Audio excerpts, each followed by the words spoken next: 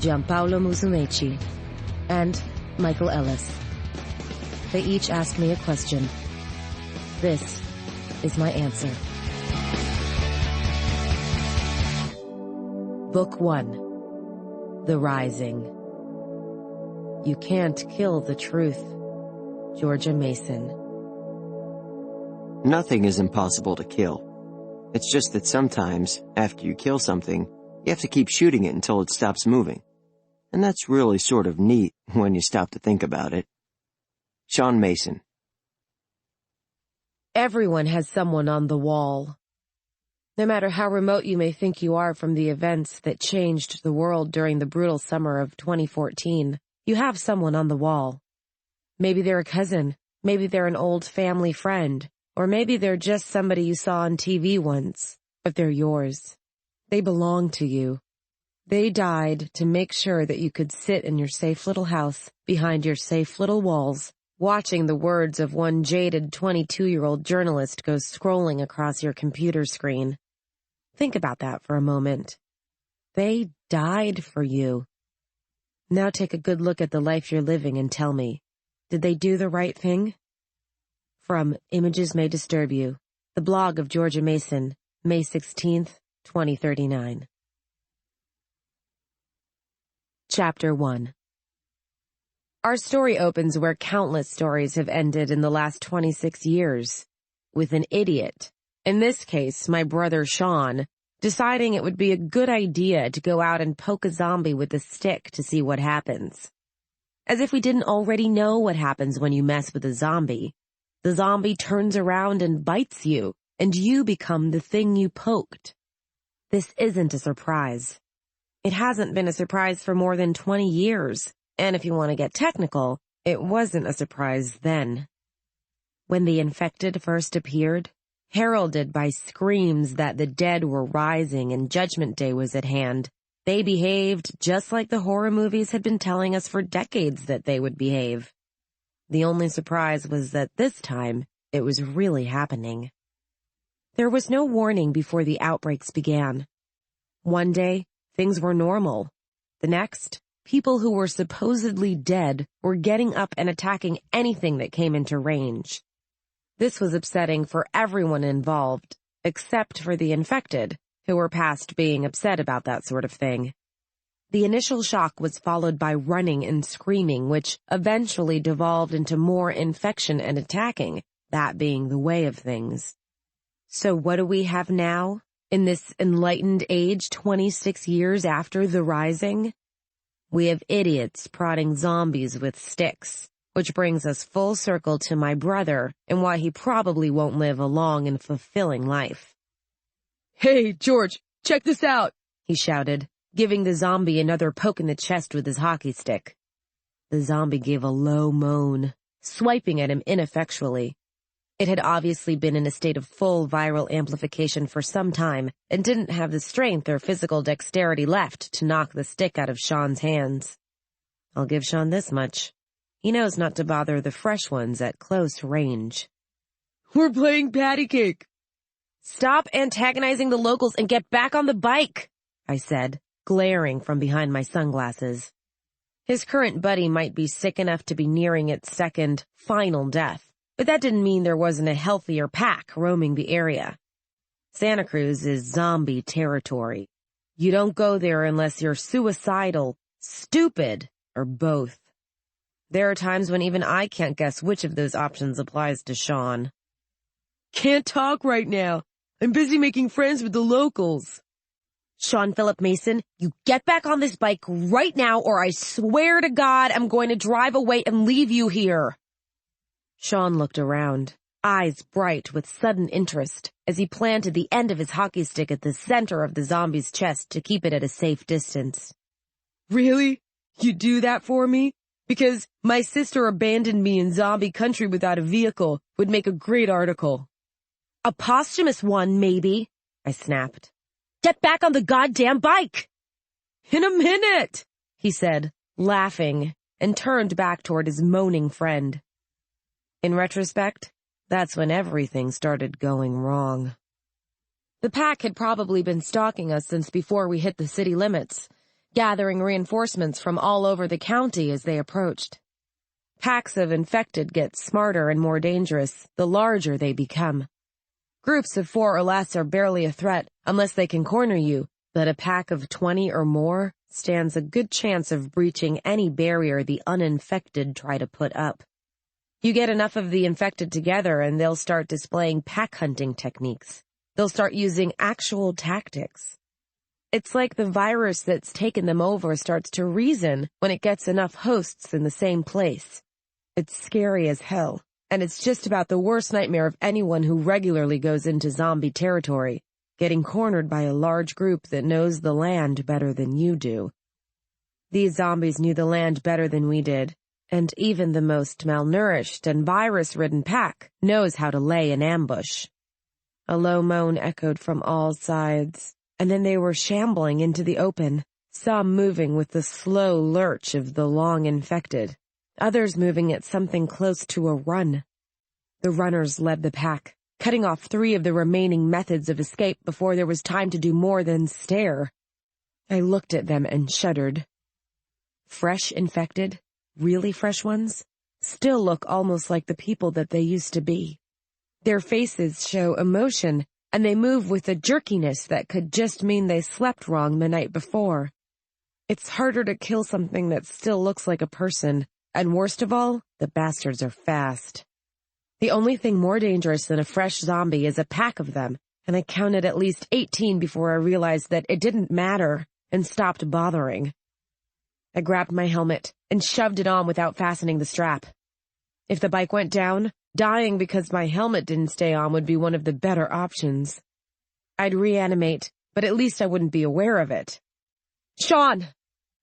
Shaun whipped around, staring at the emerging zombies. Whoa. Unfortunately for Shaun, the addition of that many zombies had turned his buddy from a stupid solo into part of a thinking mob. The zombie grabbed the hockey stick as soon as Shaun's attention was focused elsewhere, yanking it out of his hands. Shaun staggered forward, and the zombie latched onto his cardigan, withered fingers locking down with deceptive strength. It hissed. I screamed, images of my inevitable future as an only child filling my mind. Shaun! One bite, and things would get a lot worse. There's not much worse than being cornered by a pack of zombies in downtown Santa Cruz. Losing Shaun would qualify. The fact that my brother convinced me to take a dirt bike into zombie territory doesn't make me an idiot. I was wearing full off-road body armor, including a leather jacket with steel armor joints attached at the elbows and shoulders, a Kevlar vest, motorcycling pants with hip and knee protectors, and calf-high riding boots.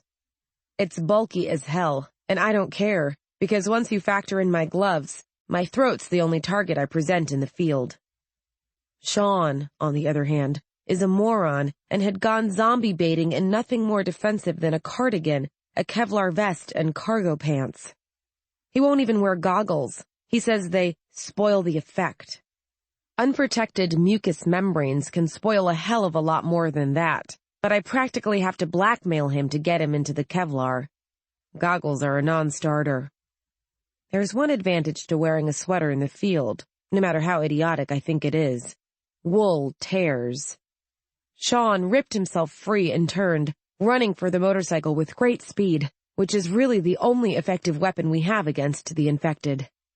Not even the fresh ones can keep up with an uninfected human over a short sprint. We have speed, and we have bullets. Everything else about this fight is in their favor. Shit, George, we've got company! There was a perverse mixture of horror and delight in his tone. Look at 'em all! I'm looking, now get on! I kicked us free as soon as he had his leg over the back of the bike and his arm around my waist. The bike leapt forward, tires bouncing and shuddering across the broken ground as I steered us into a wide curve. We needed to get out of there, or all the protective gear in the world wouldn't do us a damn bit of good. I might live if the zombies caught up with us, but my brother would be dragged into the mob.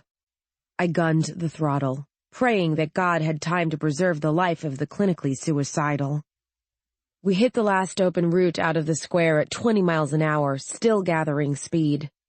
Whooping, Shaun locked one arm around my waist and twisted to face the zombies, waving and blowing kisses in their direction. If it were possible to enrage a mob of the infected, he'd have managed it. As it was, they just moaned and kept following, arms extended toward the promise of fresh meat. The road was pitted from years of weather damage without maintenance. I fought to keep control as we bounced from pothole to pothole. "Hold on, you idiot!" "I'm holding on!" Shaun called back, seeming happy as a clam and oblivious to the fact that people who don't follow proper safety procedures around zombies, like not winding up around zombies in the first place, tend to wind up in the obituaries. "Hold on with both arms!" The moaning was only coming from 3 sides now, but it didn't mean anything. A pack this size was almost certainly smart enough to establish an ambush. I could be driving straight to the site of greatest concentration.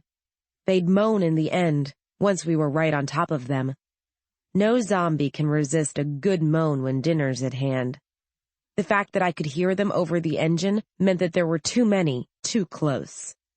If we were lucky, it wasn't already too late to get away. Of course, if we were lucky, we wouldn't be getting chased by an army of zombies through the quarantine area that used to be downtown Santa Cruz. We'd be somewhere safer, like Bikini Atoll just before the bomb testing kicked off. Once you decide to ignore the hazard rating and the signs saying danger, infection, you're on your own. Shaun grudgingly slid his other arm around my waist and linked his hands at the pit of my stomach, shouting, "Spoil sport," as he settled. I snorted and hit the gas again, aiming for a nearby hill. When you're being chased by zombies, hills are either your best friends or your burial ground. The slope slows them down, which is great, unless you hit the peak and find out that you're surrounded, with nowhere left to run to. Idiot or not, Shaun knows the rules about zombies and hills. He's not as dumb as he pretends to be, and he knows more about surviving zombie encounters than I do. His grip on my waist tightened, and for the first time, there was actual concern in his voice as he shouted, "George, what do you think you're doing?" "Hold on," I said. Then we were rolling up the hill, bringing more zombies stumbling out of their hiding places behind trash cans and in the spaces between the once elegant beachfront houses that were now settling into a state of neglected decay. Most of California was reclaimed after the rising, but no one has ever managed to take back Santa Cruz. The geographical isolation that once made the town so desirable as a vacation spot pretty much damned it when the virus hit. Kellis Amberley may be unique in the way it interacts with the human body, but it behaves just like every other communicable disease known to man in at least one way. Put it on a school campus, and it spreads like wildfire. UC Santa Cruz was a perfect breeding ground, and once all those perky co-eds became the shuffling infected, it was all over but the evacuation notices. "Georgia, this is a hill," he said with increasing urgency as the locals lunged toward the speeding bike. He was using my proper name. That was how I could tell he was worried. I'm only Georgia when he's unhappy. "I got that." I hunched over to decrease wind resistance a few more precious degrees. Shaun mimicked the motion automatically, hunching down behind me. "Why are we going up a hill?" he demanded. There was no way he'd be able to hear my answer over the combined roaring of the engine and the wind, but that's my brother, always willing to question that which won't talk back. "Ever wonder how the Wright brothers felt?" I asked. The crest of the hill was in view. From the way the street vanished on the other side, it was probably a pretty steep drop. The moaning was coming from all sides now, so distorted by the wind that I had no real idea what we were driving into. Maybe it was a trap. Maybe it wasn't. Either way, it was too late to find another path. We were committed, and for once, Shaun was the one sweating. "Georgia! Hold on!" 10 yards. The zombies kept closing, single-minded in their pursuit of what might be the first fresh meat some had seen in years. From the looks of most of them, the zombie problem in Santa Cruz was decaying faster than it was rebuilding itself. Sure, there were plenty of fresh ones, There were always fresh ones because there were always idiots who wander into quarantined zones, either willingly or by mistake, and the average hitchhiker doesn't get lucky where zombies are concerned. But we'll take the city back in another 3 generations. Just not today. 5 yards. Zombies hunt by moving toward the sound of other zombies hunting. It's recursive, and that meant our friends at the base of the hill started for the peak when they heard the commotion. I was hoping so many of the locals had been cutting us off at ground level that they wouldn't have many bodies left to mount an offensive on the hill's far side. We weren't supposed to make it that far, after all. The only thing keeping us alive was the fact that we had a motorcycle and the zombies didn't. I glimpsed the mob waiting for us as we reached the top. They were standing no more than 3 deep. 15 feet would see us clear. Liftoff. It's amazing what you can use for a ramp, given the right motivation. Someone's collapsed fence was blocking half the road, jutting up at an angle, and I hit it at about 50 miles an hour. The handlebars shuddered in my hands like the horns of a mechanical bull, and the shocks weren't doing much better. I didn't even have to check the road in front of us because the moaning started as soon as we came into view. They'd blocked our exit fairly well while Shaun played with his little friend. And mindless plague carriers or not, they had a better grasp of the local geography than we did. We still had one advantage. Zombies aren't good at predicting suicide charges. And if there's a better term for driving up the side of a hill at 50 miles an hour with the goal of actually achieving flight when you run out of up, I don't think I want to hear it. The front wheel rose smoothly, and the back followed, sending us into the air with a jerk that looked effortless and was actually scarier than hell. I was screaming. Shaun was whooping with gleeful understanding. And then everything was in the hands of gravity, which has never had much love for the terminally stupid. We hung in the air for a heart-stopping moment, still shooting forward. At least I was fairly sure the impact would kill us. The laws of physics and the hours of work I've put into constructing and maintaining my bike combined to let the universe, for once, show mercy. We soared over the zombies, coming down on one of the few remaining stretches of smooth road with a bone-bruising jerk that nearly ripped the handlebars out of my grip. The front wheel went light on impact, trying to rise up, and I screamed, half terrified, half furious with Shaun for getting us into this situation in the first place. The handlebars shuddered harder, almost wrenching my arms out of their sockets before I hit the gas and forced the wheel back down. I'd pay for this in the morning, and not just with the repair bills. Not that it mattered. We were on level ground, we were upright, and there was no moaning ahead. I hit the gas harder as we sped toward the outskirts of town, with Shaun whooping and cheering behind me like a big suicidal freak. Asshole, I muttered, and drove on.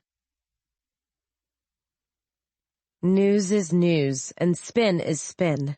And when you introduce the second to the first, what you have isn't news anymore. Hey, presto, you've created opinion. Don't get me wrong. Opinion is powerful. Being able to be presented with differing opinions on the same issue is one of the glories of a free media, and it should make people stop and think. But a lot of people don't want to. They don't want to admit that whatever line being touted by their idol of the moment might not be unbiased and without ulterior motive.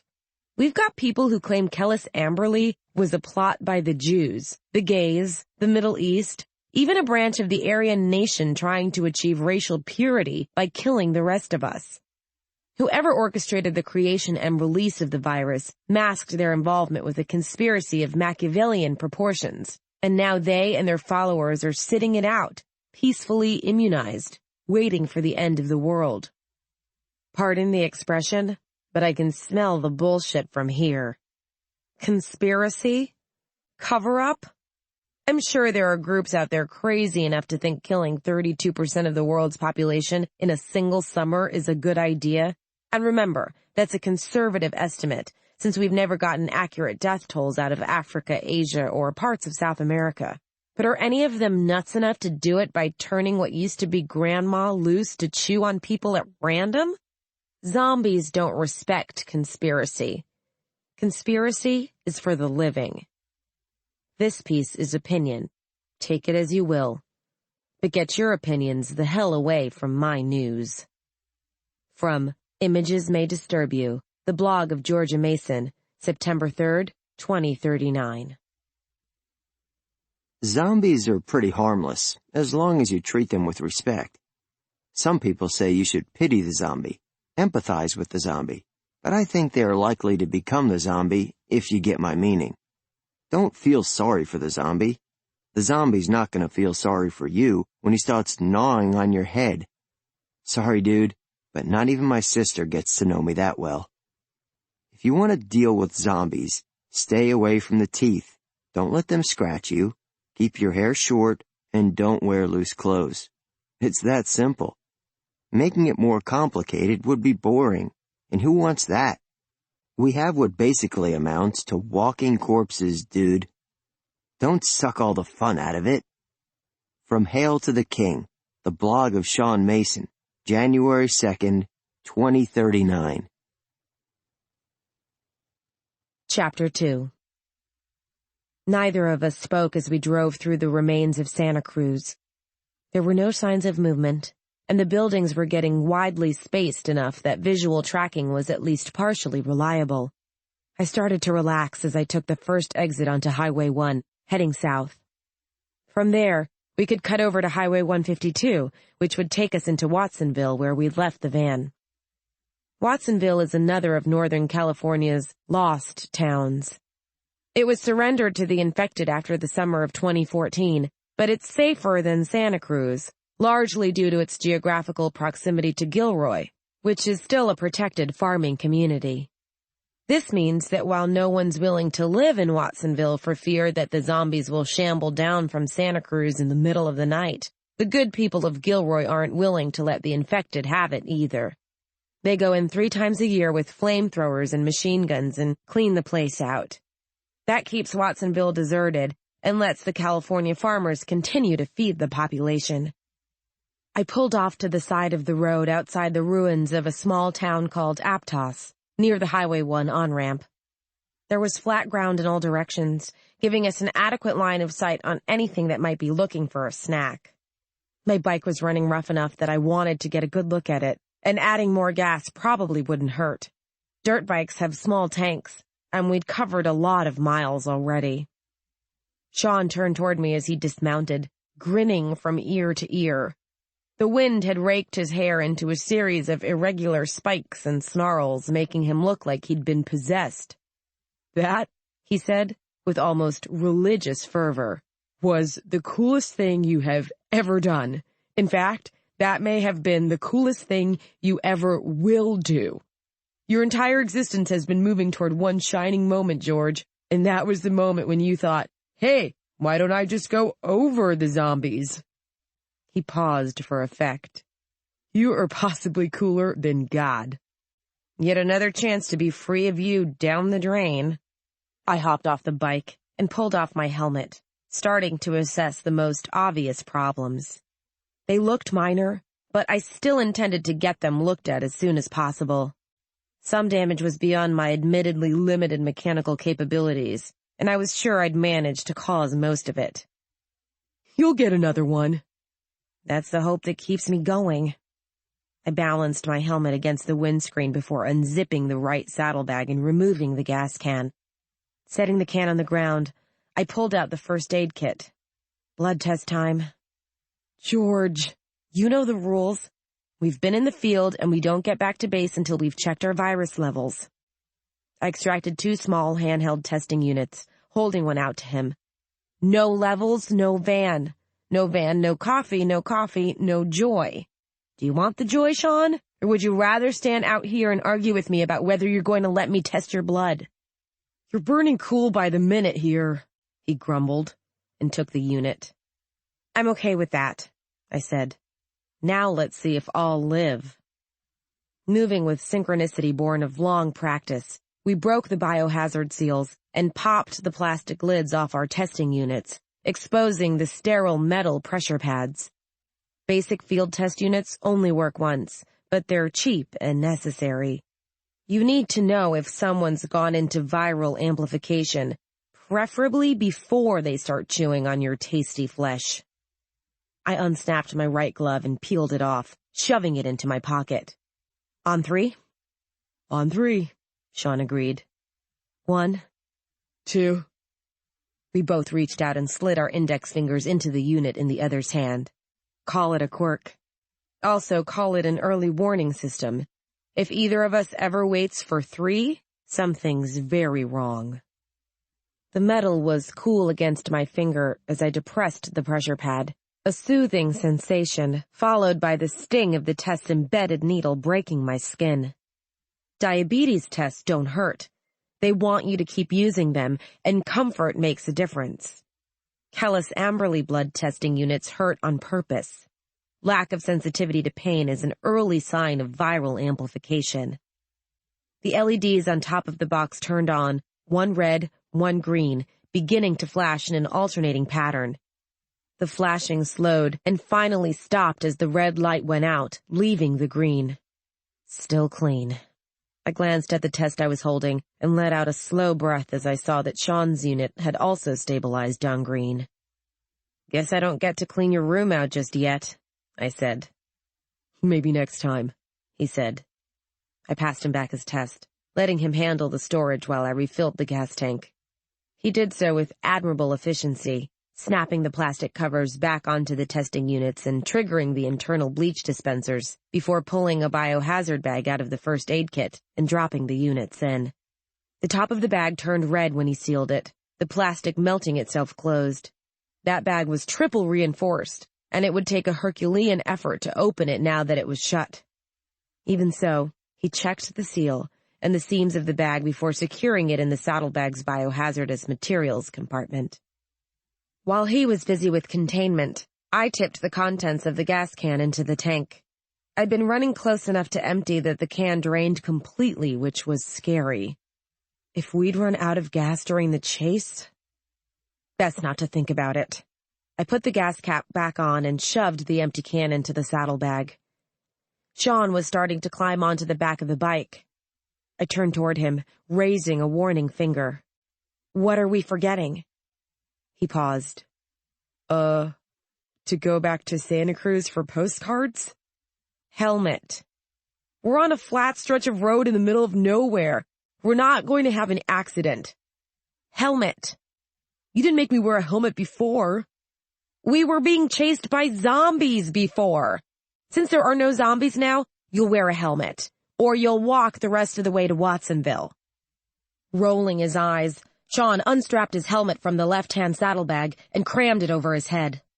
Happy now? He asked, voice muffled by the face shield. Ecstatic. I put my own helmet back on. Let's go.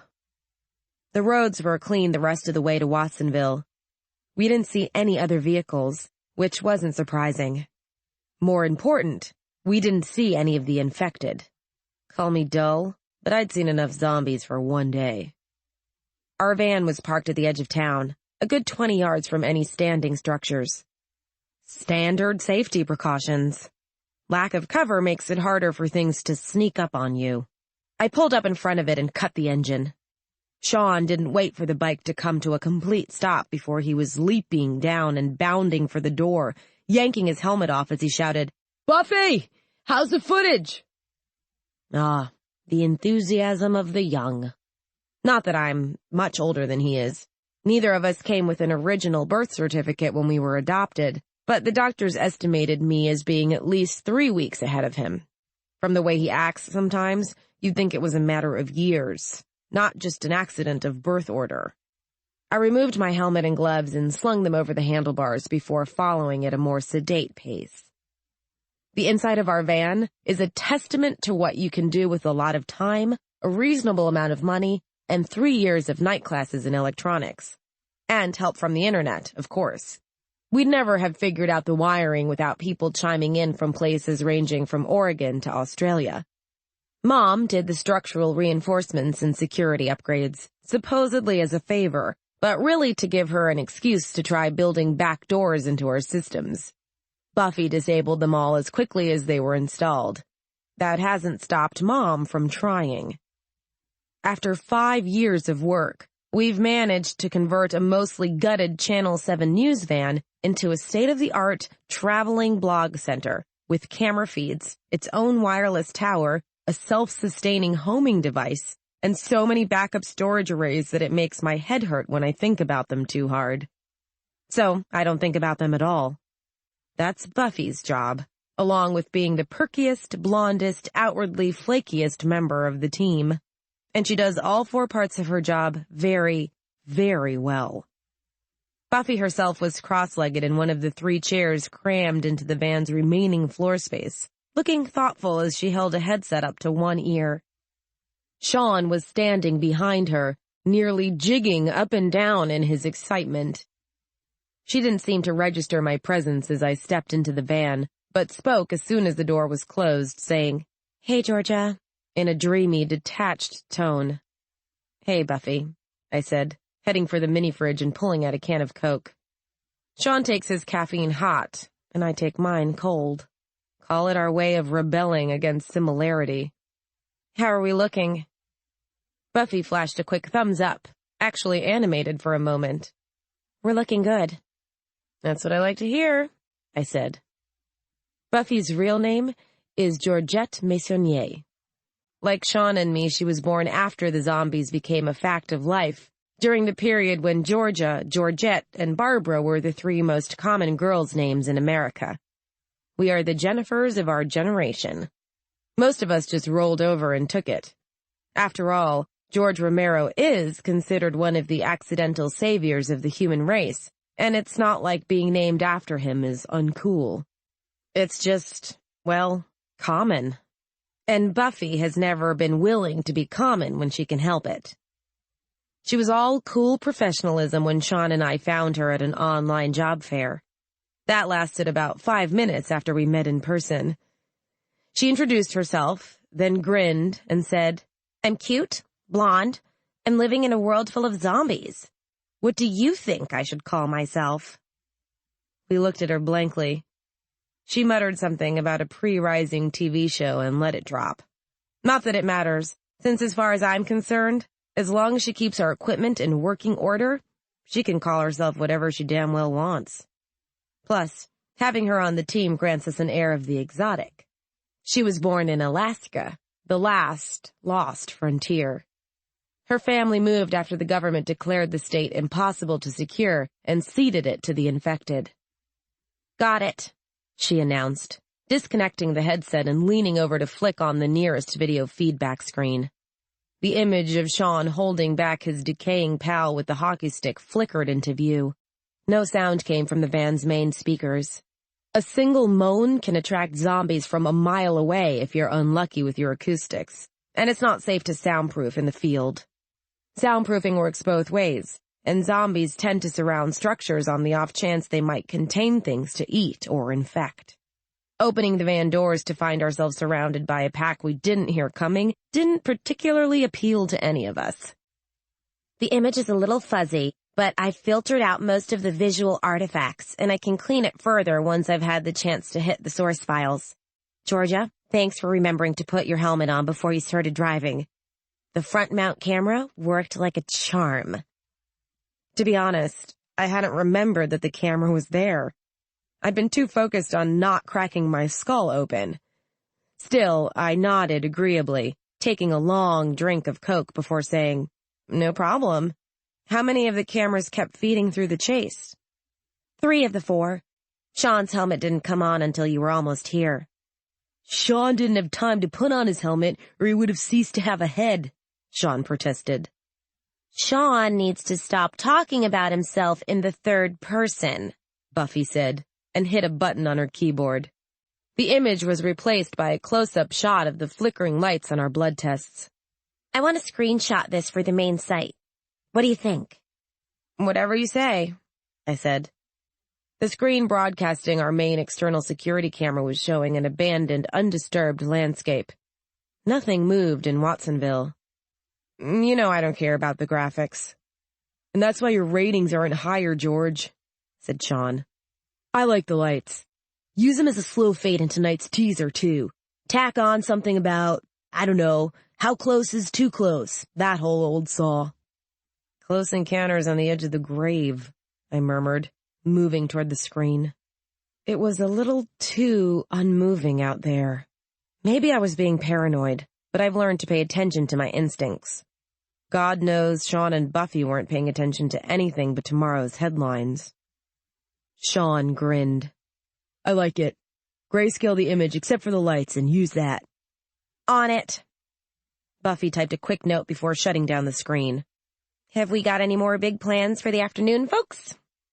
Getting out of here, I said, turning back to the others. I'm on the bike. I'll take point, but we need to get back to civilization. Buffy blinked at me, looking baffled. She's a fictional. Her style of blogging is totally self-contained, and she only sees the field when Shaun and I haul her out to work our equipment. Even then, she pretty much never leaves the van. It's not her job to pay attention to anything that doesn't live on a computer screen. Shaun, on the other hand, sobered immediately. Why? There's nothing moving out there. I opened the back door, scanning the land more closely. It had taken me a few minutes, maybe too long, to realize what was wrong, but now that I'd seen it, it was obvious. There should always be something moving in a town the size of Watsonville. Feral cats, rabbits, even herds of wild deer looking for the overgrown remains of what used to be gardens. We've seen everything from goats to somebody's abandoned Shetland pony wandering through the remains of the old towns, living off the land. So where were they? There wasn't as much as a squirrel in sight. Shaun grimaced. Crap, I agreed. Buffy, grab your gear. I'll drive, Shaun said, and started for the front of the van. Buffy was looking between us with wide-eyed bafflement. Okay, does somebody want to tell me what's causing the evacuation? She demanded. There aren't any animals, Shaun said, dropping into the driver's seat. I paused while yanking my gloves back on, taking pity, and replied, Nothing clears the wildlife like the infected. We need to get out of here before we have... As if on cue, a low, distant moan came through the van's back door, carried by the prevailing winds. I grimaced. Company, Shaun and I finished in unison. Race you home, I called, and ducked out the door. Buffy slammed it behind me, and I heard all 3 bolts click home. Even if I screamed, they'd never let me back inside. That's the protocol when you're in the field. No matter how loudly you yell, they never let you in. Not if they want to live, anyway. There were no zombies in sight, but the moaning from the north and east was getting louder. I tightened the straps on my gloves, grabbed my helmet, and slung my leg over the bike's still warm seat. Inside the van, I knew Buffy would be checking her cameras, fastening her seatbelt, and trying to figure out why we were reacting so badly to zombies that probably weren't even in range. If there's really a God, she's never going to know the answer to that one.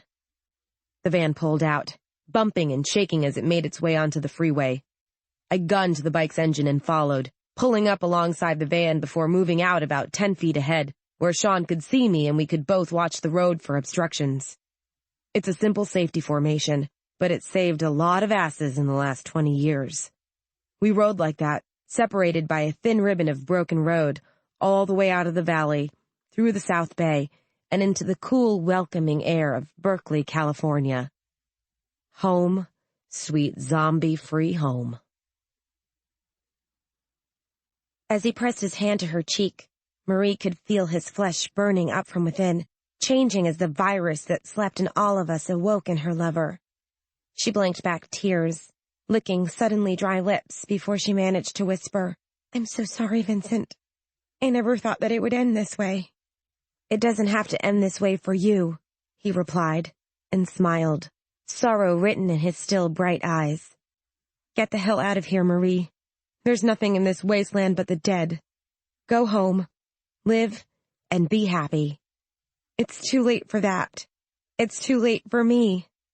She held up the blood-testing kit and watched his eyes widen as he took in the meaning of the single red light burning at the top. It's been too late since the attack. Her own smile was as weak as his. You called me the Hyacinth Girl. I guess I belong in the wasteland. At least we're damned together, he said, and kissed her. From Love as a Metaphor, originally published in By the Sounding Sea, the blog of Buffy Maisonnier, August 3rd, 2039. Shaun and I never met our parents' biological son. He was a kindergarten student during the Rising, and he survived the initial wave thanks to our parents, who pulled him out of class as soon as the data started pointing to public schools as amplification flashpoints. They did everything they could to protect him from the threat of infection. Everyone assumed he'd be one of the lucky ones. The people next door had 2 golden retrievers, each weighing well over 40 pounds, putting them in the range where amplification becomes possible. One of them was bitten. It was never determined by what, and began conversion. No one saw it coming because it had never happened before. Philip Anthony Mason was the first confirmed case of human Kellis-Amberley conversion initiated by an animal. This honor does not help my parents sleep at night. I am aware that my stance on pet ownership legislation is not popular. People love dogs. People love horses, and they want to continue to keep them in private homes. I understand this. I also understand that animals want to be free, and that sick animals are twice as likely to slip their restraints and go looking for comfort. Eventually, comfort becomes something to bite. I support the biological mass pet ownership restrictions, as do my parents. Were my brother alive today, he might feel different, but he's not. From Images May Disturb You, the blog of Georgia Mason, November 3rd, 2039. Chapter 3.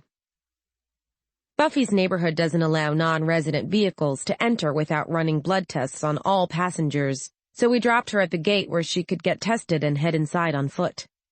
I don't like pricking my fingers, and we were already looking at a second blood test when we reached the house. We live in an open neighborhood, one of the last in Alameda County, but our parents have to meet certain requirements if they want to keep their homeowner's insurance, and until we can afford to move out on our own, we have to play along. I'll upload the footage as soon as I finish cleaning it up, Buffy promised. Drop me a text when you hit the house. Let me know you made it, okay? Sure, Buff, I said. Whatever you say. Buffy's a great techie and a decent friend, but her ideas about safety are a little skewed, probably thanks to growing up in a high-security zone. She's less worried in the field than she is in supposedly protected urban environments. While there are more attacks on an annual basis in cities than in rural areas, there are also a lot more large men with guns once you get away from the creeks and the cornfields. Given a choice between the two, I'm going to take the city every time. See you tomorrow, she said, and waved to Shaun through the van's front window before she turned to head for the guard station where she'd spend the next 5 minutes being checked for contamination. Shaun waved back and restarted the engine, backing the van away from the gate. That was my cue. I flashed a thumbs up to show that I was good to go as I kicked my bike into a turn, leading the way back to Telegraph Avenue and into the tangled warren of suburban streets surrounding our house. Like Santa Cruz, Berkeley is a college town, and we got swarmed during the Rising. Kellis-Amberley hit the dorms, incubated, and exploded outward in an epidemic pattern that took practically everyone by surprise. Practically is the important word there. By the time the infection hit Berkeley, the first posts about activity in schools across the country were starting to show up online, and we had an advantage most college towns didn't. We started with more than our fair share of crazy people. See, Berkeley has always drawn the nuts and flakes of the academic world. That's what happens when you have a university that offers degrees in both computer science and parapsychology. It was a city primed to believe any weird thing that came across the wire. And when all those arguably crazy people started hearing rumors about the dead rising from their graves, they didn't dismiss them. They began gathering weapons, watching the streets for strange behavior and signs of sickness, and generally behaving like folks who'd actually seen a George Romero movie. Not everyone believed what they heard, but some did, and that turned out to be enough. That doesn't mean we didn't suffer when the first major waves of infection hit. More than half the population of Berkeley died over the course of 6 long days and nights, including the biological son of our adoptive parents, Philip Mason, who was barely 6 years old. The things that happened here weren't nice, and they weren't pretty. But unlike many towns that started out with similar conditions, a large homeless population, a major school, a lot of dark, narrow one-way streets, Berkeley survived. Shaun and I grew up in a house that used to belong to the university. It's located in an area that was judged impossible to secure when the government inspectors started getting their act together, and as a result, it was sold off to help fund the rebuilding of the main campus. The Masons didn't want to live in the house where their son had died, and the security rating of the neighborhood meant they were able to get the property for a song. They finalized the adoptions for the 2 of us the day before they moved in, an everything-is-normal rating stunt that eventually left them with a big house in the scary suburbs, 2 kids, and no idea what to do. So they did what came naturally. They gave more interviews, they wrote more articles, and they chased the numbers. From the outside, they looked devoted to giving us the sort of normal childhood they remembered having. They never moved us to a gated neighborhood. They let us have pets that lacked sufficient mass for reanimation. And when public schools started requiring mandatory blood tests 3 times a day, they had us enrolled in a private school before the end of the week. There's a semi-famous interview Dad gave right after that transfer, where he said they were doing their best to make us citizens of the world instead of citizens of fear. Pretty words, especially coming from a man who regarded his kids as a convenient way to stay on top of the news feeds. Numbers start slipping? Go for a field trip to a zoo. That'll get you right back to the top. There were a few changes they couldn't avoid, thanks to the government's anti-infection legislation, blood tests and psych tests and all that fun stuff. But they did their best, and I'll give them this much. A lot of the things they did for us weren't cheap. They paid for the right to raise us the way that they did. Entertainment equipment, internal security, even home medical centers can be bought for practically nothing. Anything that lets you outside, from vehicles to gasoline to gear that doesn't cut you off completely from the natural world, that's where things get expensive. The Masons paid in everything but blood to keep us in a place where there were blue skies and open spaces, and I'm thankful, even if it was always about ratings and a boy we never knew. The garage door slid open as we pulled into the driveway, registering the sensors Shaun and I wear around our neck. In case of viral amplification, the garage becomes the zombie equivalent of a roach motel.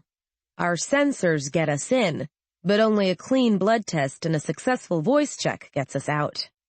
If we ever fail those tests, we'll be incinerated by the house defense system before we can do any further damage. Mom's armored minivan and the old Jeep Dad insists on driving to his job on campus were parked in their normal spots. I pulled over and killed the bike's engine, removing my helmet as I started a basic post-field check of the machinery.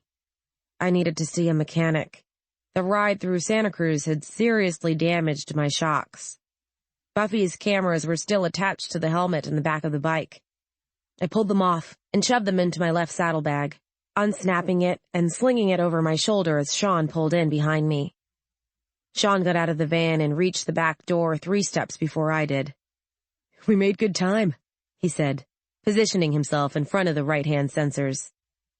"Sure did," I said, and positioned myself on the left. "Please identify yourselves," said the bland voice of the house security system. Most of the newer systems sound more like people than ours does. They'll even make jokes with their owners to keep them at ease. Psychological studies have shown that closing the gap between man and machine increases comfort and acceptance and prevents nervous breakdowns stemming from isolation anxiety. In short, people don't get cabin fever as much when they think they have more people they can safely talk to. I think that's bullshit.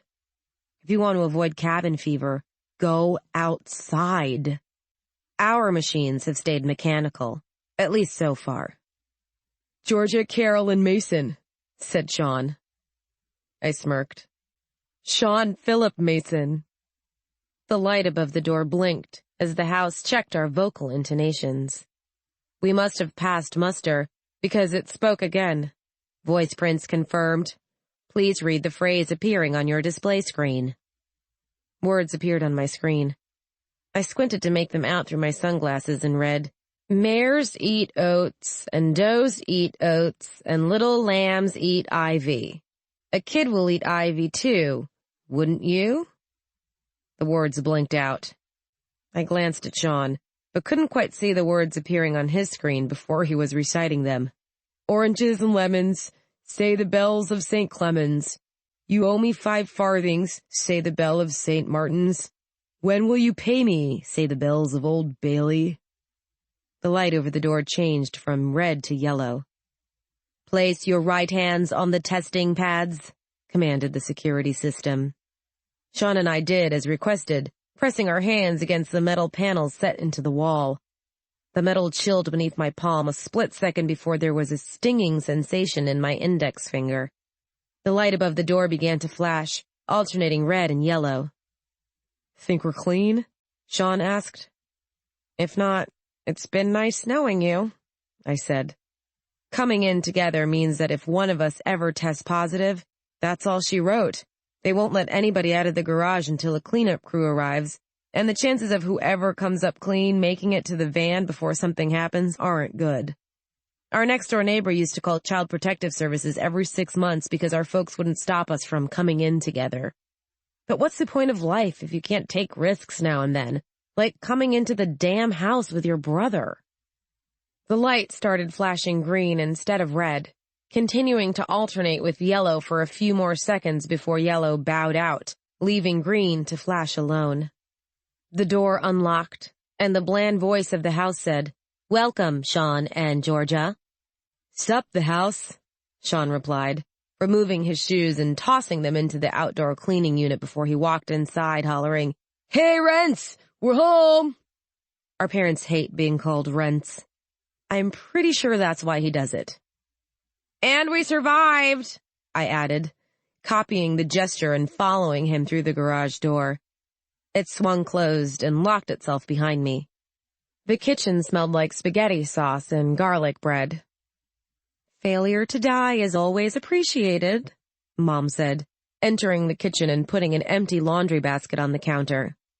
You know the drill. Both of you upstairs and strip for sterilization. Yes, Mom, I said, picking up the basket. Come, Shaun. The insurance bill calls us. Yes, Master, he drawled. Ignoring Mom entirely, he turned and followed me up the stairs. The house was a duplex before Mom and Dad had it converted back into a single-family home. Our bedrooms literally adjoin.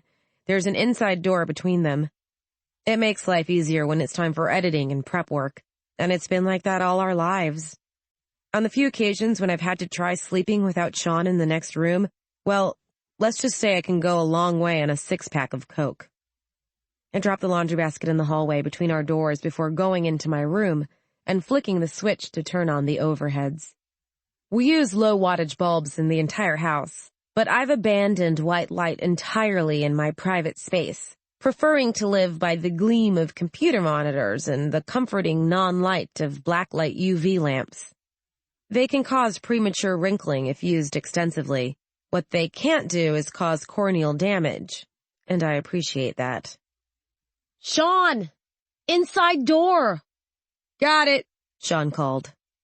The connecting door slammed shut, and the band of light beneath it was cut off a second later as he slid the damper into place. Sighing with relief, I removed my sunglasses, forcing my eyes to open all the way. I'd been out in the sun for too long. Even the UV lamp stung for a few seconds before my eyes adjusted and the room snapped into the sort of detailed focus most people only get in direct light. Retinal callus amberly, as it's popularly called, is more properly referred to as acquired Kellis-Amberley optic neuropathic reservoir condition. I've never heard anyone call it that outside a hospital, and even there it's usually just retinal KA. Those good old reservoir conditions. One more way for the virus to make life more interesting for everybody. My pupils are permanently dilated and don't contract in response to light. Retinal scans are impossible. Testing my vitreous and aqueous humors will always register a live infection.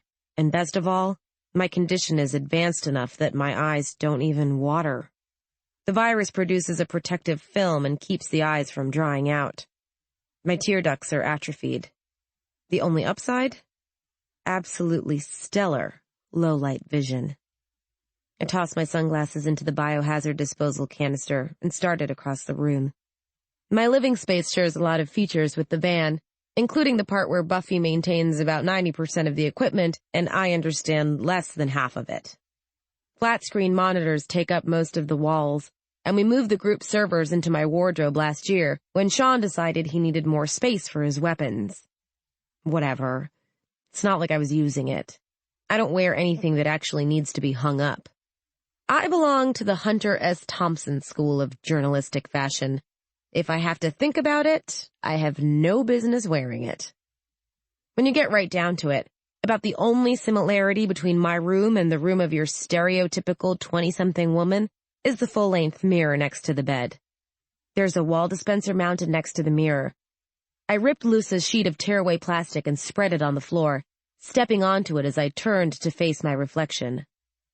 Hello, Georgia. Nice to see you're not dead yet. Slicking my sweat-soaked hair back from my face, I started studying my clothes for the telltale fluorescence that under the black lights would indicate traces of blood. Shaun and I operate under Class A15 blogging licenses. We're cleared to report on events both inside and outside city limits, although we're still not permitted to enter any zones with a hazard rating at or above level 3. The zones start at level 10. The code for any area with resident mammals of sufficient body mass to undergo Kellis-Amberley amplification and reanimation. Humans count. Level 9 means those mammals are not entirely kept in confinement. Buffy's neighborhood is considered a level 10 hazard zone, which means it's safe to let your children play outside, except for the part where it would instantly convert the zone to a level 9. Our house is classified as a level 7 hazard, possessing free-range mammals of sufficient body mass for full viral amplification, local wildlife capable of carrying blood or other bodily wastes onto the property, insufficiently secured borders, and windows more than 1.5 feet in diameter. There's legislation currently under review that would make it a federal offense to raise any child in a hazard zone above level 8. I don't expect it to pass. It frightens me that it exists at all. It requires an A10 blogging license to enter level 3 hazard zone with any prayer of being allowed to exit it. We can't get those licenses, or anything above, until we turn 25, and pass a series of government-mandated tests, most of which center on the ability to make accurate headshots with a variety of firearms. That means no Yosemite for at least another 2 years. I'm fine with that. There's plenty of news to be found in more populated areas. Shaun feels different, but he's an Irwin, and they thrive on wandering blindly into danger. All I've ever wanted to be is what I am, a newsie. I'm happy this way. Danger is a side effect of what I do, not the reason behind it. That doesn't mean danger throws up its hands and says, "Oh, sorry, Georgia, I won't mess with you." Contamination is always a risk when dealing with zombies, especially when you have the recently infected involved. The older infected are usually too concerned with keeping themselves from dissolving to worry about smearing you with their precious bodily fluids. But new ones are fresh enough to have fluid to spare. They'll splatter you if they can manage it, and then count on the viral bricks filling their bloodstream to do the hard part for them. It's not great as a hunting strategy, but as a way of spreading the infection, it works better than any uninfected person wants it to. Not that anyone left in the world is actually uninfected. That's part of the problem. We call people who have succumbed to viral amplification the infected, Like it changes the fact that the virus is inside every one of us, patiently waiting for the day it gets invited to take over. The Kellis-Amberley virus can remain in its dormant state for decades, if not forever. Unlike the people it infects, it can wait. One day, you're fine. The next day, your personal stockpile of virus wakes up, and you're on the road to amplification, the death of the part of you that's a thinking, feeling human being, and the birth of your zombie future. Calling zombies the infected creates an artificial feeling of security, like we can somehow avoid joining them. Well, guess what? We can't. Viral amplification primarily occurs under one of two conditions: the initial death of the host, causing a disruption of the body's nervous system and activating the virus already there, or contact with virus that has already switched over from dormant to live. Hence the real risk of engaging the zombies, because any hand-to-hand conflict is going to result in a minimum casualty rate of 60%. Maybe 30% of those casualties are going to occur in the actual combat, if you're talking about people who know what they're doing. I've seen videos of martial arts clubs and idiots with swords going up against the zombies in The Rising, and I'll be among the first to admit that they're damned impressive to watch. There's this amazing contrast between the grace and speed of a healthy person and the shambling slowness of the zombie that it's like seeing poetry come alive. It's heartbreaking, and it's sad, and it's beautiful as hell. And then the survivors go home, laughing and elated and mourning for their dead. They take off their armor, and they clean their weapons, and maybe one of them nicks his thumb on the edge of an arm guard or wipes his eyes with a hand that got a little too close to a leaking zombie. Live viral particles hit the bloodstream, the cascade kicks off, and amplification begins. In an average-sized human adult, full conversion happens inside of an hour, and the whole thing starts again without warning, without reprieve. The question, "Johnny, is that you?"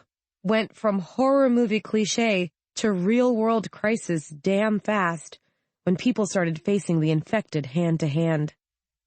The closest call I've ever had came when a zombie managed to spit a mouthful of blood in my face. If I hadn't been wearing safety goggles over my sunglasses, I'd be dead. Shaun's come closer than I have. I try not to ask anymore. I don't really want to know. My armor and pants were clean. I removed them and tossed them onto the plastic sheeting, performing the same check on my sweatshirt and thermal pants before stripping them off and adding them to the pile. A quick examination of my arms and legs revealed no unexpected smears or streaks of blood. I already knew I wasn't wounded. I'd cleared 2 blood tests since the field. If I'd been so much as scratched, I'd have started amplification before we had hit Watsonville. My socks, bra, and underwear joined the rest. They hadn't been exposed to the outside air. That didn't matter. They went into a hazard zone. They were getting sterilized. There are a lot of folks who advocate for sterilization outside the home. They get shouted down by the people who want to keep it internal, since field sterilization or even front yard chemical shower sterilization leaves the risk of recontamination before you reach a secure zone. So far, the groups have been able to keep things deadlocked, and we've been able to keep doing our self-examinations in relative peace. I stepped off the plastic sheet, folded it around my clothes, scooped it up, and carried it to the bedroom door, which I opened long enough to toss the whole bundle into the hamper. It would go through an industrial-grade bleaching guaranteed to neutralize any viral bodies clinging to the fabric, and the clothes would be ready to wear again by morning. Even that brief blast of white light was enough to make my eyes burn. I scrubbed at them with the back of my hand as I turned toward the bathroom. Shaun's door was still closed. I called, "Showering now!" A thump on the wall answered me. Shaun and I share a private bathroom with its own fully modernized and airtight shower system. Another little requirement of the household insurance. Since we leave safe zones all the time in order to do our jobs, we have to be able to prove we've been properly sterilized. And that means logged computer verification of our sterilizations.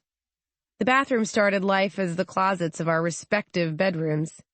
Personally, I consider this a much better use of the space. The bathroom lights switched to UV when my door opened. I walked over and pressed my hand to the shower's keypad saying, "Georgia Carolyn Mason." "Accessing travel records," the shower replied. We don't screw with the shower the way we screw with the house system. House security is kept at an absolute minimum, but the shower is governmentally required for journalist use, and we could get in serious trouble if the records don't match up. The fines for posing a contamination risk are more than I could afford in 6 years of freelancing. The shower door unsealed. "You have been exposed to a level 4 hazard zone. Please enter the stall for decontamination and sterilization." "Don't mind if I do," I said, and stepped in. The door shut behind me, locking with an audible hiss as the airlock seal engaged. A stinging compound of antiseptic and bleach squirted from the bottommost nozzle on the wall, coating me with icy spray. I held my breath and closed my eyes, counting the seconds before it would stop. They can only legally bathe you in bleach for half a minute unless you've been in a level 2 zone. At that point, they can keep dunking you until they're sure the viral blocks are clean. Everyone knows it doesn't do any good beyond the first 30 seconds, but that doesn't stop people from being afraid. Travel in a level 1 zone means they're not legally obligated to do anything but shoot you. The bleach stopped. The upper nozzle came on, spraying out water almost hot enough to burn. I cringed, but turned my face toward it, reaching for the soap. "Clean," I said, once the shampoo was out of my hair. I keep it short for a variety of reasons. Most have to do with making myself harder to grab, but showering faster is also a definite motivation. If I wanted it to get any longer, I'd have to start using conditioner and a variety of other hair care chemicals to make up for the damage the bleach does every day. My one true concession to vanity is dyeing it back to the color nature gave me every few weeks. I look terrible blonde. "Acknowledged," said the shower, and the water turned off, replaced by jets of air from all 4 sides. The one good part of our shower system. I was dry in a matter of minutes, leaving only a little residual dampness in my hair. The door unsealed, and I stepped out into the bathroom, grabbing for my bottle of lotion. Bleach and human skin aren't good buddies. The solution? Acid-based lotion, usually formulated around some sort of citrus, to help repair the damage the bleaching does. Professional swimmers did it pre-rising, and everybody does it now. It also helps to lend a standardized scent tag to people who have scrubbed themselves recently. My lotion was as close to scentless as possible, and it still carried a faint, irritating hint of lemon, like floor cleanser. I worked the lotion into my skin and retreated to my own room, shouting, "Shaun, it's all yours!" I got the door closed as his was opening, spilling white light into the room. That's not uncommon. We're pretty good about our timing. I grabbed my robe from the back of the door and shrugged it on as I walked to the main desk. The monitor detected my proximity and switched on, displaying the default menu screen. Our main system never goes offline. That's where group mail is routed, sorted according to which byline and category it's meant for. News to me, action to Shaun, or fiction which goes straight to Buffy, and delivered to the appropriate inboxes. I get the administrative junk that Shaun's too much of a jerk and Buffy's too much of a flake to deal with. Technically, we're a collective, but functionally, it's all me. Not that I object to the responsibility, except when it fills my inbox to the point of inspiring nightmares. It's nice to know that our licenses are paid up. We're in good with the umbrella network that supports our accreditation, and nobody's suing us for libel.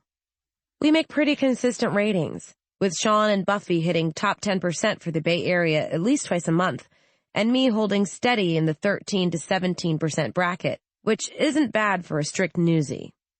I could increase my numbers if I went multimedia and started giving my reports naked, but unlike some people, I'm still in this for the news.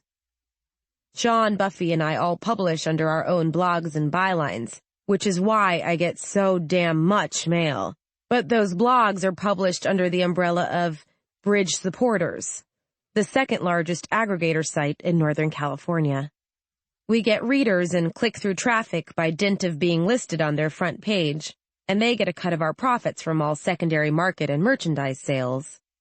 We've been trying to strike out on our own for a while now, to go from being beta bloggers in an alpha world to baby alphas with a domain to defend. It's not easy. You need some story or feature that's big enough and unique enough to guarantee you'll take your readership with you, and our numbers haven't been sustainably high enough to interest any sponsors.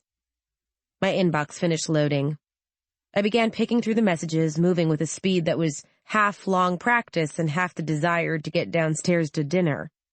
Spam, misrouted critique of Buffy's latest poem cycle, Decay of the Human Soul 1 through 12, a threatened lawsuit if we didn't stop uploading a picture of someone's infected and shambling uncle, all the usual crap. I reached for my mouse, intending to minimize the program and get up, when a message toward the bottom of the screen caught my eye. Urgent. Please reply. You have been selected. I would have dismissed that as spam, except for the first word. Urgent. People stopped flinging that word around like confetti after the rising. Somehow the potential for missing the message that zombies just ate your mom made offering to give people a bigger dick seem less important. Intrigued, I clicked the title. I was still sitting there staring at the screen 5 minutes later when Shaun opened the door to my room and casually stepped inside. A flood of white light accompanied him, stinging my eyes. I barely flinched. George, Mom says if you don't get downstairs, she'll... George?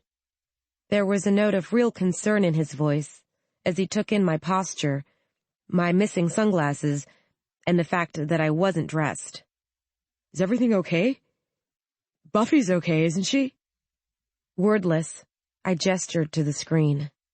He stepped up behind me and fell silent, reading over my shoulder.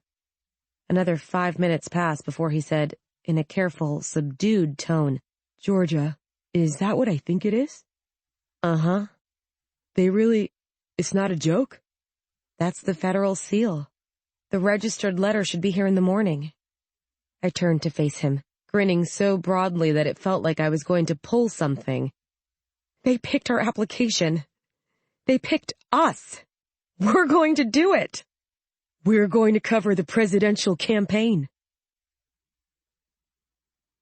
My profession owes a lot to Dr. Alexander Kellis, inventor of the misnamed Kellis flu, and Amanda Amberley, the first individual successfully infected with the modified filovirus that researchers dubbed Marburg-Amberley. Before them, blogging was something people thought should be done by bored teenagers talking about how depressed they were. Some folks used it to report on politics and the news, but that application was widely viewed as reserved for conspiracy nuts and people whose opinions were too vitriolic for the mainstream. The blogosphere wasn't threatening the traditional news media, not even as it started having a real place on the world stage. They thought of us as quaint. Then the zombies came, and everything changed. The real media was bound by rules and regulations, while the bloggers were bound by nothing more than the speed of their typing. We were the first to report that people who'd been pronounced dead were getting up and noshing on their relatives. We were the ones who stood up and said, yes, there are zombies, and yes, they're killing people, while the rest of the world was still buzzing about the amazing act of eco-terrorism that released a half-tested cure for the common cold into the atmosphere. We were giving tips on self-defense when everybody else was barely beginning to admit that there might be a problem. The early network reports are preserved online over the protests of the media conglomerates. They sue from time to time and get the reports taken down, but someone always puts them up again. We're never going to forget how badly we were betrayed. People died in the streets while news anchors made jokes about people taking their zombie movies too seriously and showed footage they claimed depicted teenagers horsing around in latex and bad stage makeup. According to the timestamps on those reports, the first one aired the day Dr. Matras from the CDC violated national security to post details on the infection on his 11-year-old daughter's blog. 25 years after the fact, his words, simple, bleak, and unforgiving against their background of happy teddy bears, still send shivers down my spine. There was a war on, and the ones whose responsibility it was to inform us wouldn't even admit that we were fighting it. But some people knew and screamed everything they understood across the internet. Yes, the dead were rising, said the bloggers. Yes, they were attacking people. Yes, it was a virus. And yes, there was a chance we might lose because by the time we understood what was going on, the whole damn world was infected. The moment Dr. Kellis's cure hit the air, we had no choice but to fight. We fought as hard as we could. That's when the wall began.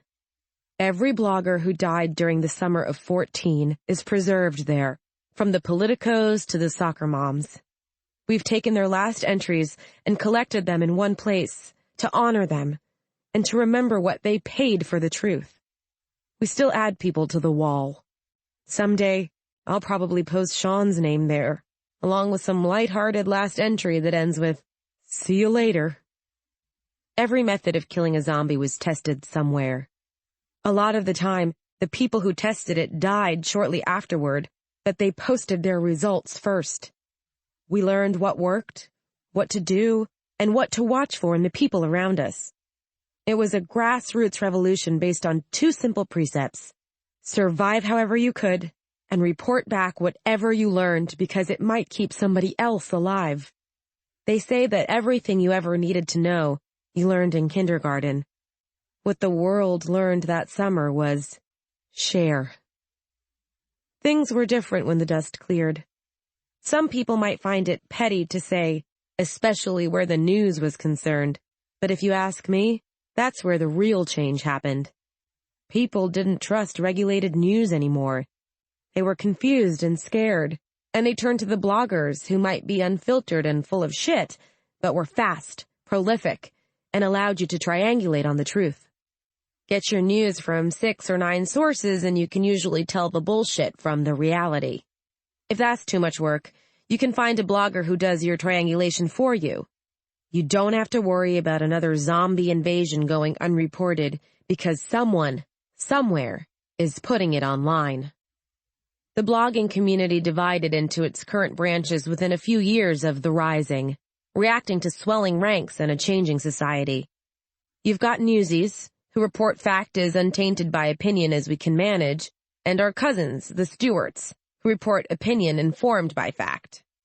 The Irwins go out and harass danger to give the relatively housebound general populace a little thrill, while their more sedate counterparts, the Aunties, share stories of their lives, recipes, and other snippets to keep people happy and relaxed. And of course, the fictionals, who fill the online world with poetry, stories, and fantasy. They have 1,000 branches, all with their own names and customs, none of them meaning a damn thing to anyone who isn't a fictional. We're the all-purpose opiate of the new millennium. We report the news, we make the news, and we give you a way to escape when the news becomes too much to handle. From Images May Disturb You, the blog of Georgia Mason, August 6, 2039. Chapter 4. Presidential campaigns have traditionally been attended by pet journalists, selected to follow the campaign and report on everything from the bright beginning to the sometimes bitter end. The Rising didn't change that. Candidates announce their runs for the big chair, pick up their little flock of television, radio, and print reporters, and hit the road. This year's presidential election is different, largely because one of the lead candidates, Senator Peter Ryman, born, raised, and elected in Wisconsin, is the first man to run for office who was under 18 during the summer of 14. He remembers the feeling of being betrayed by the news, of watching people die because they trusted the media to tell them the truth. So when he announced his candidacy, he made it a point that he wouldn't just be inviting the usual crew to follow his campaign. He'd also invite a group of bloggers to walk the campaign trail with him before the first primary, all the way to the election, assuming he made it that far. It was a bold move. It was a huge strike for the legitimacy of internet news. Maybe we're licensed journalists now with all the insurance costs and restrictions that implies, but we're still sneered at by certain organizations, and we can have trouble getting to information from a lot of the mainstream agencies. Having a presidential candidate acknowledge us was an amazing step forward. Of course, he was only going to allow 3 bloggers to come along. All of them had to have their Class A15 licenses before they could even apply.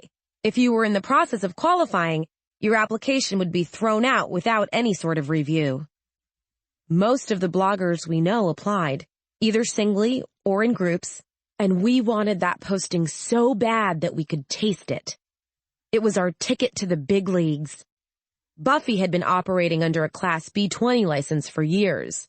As a fictional, she didn't need the clearance for field work, political reporting, or biohazard zones, and so she'd never seen the point in paying the license fees or taking the tests. Shaun and I rushed her through her A-level tests and classifications so fast that she just looked sort of stunned when they handed her the upgraded license. We sent in our application the next day. Shaun was sure we'd get it. I was sure we wouldn't. Now, still staring at my monitor, Shaun said, "George?" "Yeah?" "You owe me $20. "Yeah," I agreed, before standing and throwing my arms around his neck. Shaun responded by whooping, putting his arms around my waist and lifting me off the ground in order to whirl me around the room. "We got the job!" he shouted. "We got the job!" I shouted back.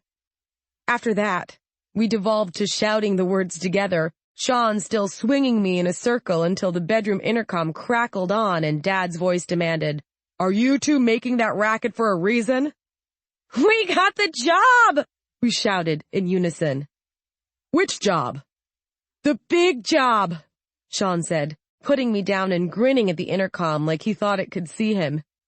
"The biggest job in the history of big jobs." "The campaign," I said, aware that the grin on my face was probably just as big and stupid as the grin on Shaun's. "We got the posting for the presidential campaign." There was a long pause before the intercom crackled again and Dad said, "You kids get dressed. I'll get your mother. We're going out." "But dinner can go into the fridge. If you two are going to go stalk politicians all over the country, we're going out for dinner first. Call Buffy and see if she wants to come. And that's an order."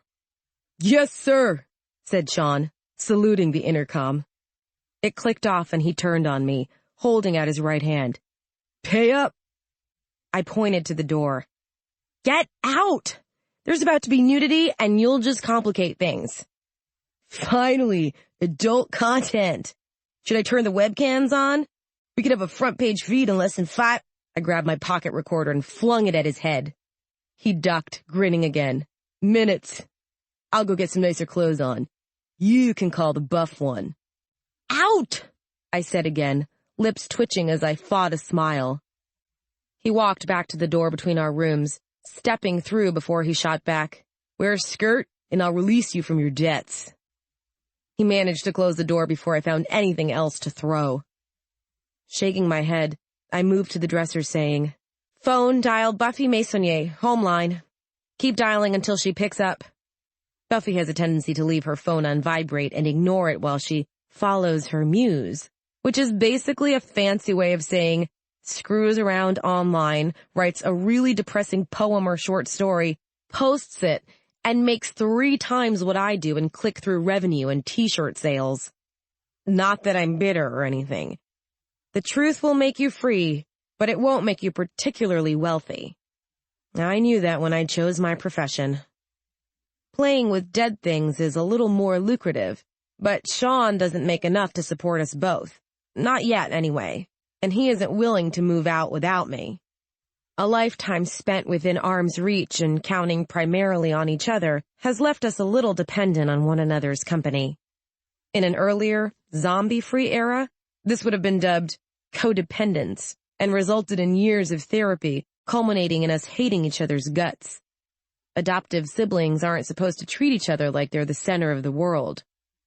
Fortunately, or unfortunately, depending on your point of view, that was an attitude for a different world. Here and now, Sticking with the people who know you best is the most guaranteed way of staying alive. Shaun won't leave the house until I do, and when we go, we'll be going together. By the time Buffy picked up her phone, I had actually managed to find a dark gray tweed skirt that not only fit, but that I was willing to wear in a public place. I was digging for a top when the line clicked, and she said peevishly, "I was writing." "You're always writing, unless you're reading, screwing with something mechanical, or masturbating," I replied. "Are you wearing clothes?" "Currently," she said, irritation fading into confusion. "Georgia, is that you?" "It ain't Shaun." I pulled on a white button-down shirt, jamming the hem under the waistband of my skirt. "We'll be there to pick you up in 15. We being me, Shaun, and the Rents. They're taking the whole crew to dinner. It's just them trying to piggyback on our publicity for some rating points, but right now, failing to care." Buffy isn't as slow on the uptake as she sometimes seems. Her voice suddenly tight with suppressed excitement, she asked, "Did we get it?" "We got it," I confirmed. Her ear-splitting shriek of joy was enough to make me wince, even after it had been reduced by the phone's volume filters. Smiling, I pulled a crumpled black blazer out of my drawer and shrugged it on before grabbing a fresh pair of sunglasses from the stack on the dresser. "So we're picking you up in 15. Deal?" Yes, deal. Hallelujah, yes!" she babbled. "I have to change, and tell my roommates, and change. And see you. Bye!" There was another click. My phone announced, "The call has been terminated. Would you like to place another call?" "No, I'm good," I said. "The call has been terminated," the phone repeated.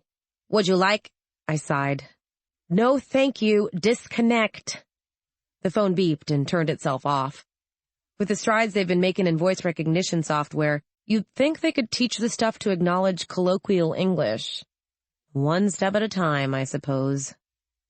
Mom, Dad, and Shaun were in the living room when I came breezing down the stairs, shoving my handheld MP3 recorder into the loop at my belt. The backup recorder in my watch has a recording capacity of only 30 megabytes, and that's barely enough for a good interview. My handheld can hold up to 5 terabytes. If I need more than that before I can get to a server to dump the contents, I'd better be bucking for a Pulitzer. Mom was wearing her best green dress, the one that appears in all her publicity shots, and Dad was in his usual professorial ensemble, tweed jacket, white shirt, khaki slacks. Put them next to Shaun, who was wearing a button-down shirt with his customary cargo pants, and they looked just like the last family publicity picture, even down to Mom's overstuffed handbag with all the guns inside it. She takes advantage of her A5 blogging license in ways that boggle the mind, but it's the government's fault for leaving the loopholes there. If they want to give anybody with a journalist license ranked Class A7 or above the right to carry concealed weapons when entering any zone that's had a breakout within the last 10 years, that's their problem. At least Mom's responsible about it. She always secures the safety on any gun that she's planning to take into a restaurant. "Buffy's going to be ready in 15, I said, pushing my sunglasses more solidly up the bridge of my nose. Some of the newer models have magnetic clamps instead of earpieces. They won't come off without someone intentionally disengaging them. I would have been tempted to invest in a pair if they weren't expensive enough to require decontamination and reuse. "The sun's going down. You could wear your contacts," Dad said, sounding amused. He's good at sounding amused. He's been sounding professionally amused since before the Rising, back when he used his campus webcast to keep biology students around the Berkeley area paying attention and doing their homework.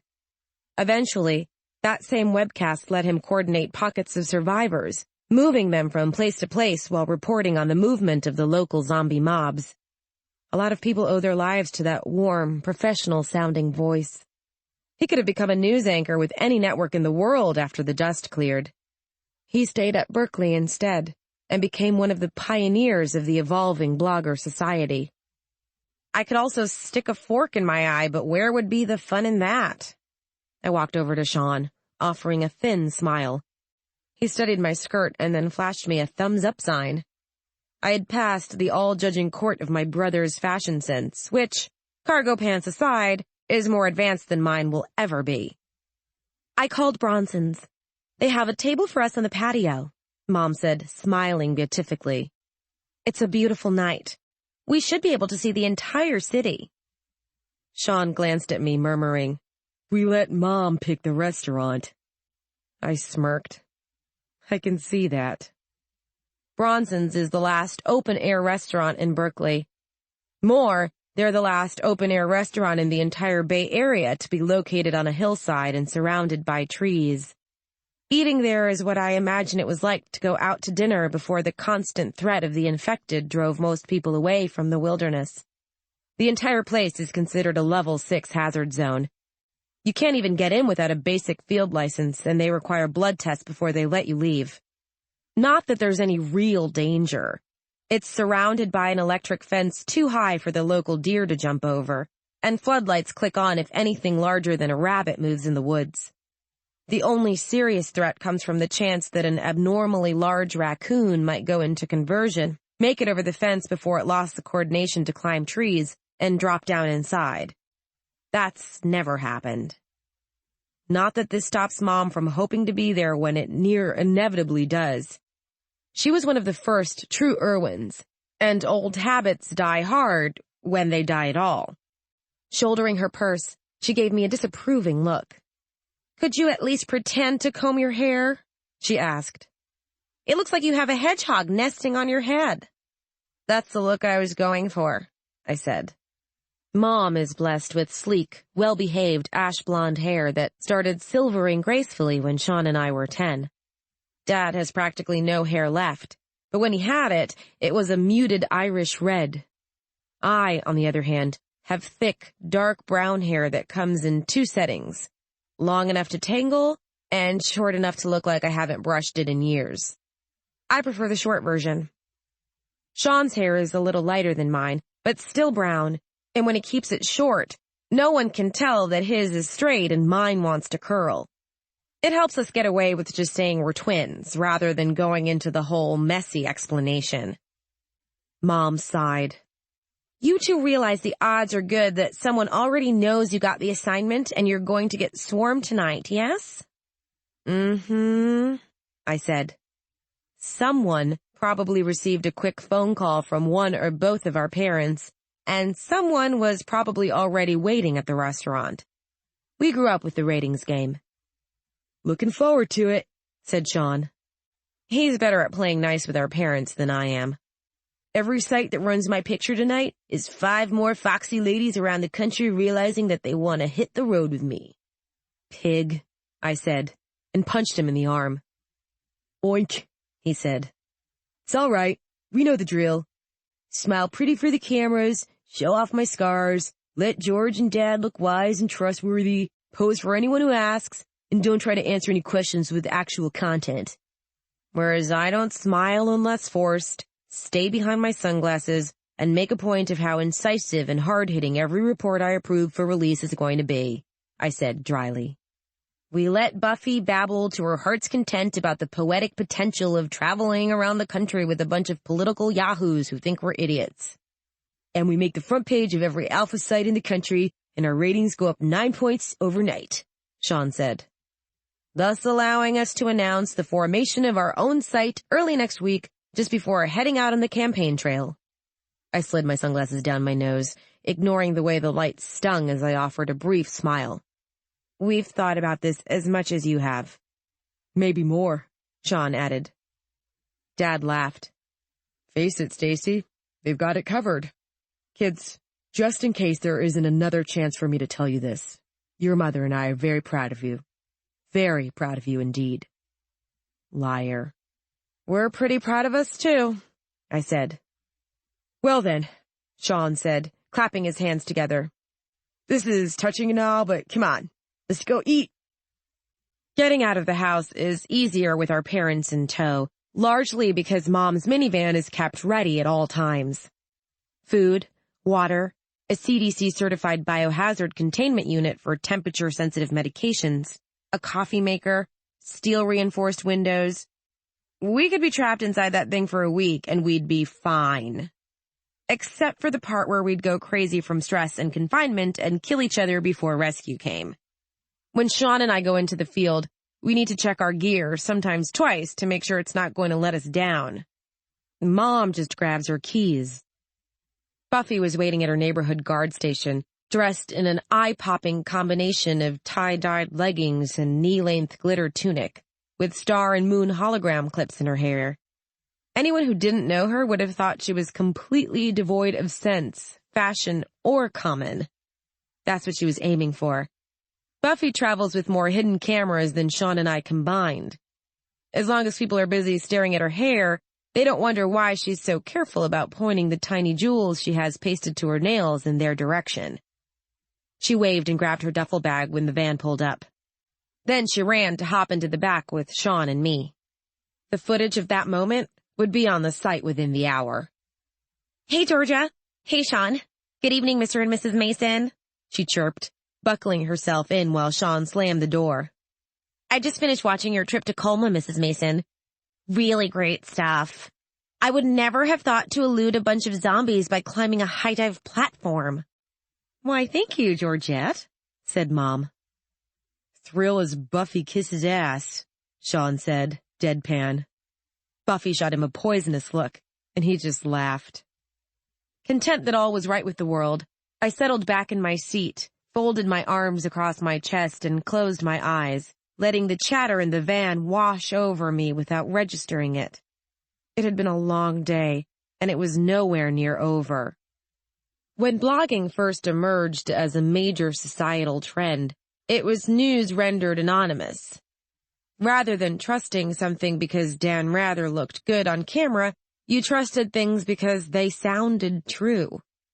The same went for reports of personal adventures, or people writing poetry, or whatever else folks felt like putting out there for the world to see. You got no context on who created it, and so you judged the work on the basis of what it actually was. That changed when the zombies came, at least for the people who went professional.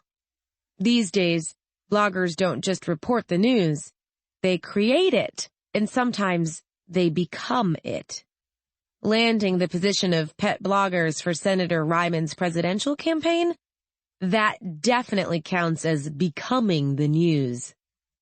That's part of why Shaun and Buffy keep me around. My journalistic integrity is unquestioned by our peers, and when we make the jump to alpha, the suddenly feasible jump to alpha, that's going to cement our credibility. Shaun and Buffy will bring in the readers. I'll make it okay for them to trust us.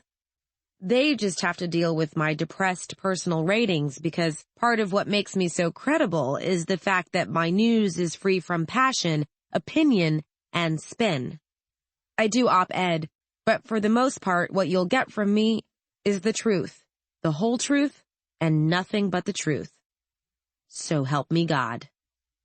Shaun elbowed me when we reached Bronson's. I slid my sunglasses back into position and opened my eyes. Status? I asked. At least 4 visible cameras. Probably 12 to 15 all told. Leaks? That many cameras? At least 6 sites already know. Got it. Buffy? Taking point, she said, and straightened, putting on her best camera-ready smile. My parents exchanged amused looks in the front seat. It's all uphill from here, I said. Shaun leaned over and opened the van door. Before the rising, crowds of paparazzi were pretty much confined to the known haunts of celebrities and politicians, the people whose faces could be used to sell a few more magazines. The rise of reality television and the internet media changed all that. Suddenly, anybody could be a star if they were willing to embarrass themselves in the right ways. People got famous for wanting to get laid, a stunt men have been trying to achieve since the day we discovered puberty. People got famous for having useless talents, memorizing trivia, or just being willing to get filmed 24 hours a day while living in a house full of strangers. The world was a weird place before the rising. After the rising, with an estimated 87% of the populace living in fear of infection and unwilling to leave their homes, a new breed of reality star was born, the reporter. While you can be an aggregator or a steward without risking yourself in the real world, It's hard to be an Irwin, a newsie, or even a really good fictional if you cut yourself off that way. So we're the ones who eat in restaurants and go to theme parks, the ones who visit national parks even though we'd really rather not, the ones who take the risks the rest of the country has decided to avoid. And when we're not taking those risks ourselves, we report on the people who are. We're like a snake devouring its own tail over and over again forever. Shaun and I have done paparazzi duty when the stories were thin on the ground and we needed to make a few bucks fast.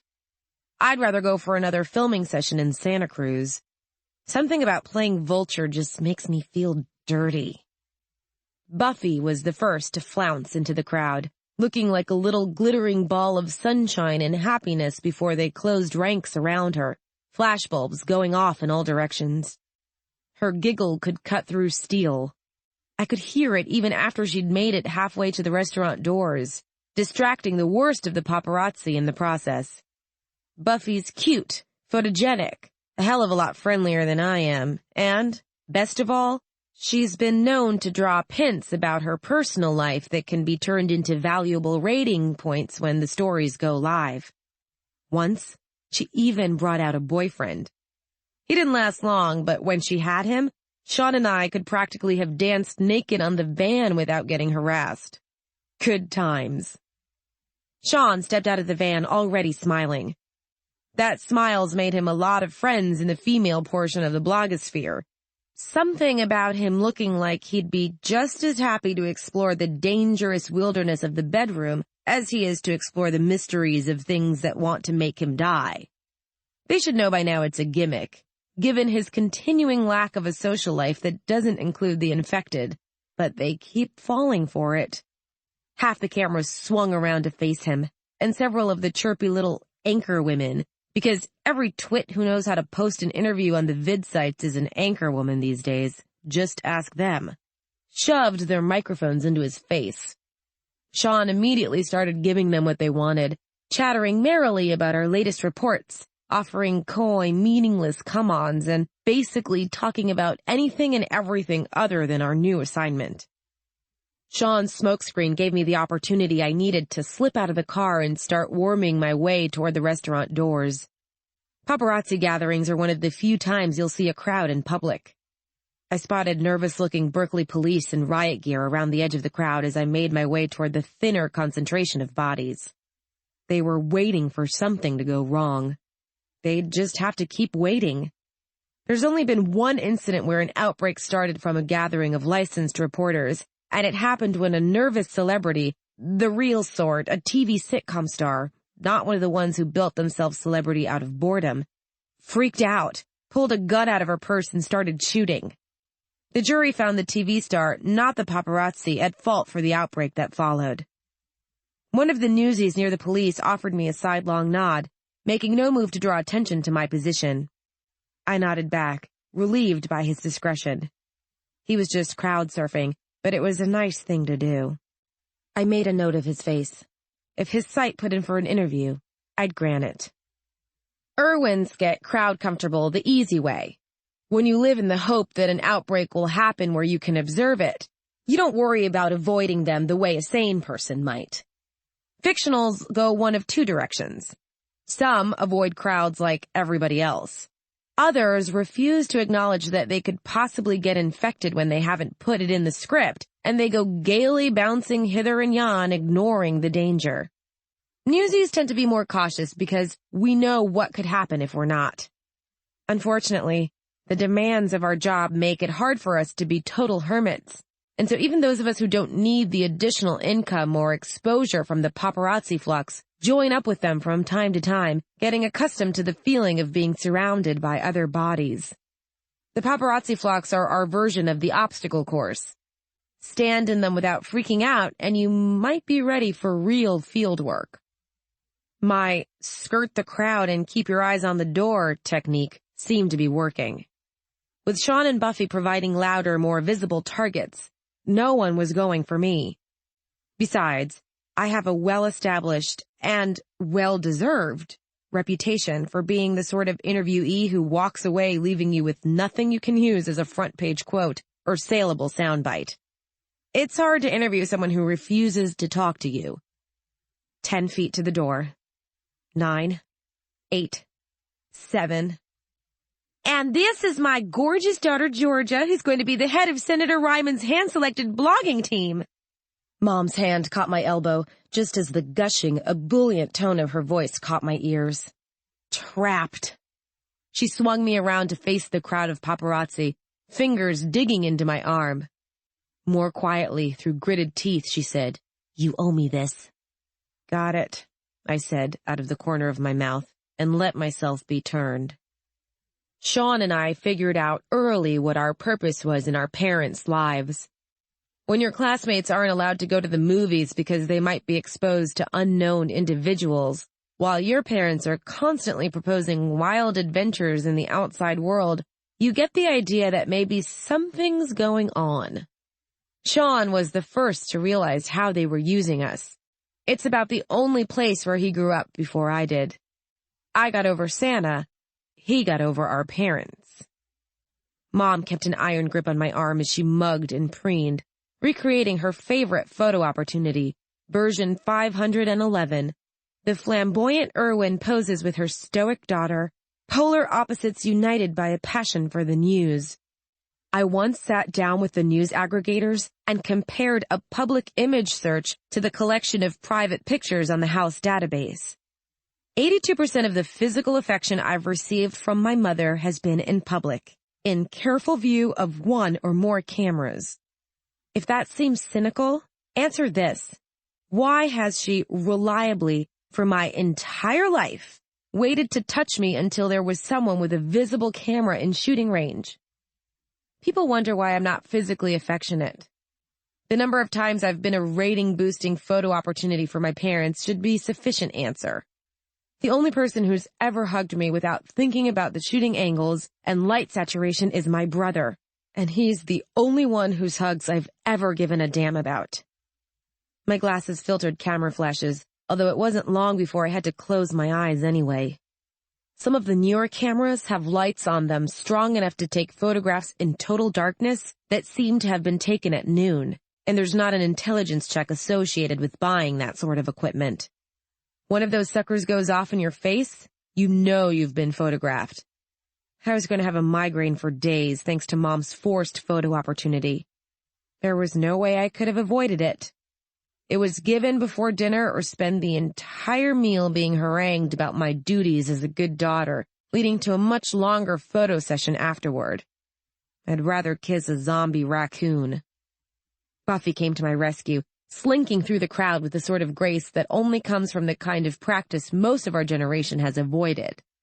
Reaching out, she caught hold of my other arm and chirped all dizzy good cheer. "Ms. Mason, Georgia, Mr. Mason says our table's ready. Only if you don't come now, they may release it, and then we'll have to wait at least half an hour for another table." She paused before delivering the coup de grace. "An inside table." That was the perfect thing to say. Sitting outside added to the family's mystique, making us look brave and adventurous.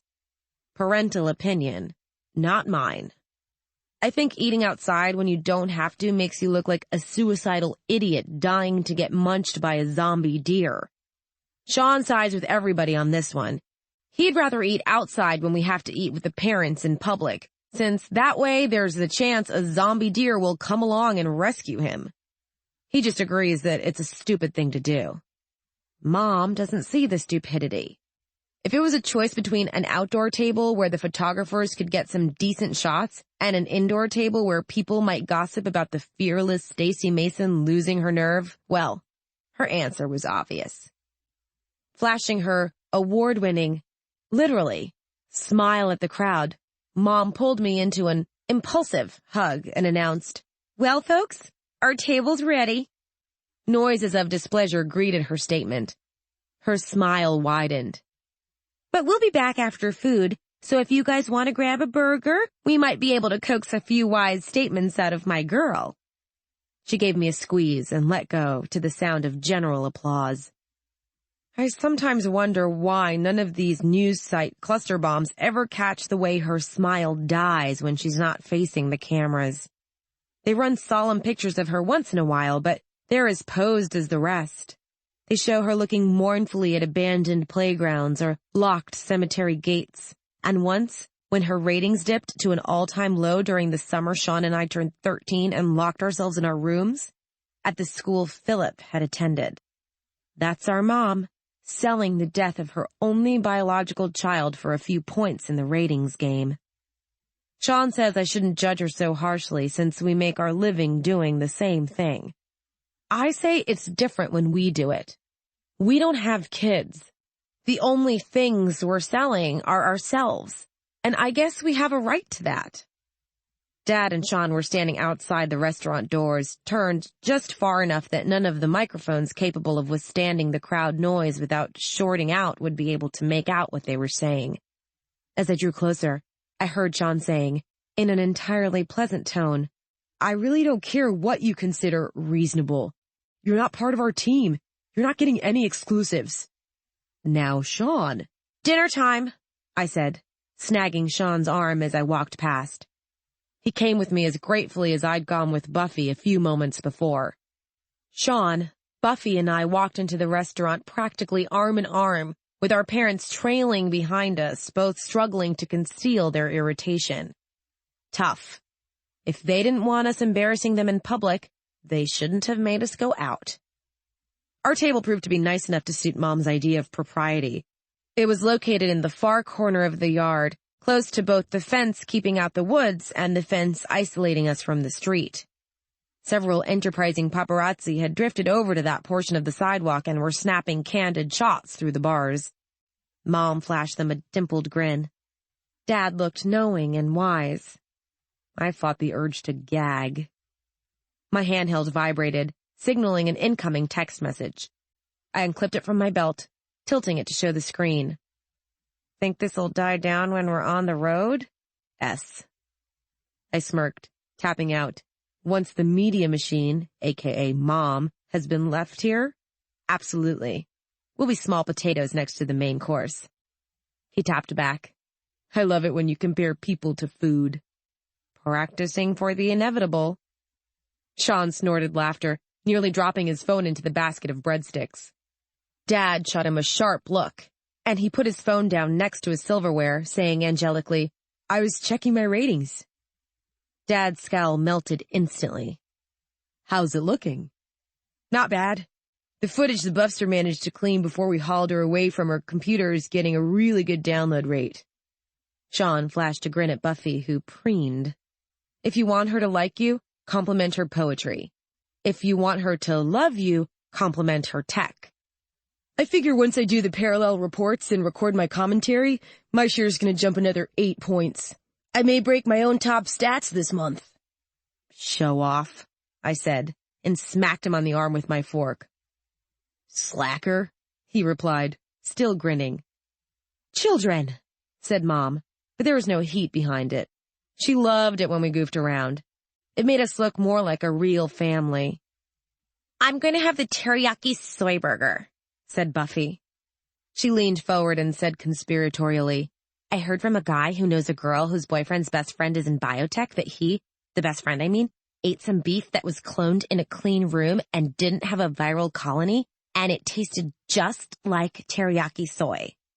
"Would that it were true," said Dad, with the weird sort of mournfulness reserved for people who grew up before the Rising and were now confronted with something that's been lost forever. Like red meat. That's another nasty side effect of the KA infection that no one thought about until they were forced to deal with it firsthand.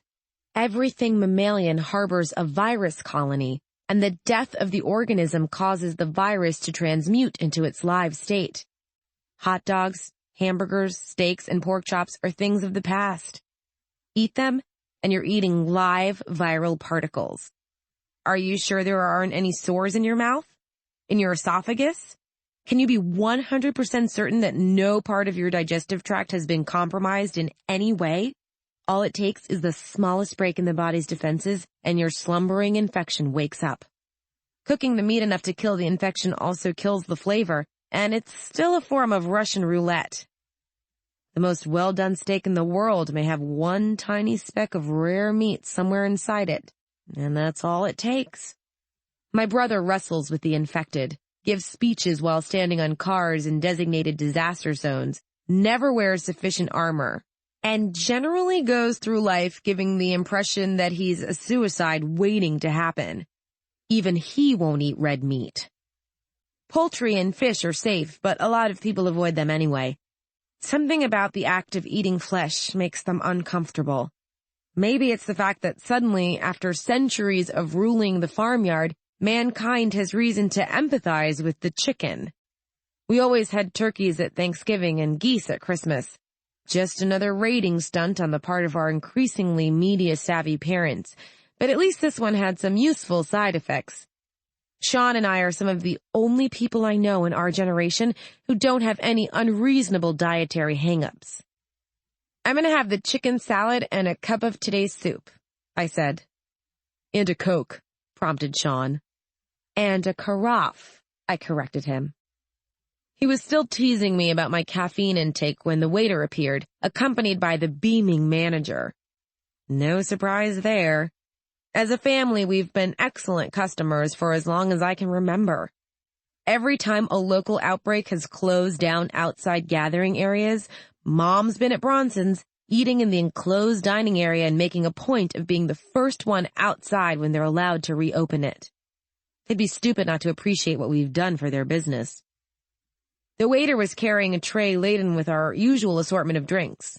Coffee for Mom and Dad, a virgin daiquiri for Buffy, a bottle of sparkling apple cider for Shaun. It looks like beer from any sort of a distance. And a pitcher of Coke for me. "Compliments of the house," the manager declared, turning his smile on me and Shaun. "We're so proud of you. Going off to be media superstars. It runs in the family." "It definitely does," simpered Mom, doing her best to look like a giggling schoolgirl. She was only succeeding at looking like an idiot, but I wasn't going to tell her that. We were almost on the campaign trail. It wasn't worth the fight. "Be sure to sign a menu before you leave," the manager pressed. "We'll put it on the wall. When you're too big to come to places like this, we'll be able to say, 'They ate here. They ate fries right there, right at that table while they did their math homework.'" "It was physics," protested Shaun, laughing. "Whatever you say," said the manager. The waiter passed drinks around as we placed our orders. He finished by pouring the first cup of Coke from my pitcher with a flourish of his wrist. I smiled at that, and he winked at me, clearly pleased. I let my smile die, spiking an eyebrow upward. Hours of practice with my mirror have shown me that particular expression's success in conveying disdain. It's one of the few facial expressions that's helped by my sunglasses, rather than being hindered by them. His pleasure faded, and he hustled through the rest of his duties without looking at me. Shaun caught my eye, mouthing, "That wasn't nice," at me. I shrugged, mouthing, "He should have known better," back at him. I don't flirt. Not with waiters, not with other reporters, not with anybody. Finally, the staff retreated, and Mom raised her glass, clearly signaling for a toast. Choosing the path of least resistance, the rest of us did the same. "2 ratings," she said. 2 ratings, we agreed, and clinked our glasses around the table in doleful adherence to the ritual. We were on the road to those ratings now. All we had to do was hope that we were good enough to keep them, whatever it might take. My friend Buffy likes to say love is what keeps us together.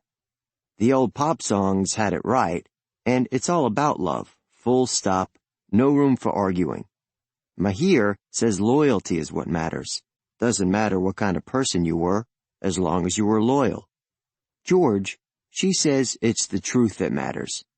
We live and die for the chance to maybe tell a little bit of the truth, maybe shame the devil just a little bit before we go. Me, I say those are all great things to live for, if they're what happens to float your boat. But at the end of the day, there's gotta be somebody you're doing it for. Just one person you're thinking of every time you make a decision, every time you tell the truth, or tell a lie, or anything. I've got mine. Do you? From Hail to the King, the blog of Shaun Mason, September 19th, 2039. Chapter 5. ID? Georgia Carolyn Mason, licensed online news representative, after the end times. I handed my license and photo identification to the man in black, turning my left wrist over to reveal the blue and red ID tattoo I had done when I tested for my first Class B license. Tattooing isn't legally required, yet, but it gives them something to identify your body by. Every little bit helps. Registered with the North American Association of Internet Journalists, dental records, skin sample, and identifying markings on file. Remove the sunglasses. That was a request I was all too familiar with. If you'll check my file, you'll see that I have a filed notation of retinal Kellis-Amberley syndrome. If there's another test we can perform, I'd be happy to. Remove the sunglasses. You realize I won't display a normal retinal pattern. The man in black offered me the ghost of a smile. Well, ma'am, if your eyes check normal, we'll know you've been making all this fuss because you weren't who you claimed to be, now won't we? Damn. Right, I muttered, and removed my glasses. Forcing myself to keep my eyes open despite the pain, I turned to press my face into the retinal scanner being held by the second member of Senator Ryman's private security team. They would compare the scan results to the ocular patterns in my file, checking for signs of degradation or decay that could signify a recent viral flare. Not that they'd get any useful results from me. Retinal Ka means my eyes always register as if I were harboring a live infection. Buffy and Shaun were going through the standard version of the same process with their own detachments of black-suited security representatives just a few feet away from me. I was willing to bet theirs hurt less. The light at the top of the retinal scanner went from red to green, and the man pulled it away, nodding to his companion. Hand, said the first man. I took a few precious seconds to slide my sunglasses back into place before holding out my right hand, and managed not to grimace as it was grabbed and thrust into a closed-case blood testing unit. Clinical interest took over, wiping away my distaste for the process as I studied the unit's casing. Is that an Apple unit? I asked. Apple XH224, he replied. Wow. I'd seen the top-of-the-line units before, but I'd never had the opportunity to use one. They're more sophisticated than our standard field units, capable of detecting a live infection at something like 10 times the speed. One of those babies can tell you that you're dead before you even realize that you've been bitten. Which didn't make the process of getting tested any more enjoyable, but it definitely made it more interesting to observe. It was almost worth the pain. Almost. 5 red lights came on along the top of the box, beginning to blink as needles pricked the skin between my thumb and forefinger, at my wrist, and at the tip of my pinky. Each time, the bite of the needle was followed by a cool blast of antiseptic foam.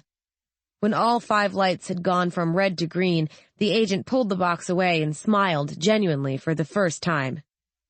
Thank you for your cooperation, Miss Mason. You're free to proceed.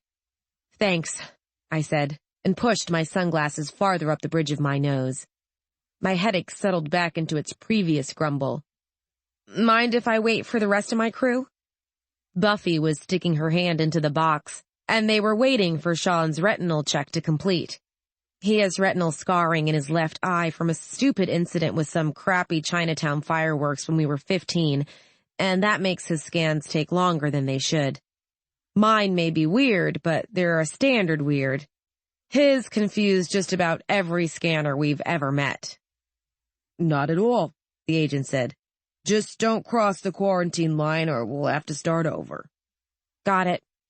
I stepped back and studied the area, careful to keep my feet well away from the red line marking the edge of the defined safe zone.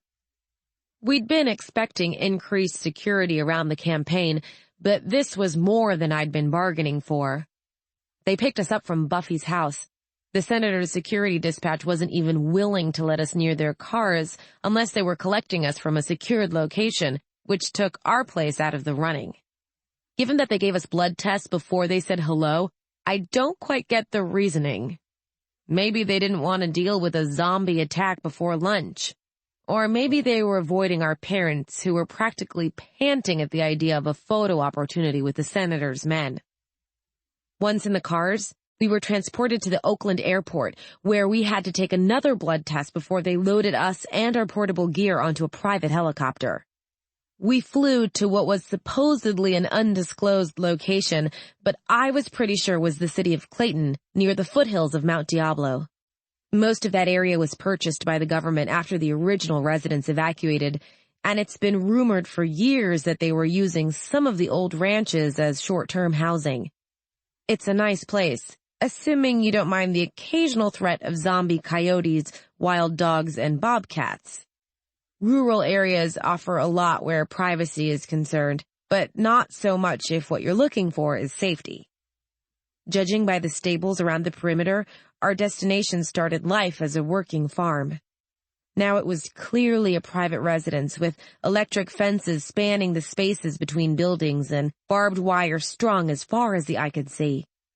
Factor in the helipad, and it didn't take any great leap of logic to conclude that this place confirmed the rumors about the government setting up hidey holes out in the abandoned boonies. Nice digs, if you can get them.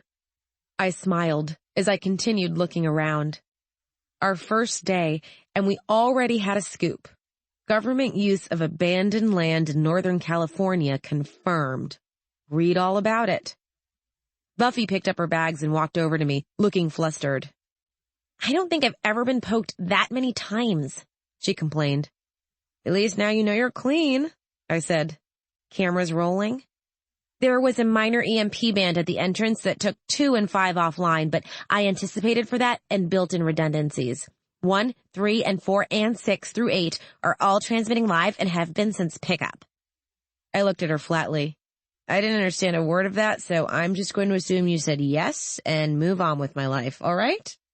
Works for me, she said, waving at Shaun as he joined us. You're done? They know Shaun can't be a zombie, I said, adjusting my sunglasses. You need a brain to reanimate. He elbowed me amiably and shook his head. Dude, I'm amazed they didn't strip search us. They should have bought us dinner first or something. Will lunch do? Asked a jocular voice. All three of us turned, finding ourselves facing a tall, generically handsome man whose carefully cropped brown hair was starting to gray, but had been left just long enough in the front to fall across his forehead and create the illusion of boyishness. His skin was tan, but relatively unlined, and his eyes were very blue. He was casually dressed in tan slacks and a white shirt, with the sleeves rolled up around his elbows. Senator Ryman, I said, and offered him my hand. I'm Georgia Mason. These are my associates, Shaun Mason. Hey, interjected Shaun. And Georgette Maisonnier. You can call me Buffy, said Buffy. Of course, the senator said, taking my hand and shaking it. He had a good grip, solid without being overwhelming, and the teeth he revealed when he smiled were straight and white. It's a pleasure to meet all three of you. I've been watching your pre-campaign preparations with interest. He released my hand. We had a lot to accomplish and not much time to accomplish it in, I said. A lot to accomplish verged on understatement. We had 7 baby bloggers contact us before we finished eating dinner, all wanting to know if we were planning to schism. Once people knew the size of the story we'd landed, there was no way striking out on our own would have been a surprise, so we didn't try to make it one. The folks at Bridge supporters were sorry to see us go and pleased by our severance offer. We took exclusive rights to all campaign trail stories to our new site, but we allowed them to keep running 2 of Buffy's ongoing poetry series, gave them first rights on any continuations to Shaun's series on exploring the ruins of Wairika, and guaranteed 2 op-ed pieces from me per month for the next year. They'd get click-through reads from the folks following us on campaign, and we'd get the same in return as existing Bridge support readers found their way to our new site through the shared material. My friend Mahir had been looking to move on to new challenges, and he was glad to sign on to help me moderate the newsies. Shaun and Buffy had their own hiring to do, and I left it to them. Finding a host for our new site was disturbingly easy. One of Buffy's biggest fans runs a small ISP, and he was willing to put us up and online in exchange for a minimal fee and a lifetime membership to our exclusive features, once we had some to offer. Less than 20 minutes after calling him, we had a URL, a place to put our files, and our very first subscriber. The baby bloggers who contacted us the first night were quickly joined by 24 others, and that gave us the liberty to pick and choose, looking for people who fit a profile other than available. We wound up with 12 supporting betas, 4 in each major category, already producing content for a site that hadn't even officially launched yet. Never in my wildest dreams did I believe it could be that easy to get everything you'd ever wanted, but it was. After the End Times went live, 6 days after we got the notice that we had been chosen to accompany Senator Ryman's campaign, with my name on the masthead as senior editor, Buffy listed as our graphic designer and technical expert, and Shaun responsible for hiring and marketing. Whether we sank or swam, there was no going back. Once you make alpha, you can never be a beta again. Blogging is a territorial world, and the other betas would eat you alive if you tried. I hadn't slept more than 4 hours a night in 2 weeks. Sleep was a luxury reserved for people who weren't trying to design their futures around a meal ticket that might still prove to be a rotten apple. I just had to hope the dirt we found on the campaign trail would be enough to support us, or our careers would be short, sour, and too interesting by far. "Still, you seem to have done all right," Senator Ryman said. His Wisconsin accent was stronger than it sounded on the newscasts. Either he didn't realize we were filming, or he figured there was no point in playing fake around the people who were going to be sharing his quarters over the next year. "If you'll come with me, Emily has a nice lunch going, and she's been looking forward to meeting you." "Is your wife coming with you for the whole campaign?" I asked. He started to walk toward a nearby door, and I followed, gesturing for the others to do the same. We knew the answer already. Emily Ryman was going to be staying on the family ranch in Parrish, Wisconsin, during most of the year, taking care of the kids while her husband did the moving and shaking. But I wanted him to say it for our pickup recordings. The best sound clips are the ones you gather for yourself. I couldn't make her come the whole way if I used a tractor pull," the senator said, and opened the door. "Wipe your feet, all 3 of you. There's no point to making you go through another damn blood test. If you're this far past the gate and you're not clean, we're dead already. May as well be friendly about it." Then he was inside bellowing, "Emily! The bloggers are here!" John gave me a look, mouthing, "I like him." I nodded. We'd just met the man, and he was probably a master of political bullshit, but I was starting to like him too. There was something about him that said, "I know how pointless all of these political circuses are. Let's see how long it takes for them to realize that I'm just playing along, shall we?" I had to respect that.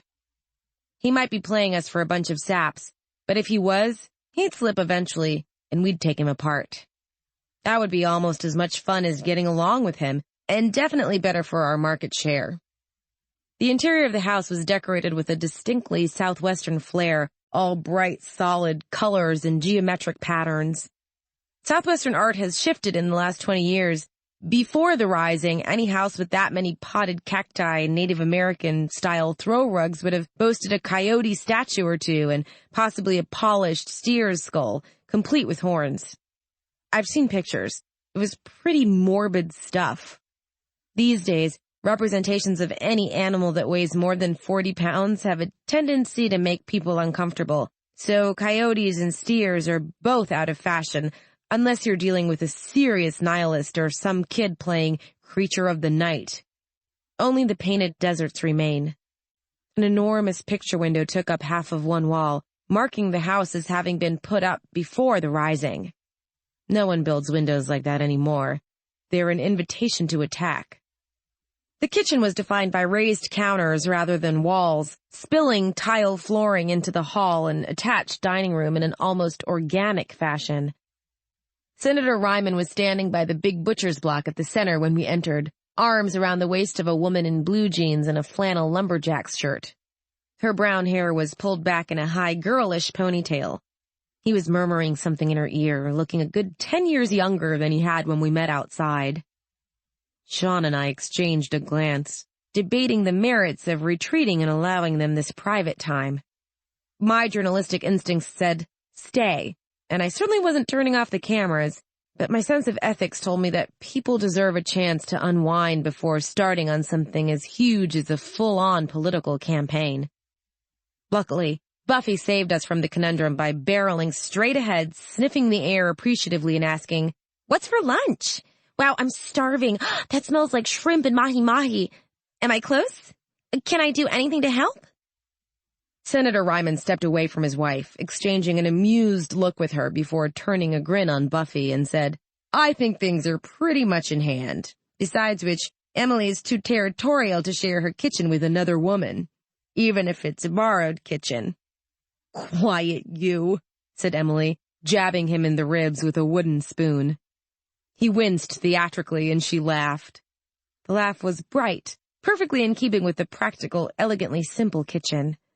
"Now let me see if I can guess which of you is which. I know you have 2 Georges and a Shaun. How is that fair?" She put on an exaggerated pout, not looking a bit like a senator's wife. 3 boys' names for 2 girls and a boy? It puts me at a disadvantage.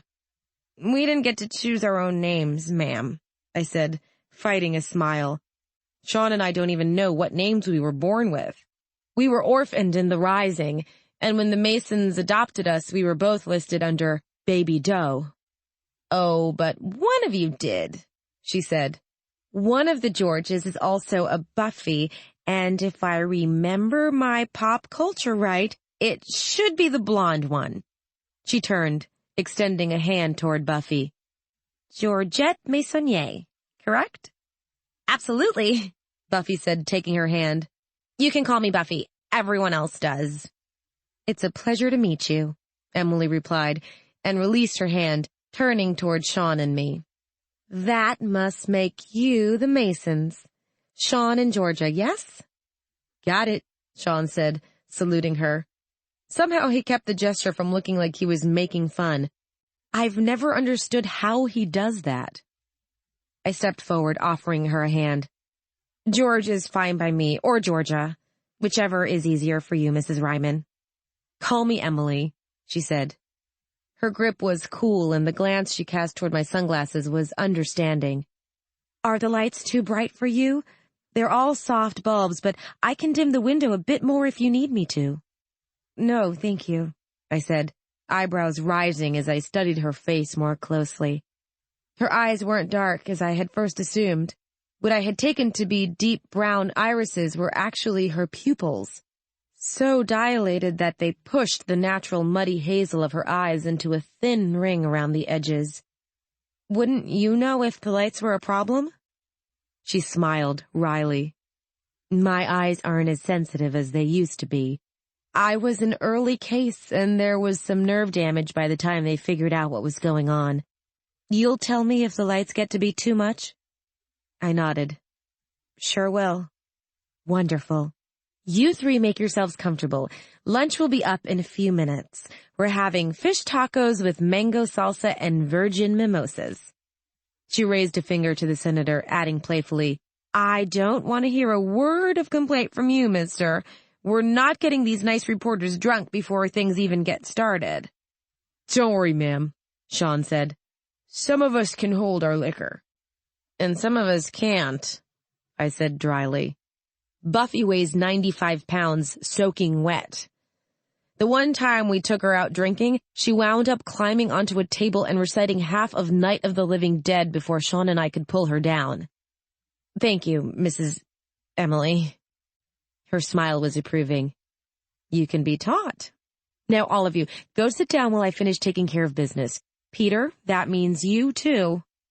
"Yes, dear," said the senator, kissing her on the cheek before moving to take a seat at the dining room table.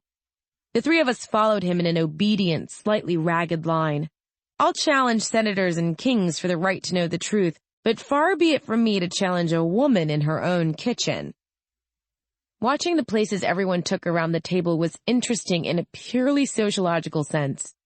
Shaun settled with his back to the wall, affording him the best view of the room. He may seem like an idiot, but in some ways he's the most careful of us all. You can't be an Irwin and not learn some things about keeping your exits open. If the zombies ever mob en masse again, he'll be ready. And filming. Buffy took the seat nearest the light, where the cameras studded through her jewelry would get the best pickup shots. Her portables work on the principles defined during the big pre-rising wireless boom. They transmit data to the server on a constant basis, allowing her to come back later and edit it at her leisure. I once tried to figure out how many transmitters she actually had on her, but wound up giving up and wandering off to do something more productive, like answering Shaun's fan mail. He gets more marriage proposals a week than he likes to think about, and he lets me handle them all. The senator took the seat closest to the kitchen and his wife, thus conveniently leaving me the chair with the highest degree of shadow. So he was a family man and someone who understood that consideration was a virtue. Nice. I settled, asking, "You provide home-cooked meals for all your new staff?" "Just the controversial ones," he replied, his tone easy and assured. "I'm not going to beat around the bush. I read your public reports, your op-ed pieces, everything before I agreed to your application. I know you're smart and won't forgive bullshit. That doesn't," he held up a finger, "mean I'm going to be 100% straight with you, because there are some things no reporter ever gets to be privy to. Mostly having to do with my home life and my family, but still, there are no-go zones." "We respect that," I said. Shaun and Buffy were nodding. Senator Ryman seemed to approve because he nodded in turn, looking satisfied. "Nobody wanted me to bring blog folks on this campaign," he said without preamble. I sat up a little straighter. The entire online community knew that the senator's handlers had been recommending against including bloggers in the official campaign press corps, but I'd never expected to hear it put so baldly. "They have this idea that you three will report whatever you damn well want to and not what's good for the campaign." "So you're saying they're pretty smart then?" Shaun asked, in a bland surfer boy drawl that might almost have been believable if he hadn't been smirking as he said it. The senator roared with laughter, and Emily looked up from the stove, clearly amused. "That's what I pay them for, so I certainly hope so, Shaun. Yeah, they're pretty smart. They've got you pegged for exactly what you are." "And what's that, Senator?" I asked. Sobering, he leaned forward. "The children of the rising. Biggest revolution that our generations, yours, mine, and at least 2 more besides are ever going to see. The world changed overnight, and sometimes I'm sorry I was born too early to be in on the ground level of what it's turned into. You kids, you're the ones who get to shape the real tomorrow, the one that's going to matter. Not me, not my lovely wife. And certainly not a bunch of talking heads who get paid to be smart enough to realize that a bunch of Bay Area blogger kids are going to tell the truth as they see it, and damn the political consequences." Eyebrows rising again, I said, "That does very little to explain why you felt it was important that we be here. You're here because of what you represent, the truth." The senator smiled, boyish once more. "People are going to believe whatever you say. Your careers depend on how many dead folks your brother can prod with a stick, how many poems your friend can write, and how much truth you can tell." "So what if the things we say don't paint you in a good enough light?" Buffy frowned, tilting her head. It would have looked like a natural gesture if I hadn't known the silver moon and star earring dangling from her left ear was a camera that responded to head gestures. She was zooming in on the senator to catch his answer. "If they don't paint me in a good enough light, I suppose I wasn't meant to be the President of the United States of America," he said. "You want to dig for scandals? I'm sure my opponents have roadmaps for you to follow. You want to report on this campaign, you report what you see, and don't worry about whether or not I'm going to like it. Because that doesn't matter a bit." We were still staring at him, trying to frame responses to something that seemed about as realistic coming from a politician's mouth as sonnets coming out of a zombie's. when Emily Ryman walked over and started setting plates onto the table. I was grateful for the interruption.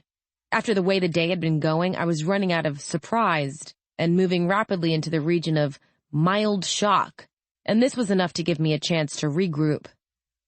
Emily sat once she'd finished putting the plates down, reaching for Senator Ryman's hand. "Peter, will you say grace?" "Oh, of course," he said. Shaun and I exchanged glances before joining hands with each other and the Rymans, closing the circle around the table. Senator Ryman bowed his head, closing his eyes. "Dear Lord, we ask that you bless this table and those who have come to gather round it. Thank you for the good gifts that you have given us, for the health of ourselves and our families, for the company and the food we are about to enjoy, and for the future that you have seen fit to set before us. Thank you, O Lord, for your generosity and for the trials by which we may come to know you better." Shaun and I left our eyes open, watching the senator as he spoke. We're atheists. It's hard to be anything else in a world where zombies can attack your elementary school talent show. Much of the country is turned back toward faith, however, acting under the vague supposition that it can't hurt anything to have God on your side. I glanced at Buffy, who was nodding along with the senator's words, eyes tightly closed. She's a lot more religious than most people would guess. Her family is French Catholic.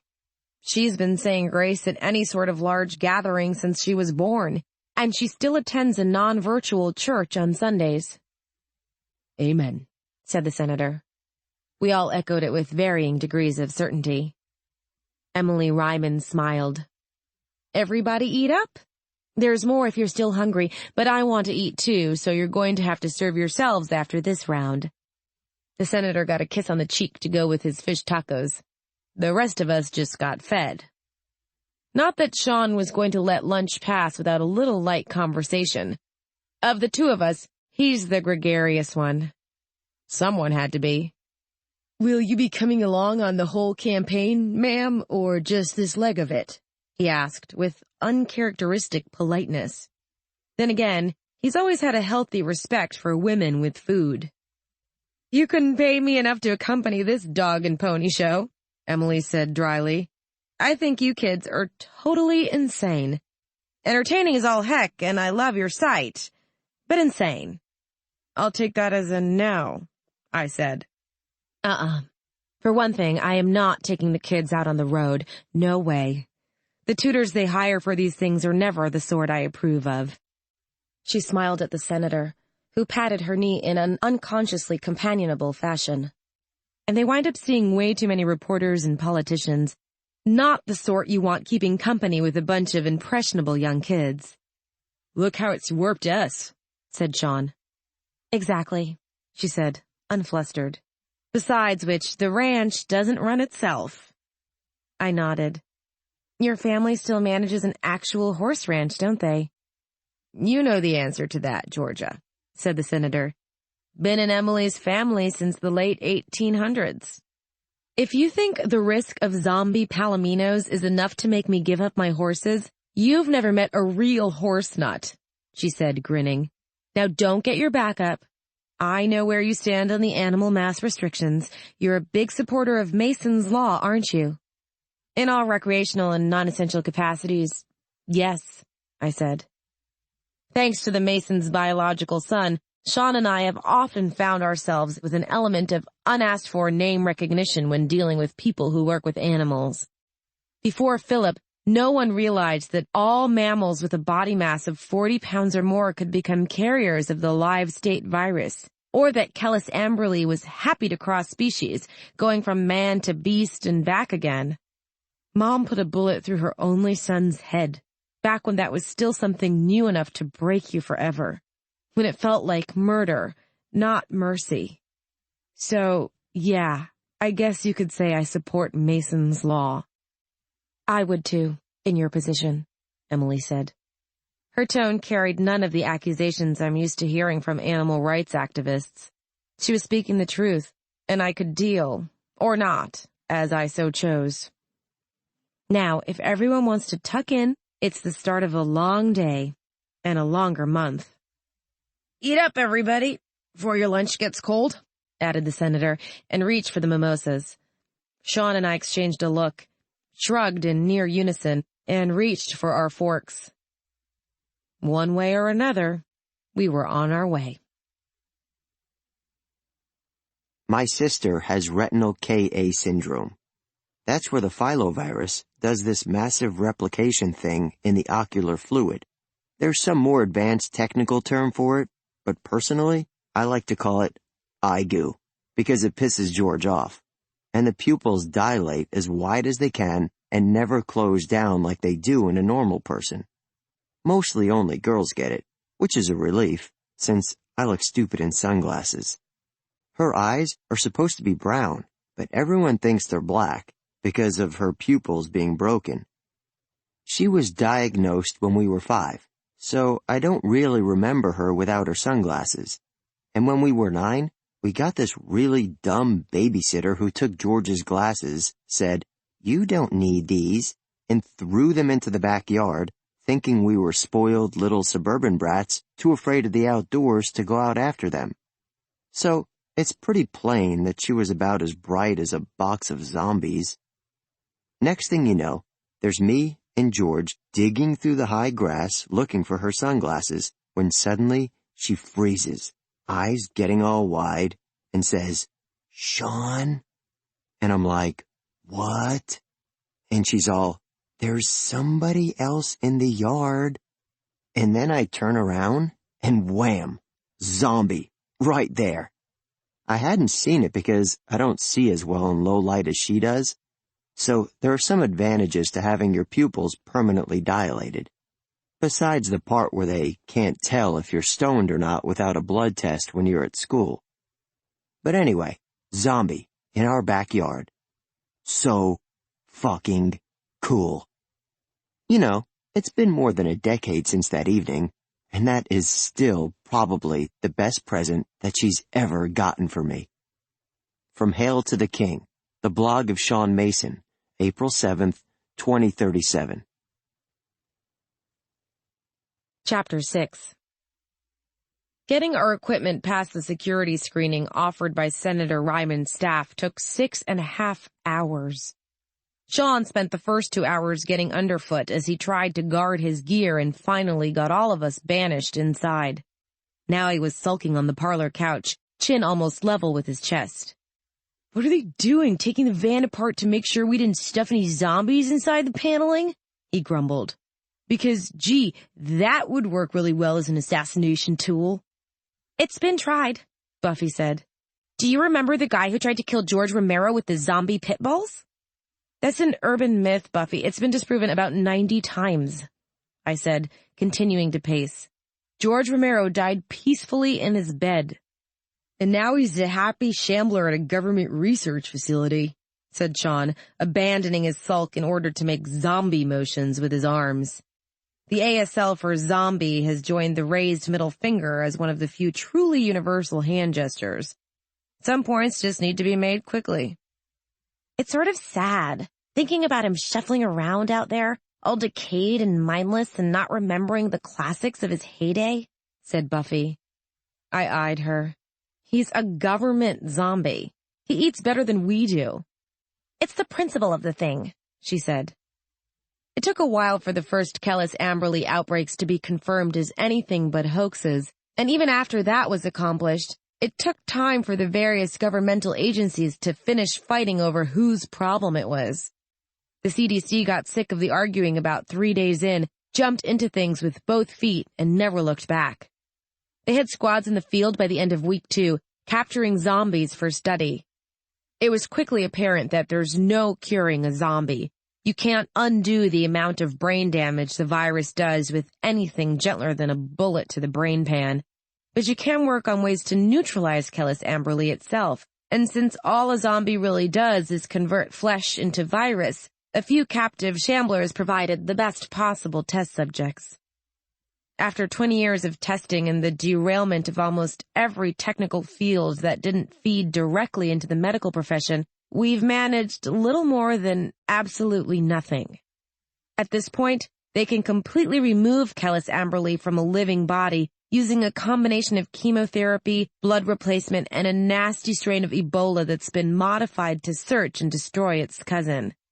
There are just a few downsides, like the part where it costs upward of $10,000 for a treatment. None of the test subjects has survived, and oh, right, the constant fear the modified virus will mutate like Marburg Amberley did and leave us with something even worse to deal with. Where the living dead are concerned, we pretty much exist on square one. It didn't take long for researchers to connect the health of their pet zombies to the amount of protein, specifically living or recently killed flesh, soybeans and legumes won't cut it, they consumed. Kellis Amberley converts tissue into viral blocks. The more tissue it can find, the less of the original zombie it converts. So if you feed a zombie constantly, it won't wither to the point of becoming useless. Most of the nation's remaining cattle ranches are there to feed the living dead. A beautiful irony when you consider that cows break the 40-pound threshold and thus reanimate upon death. Zombies eating zombies. Good work if you can get it. A lot of folks leave their bodies to science. Your family skips funeral expenses. The government pays a nice settlement so they won't sue if your image winds up on television one of these days. And if you belong to one of those religious sects that believes the body has to remain intact in order to eventually get carried up to heaven, you don't run the risk of offending God.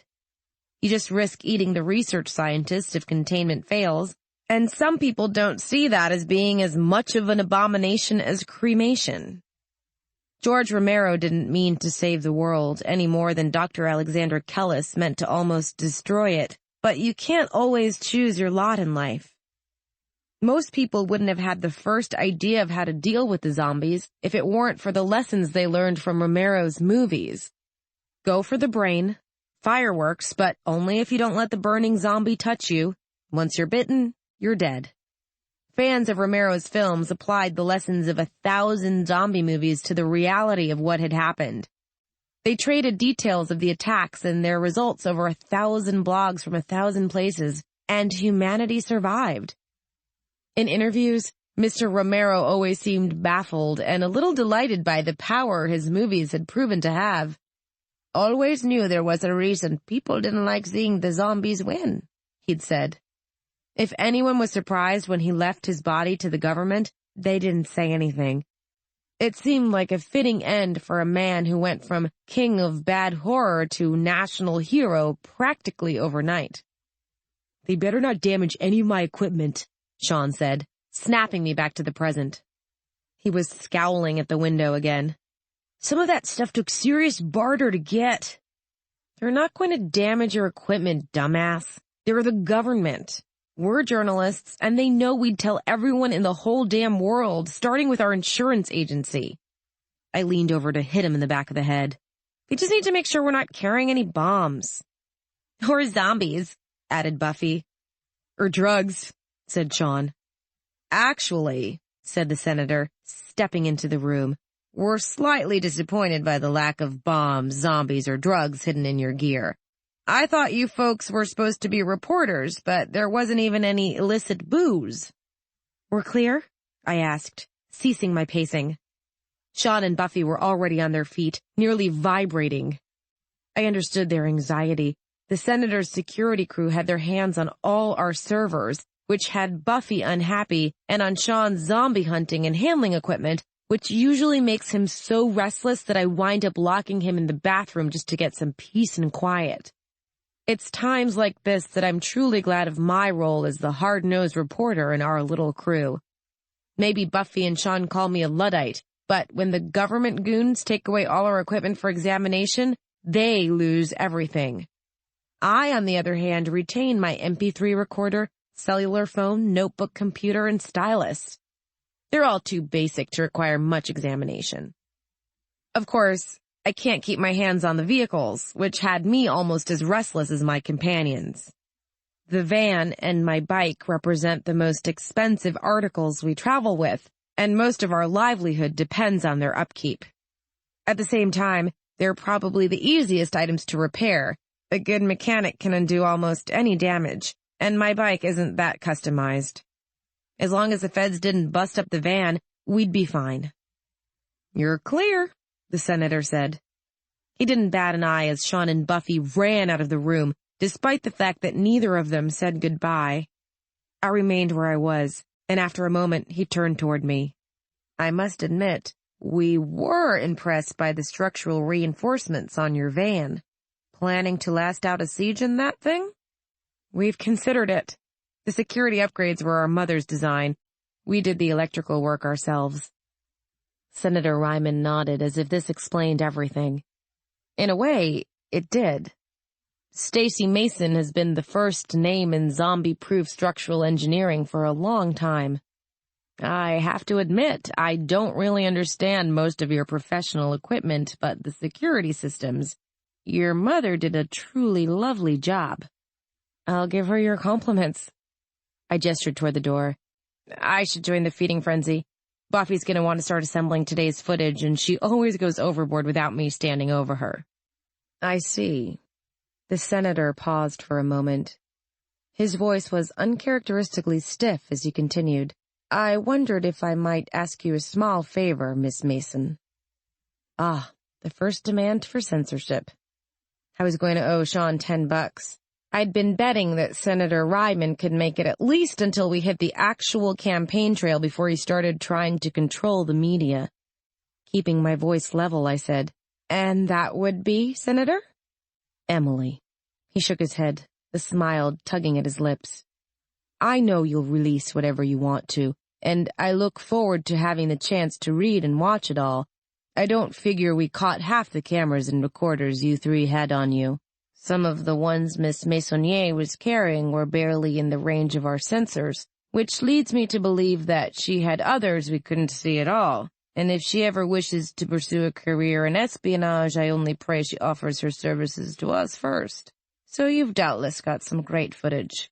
And that's fabulous. But Emily, you see, well, she's not so comfortable with a lot of media attention." I looked at him thoughtfully. "So you want me to minimize the use of your wife?" That was odd. Emily Ryman was friendly, photogenic, and, except for the horses, just about the sanest politician's wife I'd ever met. I expected him to milk her as the asset she was. She's going to have to feature in this campaign, and if you win, she understands her role in things, and she doesn't mind being written about, but she'd rather her picture wasn't used excessively," he said. He was clearly uncomfortable with the request. That made me a lot more likely to grant it. "Please, if it's at all possible, I would see it as a great personal favor." Lowering my sunglasses enough to let him see my eyes, I asked, "Why?" "Because she raises horses. I know you don't approve of keeping mammals that meet the size for Kellis-Amberley amplification, but you're polite about it. You write articles and you lobby for stricter controls, and that's fine. That's your right as an American citizen. Given your family connections, it's even unavoidable. Some people, however, get a little more aggressive." "You're talking about the bombing in San Diego, aren't you?"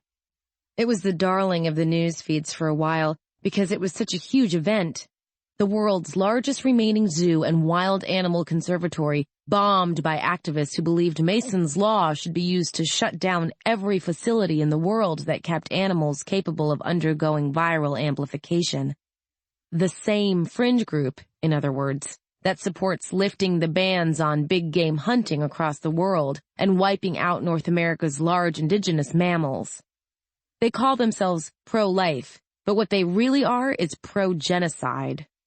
Their proverbial panties get wet just thinking about the opportunity to go out and slaughter something under the illusion of following the law. Hundreds died in San Diego because of what they did, and I'm not just talking about the animals. We got a lot of firsts out of that stunt. First confirmed Kellis-Amberley transmission through giraffe bite wasn't the weirdest. Senator Ryman nodded, lips pressed into a thin line. "I have 3 daughters.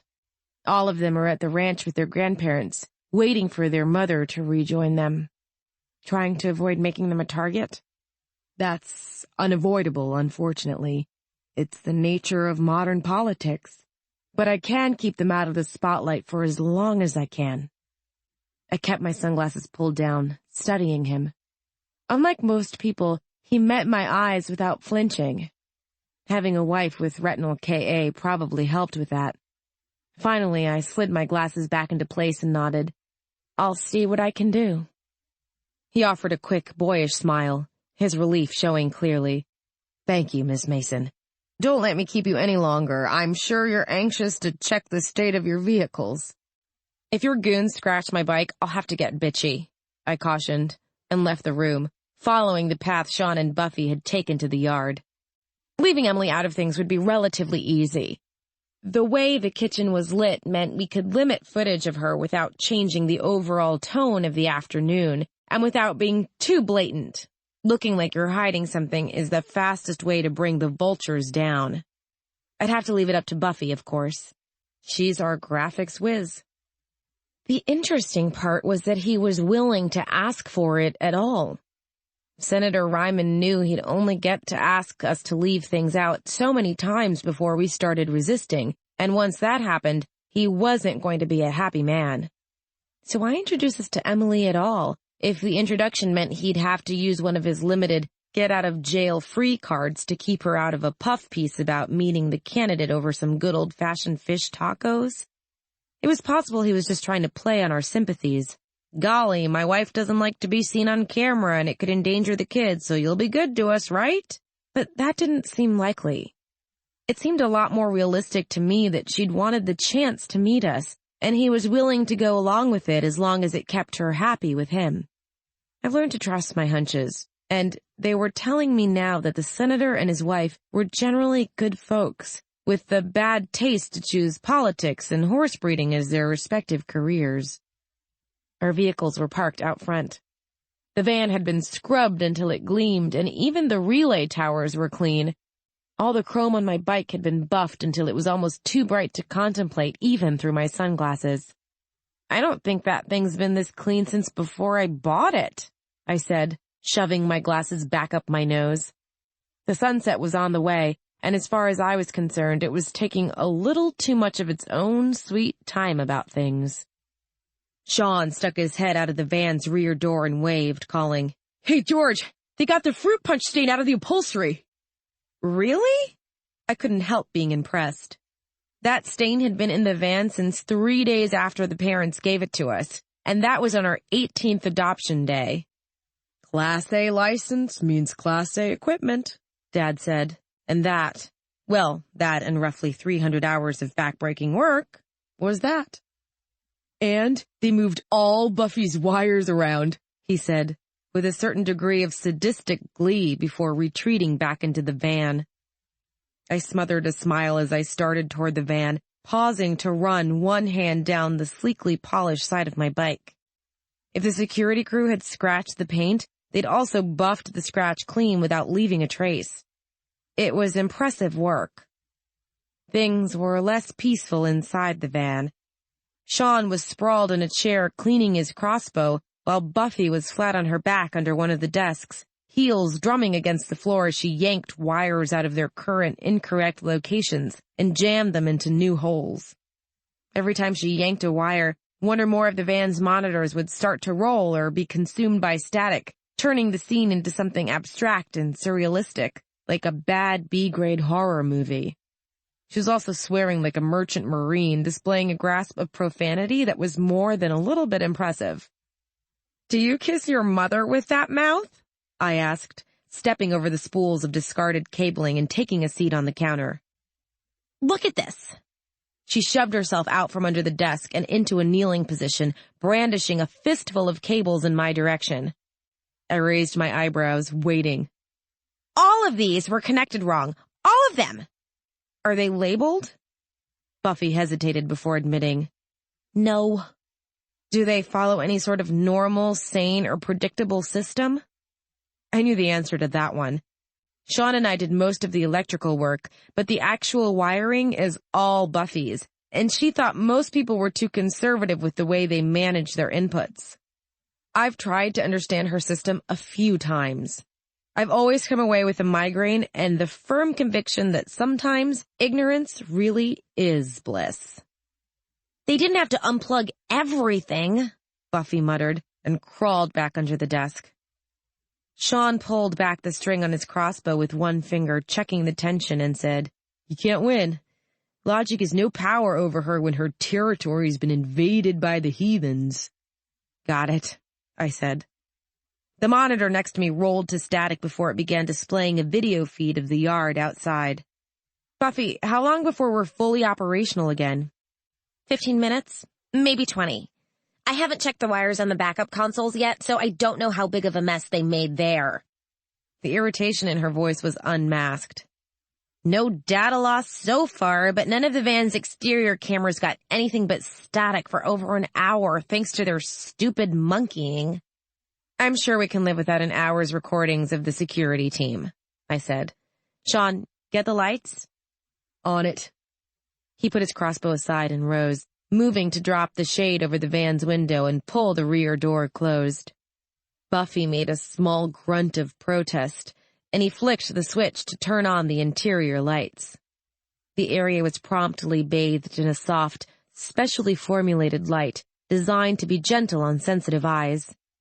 The bulbs cost $50 each, and they're worth it. They're even better than the black lights I use in my room at home. They don't just prevent headaches. Sometimes they cure them.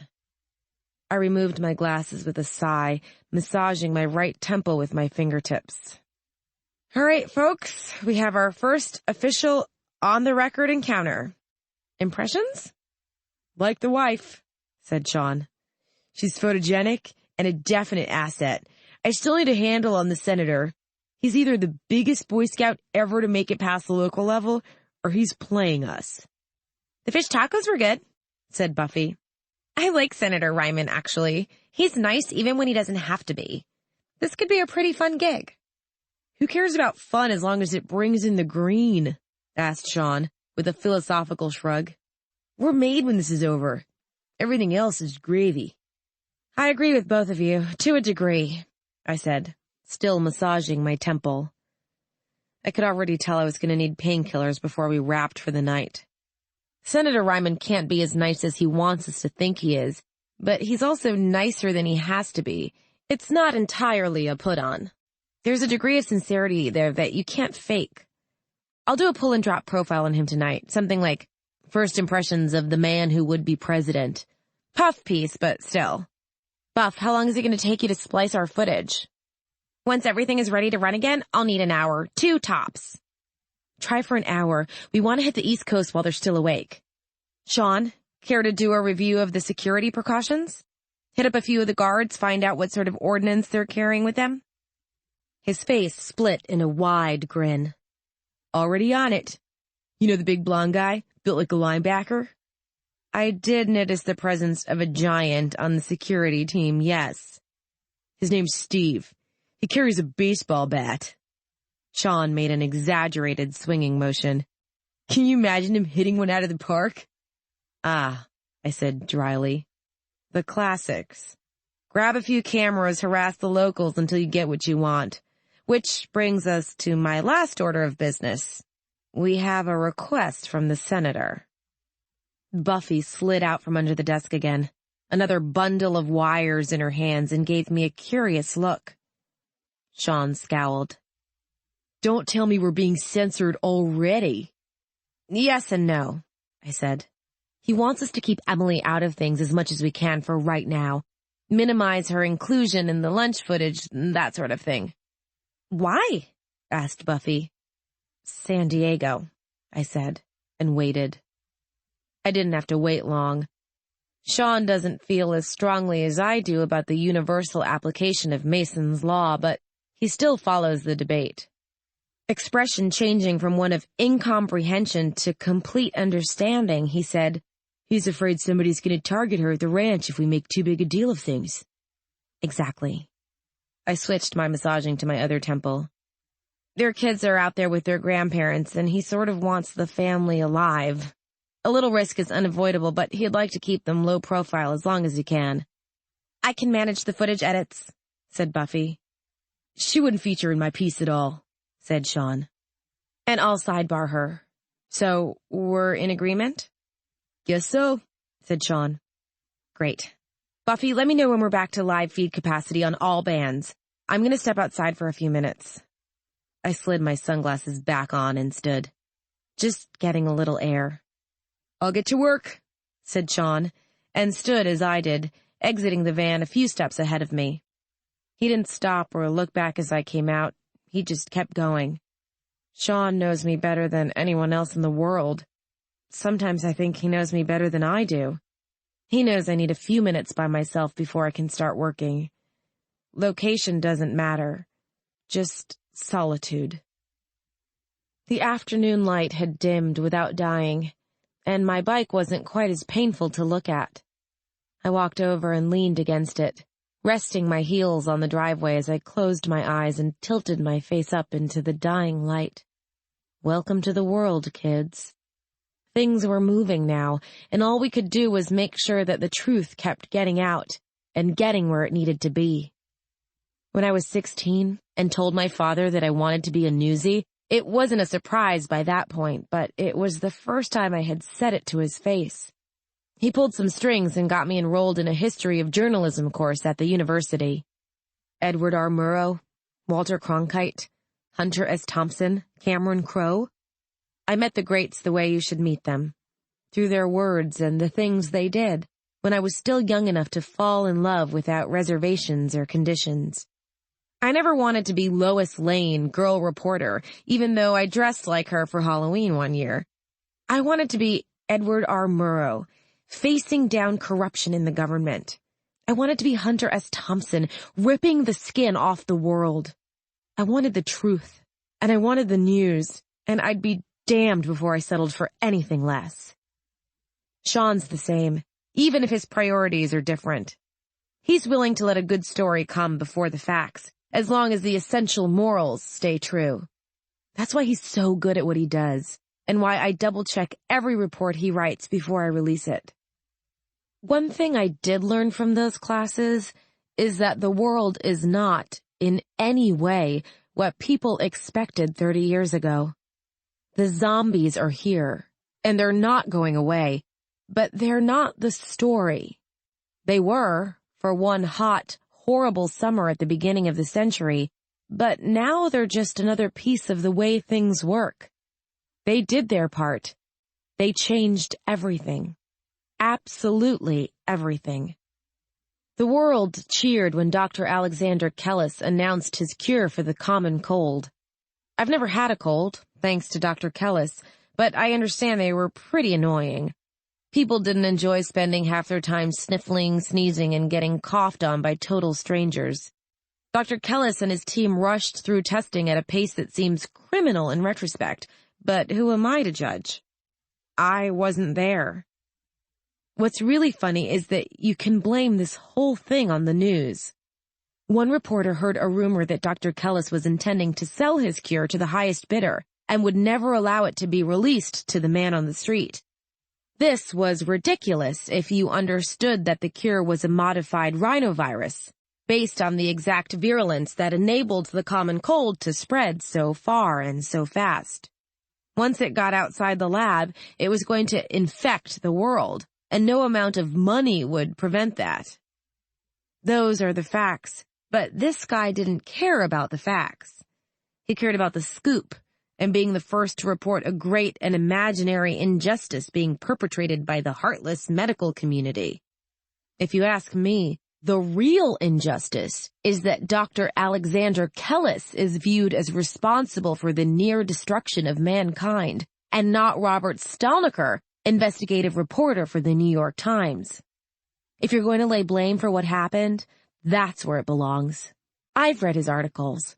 They were pretty stirring stuff, condemning Dr. Kellis and the medical community for allowing this to happen. Mankind, he said, had a right to the cure. Some people believed him a bit too much.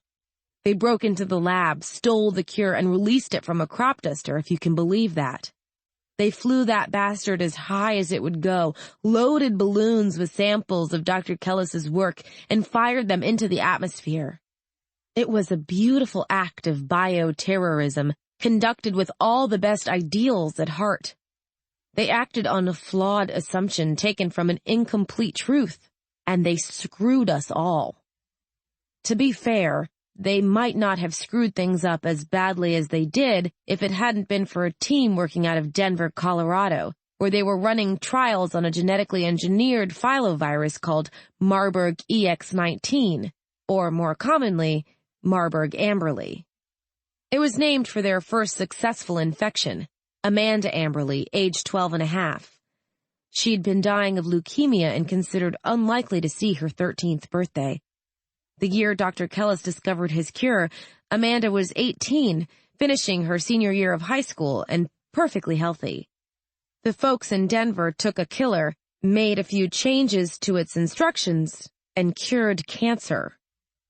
Marburg Amberley was a miracle, just like the Kellis cure, and together they were primed to change the course of the human race.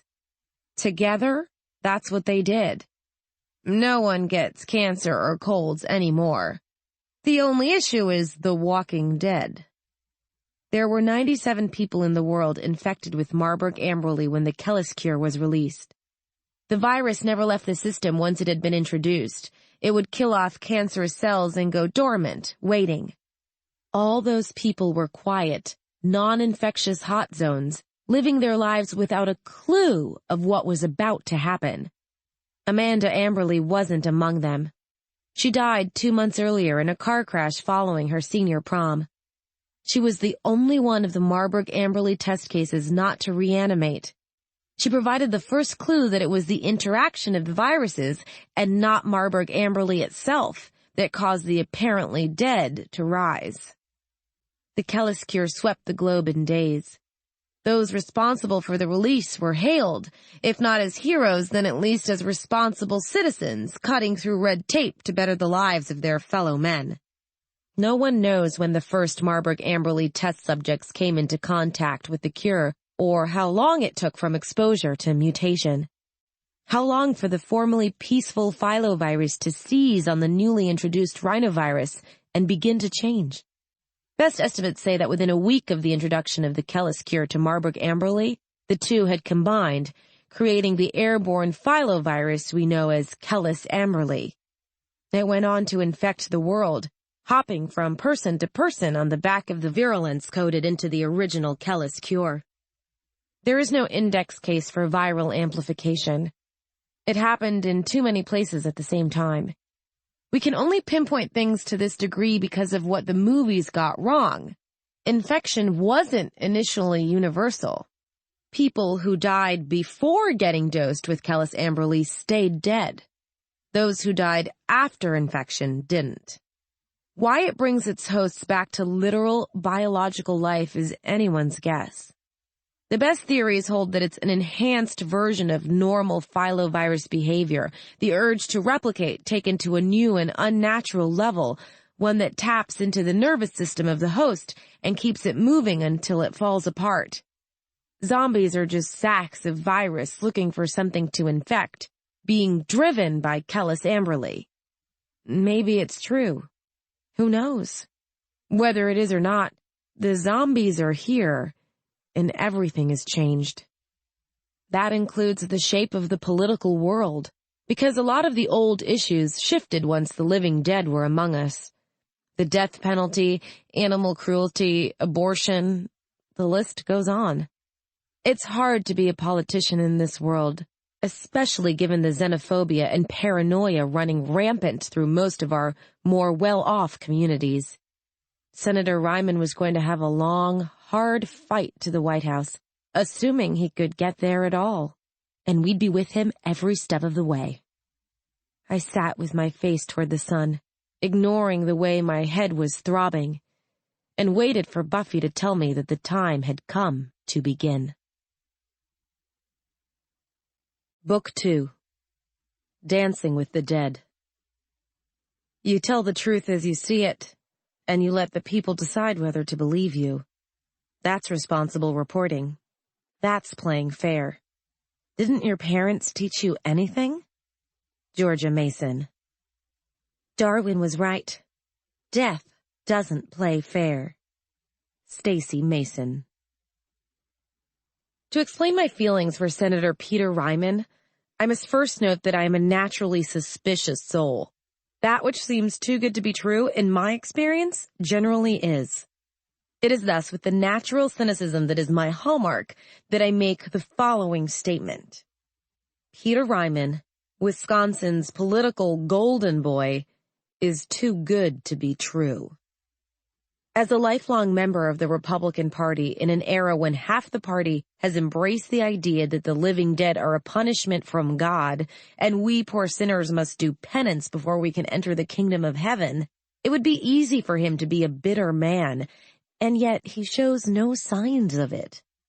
He is friendly, cordial, intelligent, and sincere enough to convince this reporter, even at 3 a.m. when the convoy is broken down in the middle of Kentucky for the 3rd time and the language has turned saltier than the Pacific tide. Rather than preaching damnation, he counsels tolerance.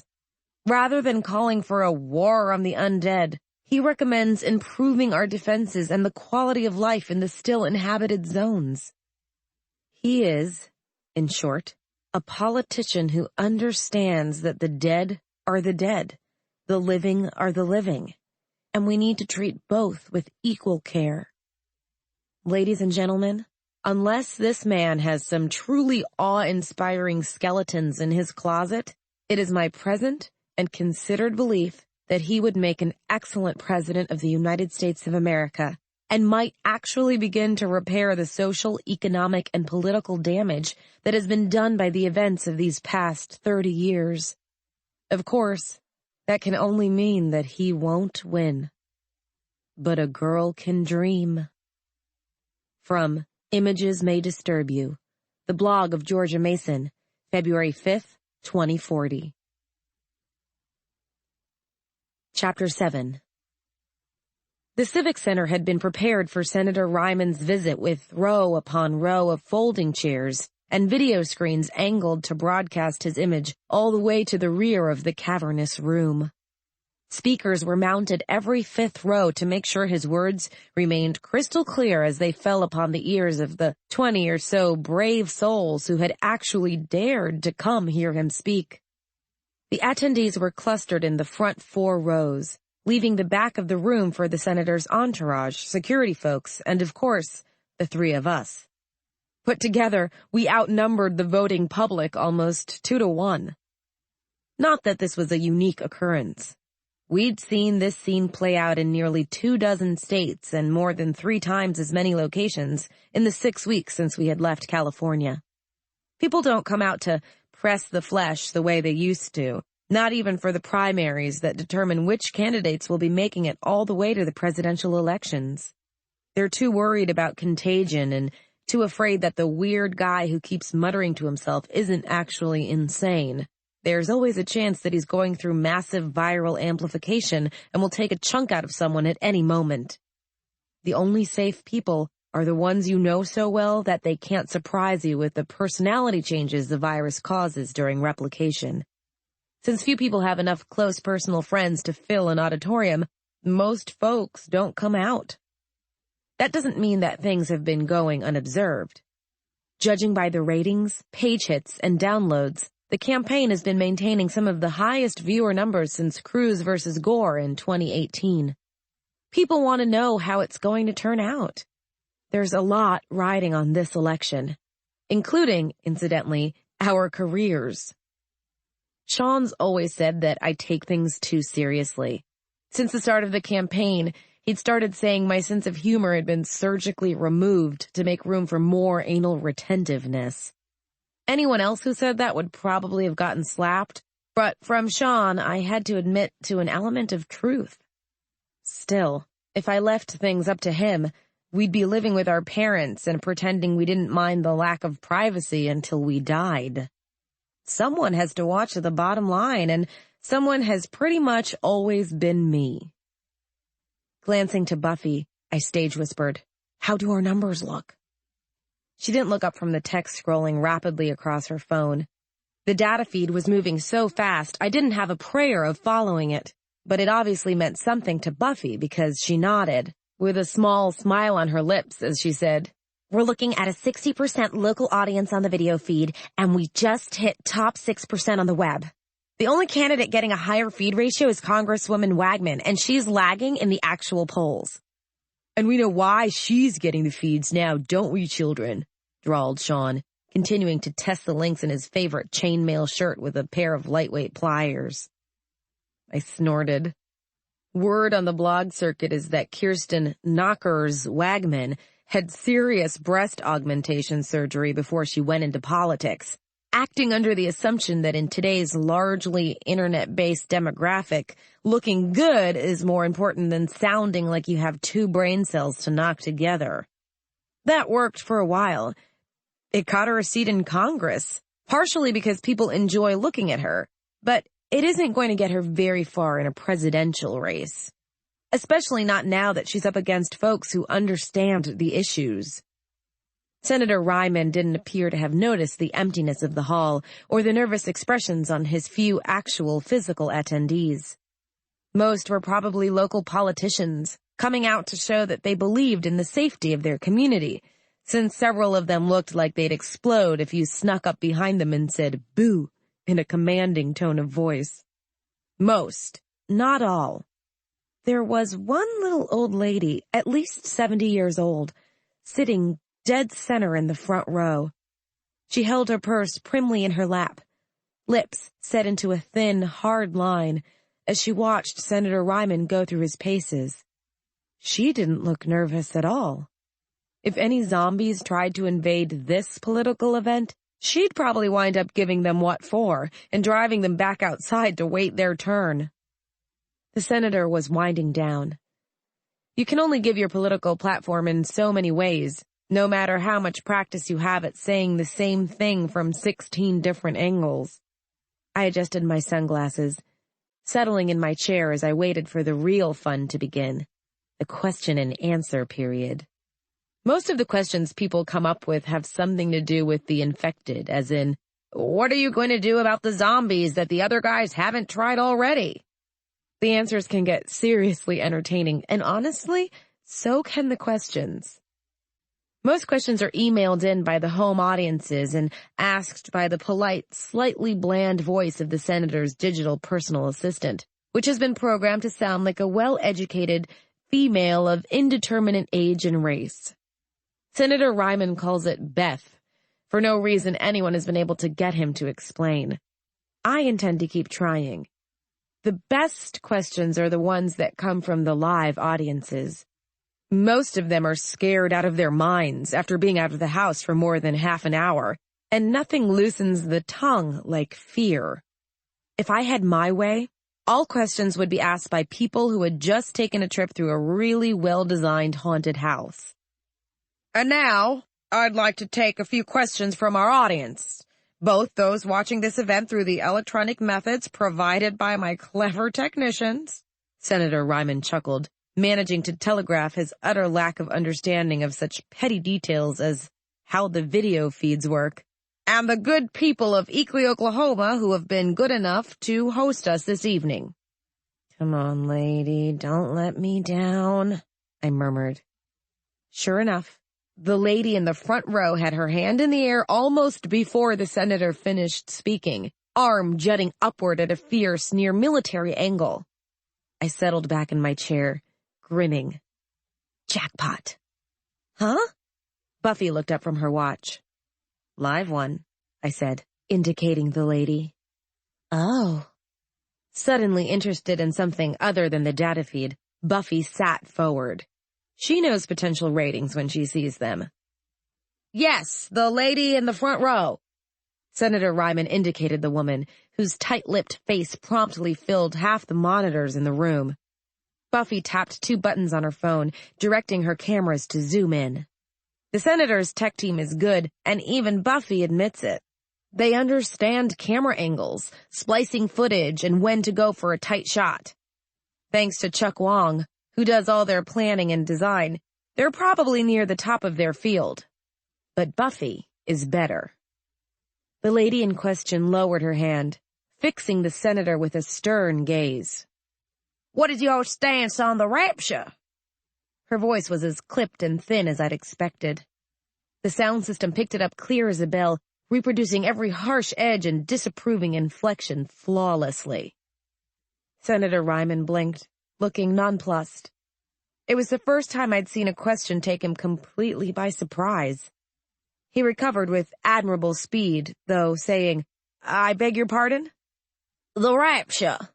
The event in which the faithful will be elevated to the heavens, while the unfaithful sinners and infidels will be left to suffer hell on earth. Her eyes narrowed. What is your stance on this holy, foreordained event? Ah. Senator Ryman continued to look at her, thoughtfulness clearing away his confusion. I heard a faint clink and glanced to my left. Shaun had put down his chainmail and was watching the stage with open interest. Buffy was staring at her phone, furiously tapping buttons as she angled her cameras. You can't edit or pause a live feed, but you can set up the data to give you the best material to work from later. And this was the sort of material you just can't stage. Would he bow to the religious nuts who have been taking over more and more of the party in recent years? Or would he risk alienating the entire religious sector of the voting public? Only the senator knew, and in a moment, so would we. Senator Ryman didn't break eye contact with the woman as he stepped out from behind his podium, walked to the edge of the stage, and sat, resting his elbows on his knees. He looked like a schoolboy approaching confession, not a man jockeying for the leadership of the most powerful country on the planet. It was a well-considered position, and I applauded it inwardly, even as I began to consider an article on the showmanship of modern politics. "What's your name, ma'am?" Suzanne Greeley, she said, pursing her lips. You haven't answered my question, young man. Well, Mrs. Greeley, that would be because I was thinking, he said, and looked out at the small gathering, a smile spreading across his face. I was taught that it's rude to answer a lady's question without giving it proper thought. Sort of like putting your elbows on the table during dinner. A ripple of laughter passed through the crowd. Ms. Greeley didn't join in. Turning back toward her, the senator continued. You've asked me about my position on the rapture, Ms. Greeley. Well, first, I think I should say that I don't really have positions on religious events. God will do as he wills, and it isn't my place or my position to judge him. If he chooses to lift the faithful into heaven, he will, and I doubt all the politicians in the world saying, I don't believe you can do that, would stop him.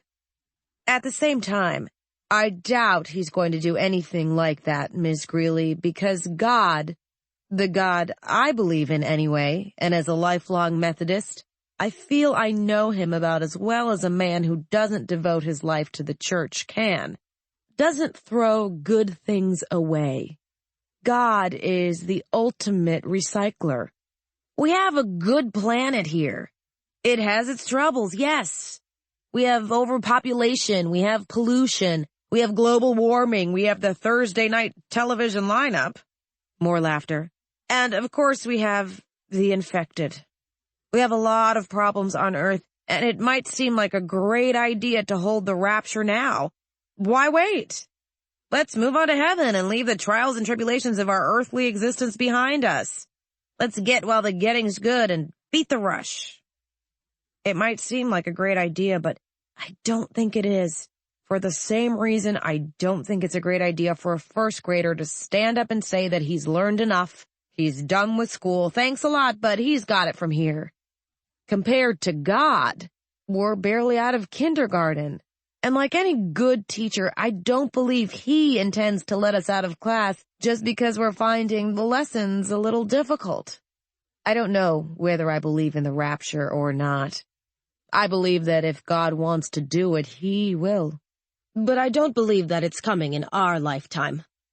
We have too much work left to do right here. Ms. Greeley looked at him for a long moment, lips still pressed into a thin line. Then, so slow that it was almost glacial, she nodded. Thank you, young man, she said. Those 4 words couldn't have been sweeter if they'd been backed by the Hallelujah Choir. Internet share just jumped to top 3%, Buffy reported, raising her head. Her eyes were very wide. Georgia, we're getting a top 3 feed. Ladies and gentlemen, I murmured, leaning back in my chair, I do believe we've got ourselves a presidential candidate. Top 3 feed. The words were, if you'll pardon the cliché, music to my ears. The world of internet percentages and readership shares is complicated. It all comes down to server traffic. There are thousands of machines dedicated to calculating the flow of data, then reporting back which sites are getting the most access requests from outside sources and which subsidiaries are attracting the biggest number of hits. Those turn into our ratings, and those are what the advertisers and financial backers base their investments on. Top 3 was the top of the heap. Anything more would require adding click-through porn. The rest of the question and answer period was pretty standard stuff, with a few hardballs thrown in just to keep things interesting. Where did the senator stand on the death penalty? Given that most corpses tended to get up and try to eat folks, he didn't see it as a productive pursuit. What was his opinion on public health care? Failure to keep people healthy enough to stay alive bordered on criminal negligence. Was he prepared to face the ongoing challenges of disaster preparedness? After the mass reanimations following the explosions in San Diego, he couldn't imagine any presidency surviving without improved disaster planning. Where did he stand on gay marriage, religious freedom, free speech? Well, folks, given that it was no longer possible to pretend that any part of the human race was going to politely lie down and disappear just because the majority happened to disagree with them, and given further the proof that life is a short and fragile thing, he didn't see the point of rendering anyone less free and equal than anybody else. When we got to the afterlife, God could sort us out into the sinner and the saved. Until we got there, it seemed to him that we were better off just being good neighbors and reserving our moral judgments for ourselves. After an hour and a half of questions, more than half of which originated in the auditorium, a campaign first, the senator stood, wiping his forehead with the handkerchief he'd produced from a back pocket. Well, folks, much as I'd like to stay and chat a while longer, it's getting on late, and my secretary has informed me that if I don't start cutting off these evening discussions, I'm going to seem a little dull to the folks I'm visiting in the morning. Laughter greeted this comment. Relaxed laughter. Sometime in the previous hour, he'd managed to ease the audience out of their fear and into the sort of calm most people don't experience outside of their homes. I want to thank you for having me and for all your questions and viewpoints. I sincerely hope I'll have your vote when the time comes, but even if I don't, I have faith that it will be because you managed to find someone who was better for this great land. We're following you, Peter! Shouted someone from the back of the room. I twisted around in my seat and blinked, realizing that the shouter wasn't someone from the campaign. It was a woman I'd never seen before, holding up a hand-painted Senator Ryman for President sign. The campaign has groupies, observed Shaun. Always a good sign, said Buffy. The senator laughed. I certainly hope that you are, he said. You'll have a chance to make me put my money where my mouth is soon enough. In the meantime, good night, and God bless you all. Waving to the audience, he turned and walked off the stage as the Star-Spangled Banner began to play from speakers around the room. The applause wasn't exactly thunderous, there wasn't enough audience for that, but it was enthusiastic. More so than it had been at the last engagement, and that one had been more enthusiastic than the one before it, and so on and so on. Maybe you couldn't tell by looking at it, but the campaign was gathering steam. I stayed where I was, observing the audience as they rose, and surprisingly began to talk among themselves rather than fleeing the hall for the safety of their cars. That was a new development, just like the applause. People were talking. Face to face, real-time talking. inspired by the senator and the things he had said. More and more I was beginning to feel like we were following a president. "Georgia?" said Buffy. "Go ahead and check the backstage feeds," I said, and nodded toward the knot of chattering attendees. "I'm gonna go see what the buzz is." "Make sure you're recording," she said, and started for the stage, gesturing for Shaun to follow. Grumbling good-naturedly, he snagged his chainmail and went. I walked toward the group of attendees. A few of them glanced over at my approach, took note of my press pass, and went back to talking. The news is either invisible or something to be avoided, depending on what's going on and how many cameras the people around you can see. Since I didn't have any visible recording equipment, I was just part of the scenery. The first cluster was discussing Senator Ryman's stance on the death penalty. That's one that's been going around since the dead first started getting up and walking. If you're killing someone for the crime of killing people, doesn't it sort of contradict the spirit of the thing if their corpse is going to get up and immediately start killing more people? Most death row inmates stay there until they die of natural causes, at which point the government seizes their shambling corpses and adds them to the ongoing research on the cure. Everybody wins, except for the unlucky prisoners who get eaten by the newly deceased before they can be recovered. The next group was talking about the potential candidates. Senator Ryman was definitely getting a favorable reception since they were calling his closest competition, respectively, a cheap showbiz whore. That would be Congresswoman Wagman. And an arrogant tool of the religious right. That would be Governor Tate, originally of Texas, and currently the single loudest voice claiming the zombies would only stop eating good American men and women when the country got back to its moral and ethical roots. Whether this would stop the zombies from eating people of different national backgrounds never seemed to come up, which was a pity since I liked the idea of zombies checking your passport before they decided whether or not they were allowed to bite down. Satisfied that I wasn't likely to hear anything new in this crowd, I started casting around for a conversation worth joining. The one nearest the doors looked promising. There was a lot of scowling going on, and that's usually a sign that interest is warranted. I turned, walking close enough to hear what was going on. "The real question is whether he can keep his promises," one man was saying. He looked to be in his late 50s, old enough to have been an adult during the Rising, and part of the generation that embraced quarantine as the only true route to safety. "Can we trust another president who won't commit to an all-out purge of the zombie population of the national parks?" "Be reasonable," said one of the women. "We can't simply wipe out endangered species because they might undergo amplification. That kind of rash action isn't going to do anything to make the average man safer." "No, but it might keep another mother from burying her children after they get attacked by a zombie deer," countered the man. Actually, it was a moose, and the children were a group of college students who crossed a prescribed stretch of the Canadian border looking for cheap weed, I interjected. All heads turned my way. I shrugged. That's a level 1 hazard zone. It's forbidden to almost everyone outside the armed forces and certain branches of the scientific community. Assuming you're talking about the incident last August, and I didn't somehow miss an ungulate attack? I knew I hadn't. I religiously follow animal attacks on humans, filing them under one of 2 categories. We need stricter laws, and Darwin was right. I don't think people should be allowed to keep animals large enough to undergo amplification, but I also don't believe wiping out the rest of the large mammals in the world is the answer. If you want to go foraging into the wilds of Canada without proper gear, you deserve what you get, even if that happens to include being attacked by an undead moose. The man reddened. I don't think I was talking to you, miss. Fair enough, I said. Still, the facts of the event are pretty well documented.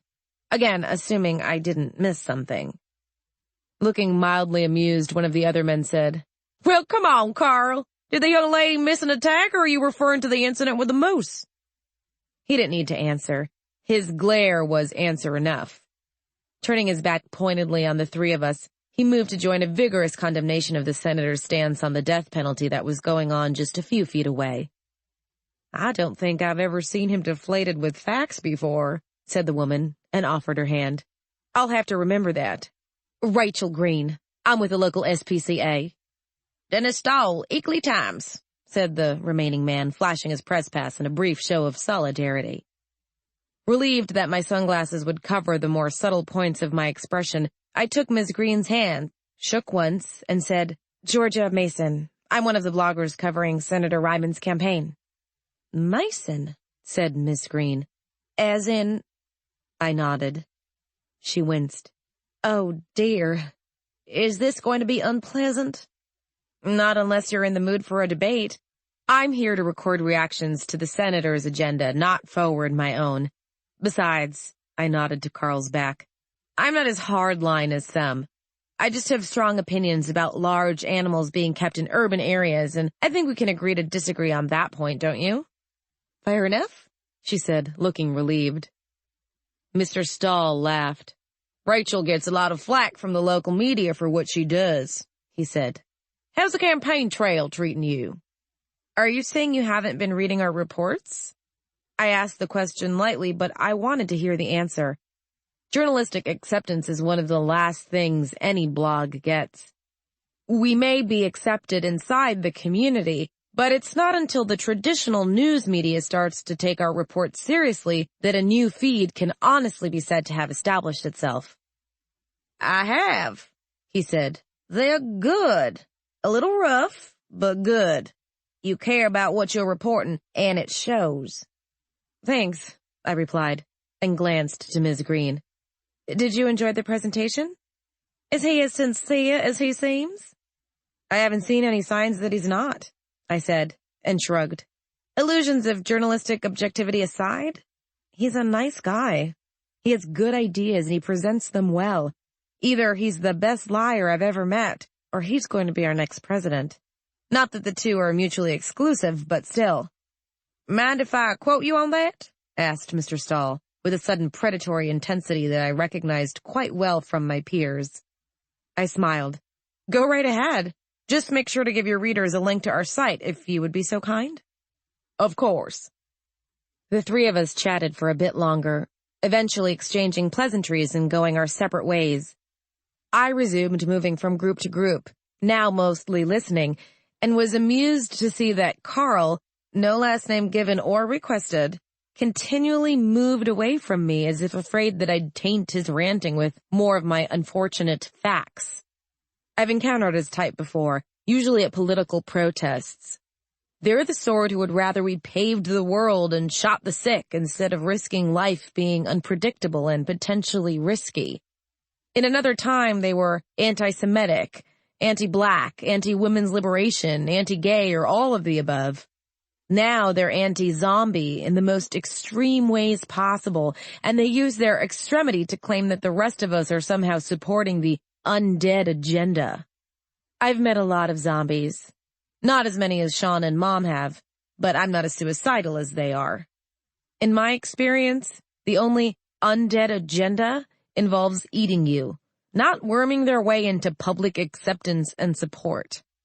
There will always be people for whom hate is easier when it's not backed up by anything but fear, and I will always do my best to hoist them by their own petards. The hallway lights dimmed once before returning to their original brightness, a sign that moving along was requested by the management. I glanced at my watch. It was 9:45. Most zombie attacks occur between the hours of 10 and 2. Allowing people to gather during the high-risk period can triple your insurance rate, especially if you live in an area with recently documented outbreaks. That includes much of the Midwest, where coyotes, feral dogs, and farm animals create a constant low-grade threat. It doesn't take much to get most people moving after they realize they've managed to stay out past the unspoken world curfew. The conversational groups broke up as people grabbed their coats, bags, and traveling companions and turned to head for the doors. All of them had someone to walk with, even Carl. We are a nation equally afraid of gathering together and being alone. Is it any wonder that the average American is in therapy by the age of 16? My ear cuff beeped, signaling a call.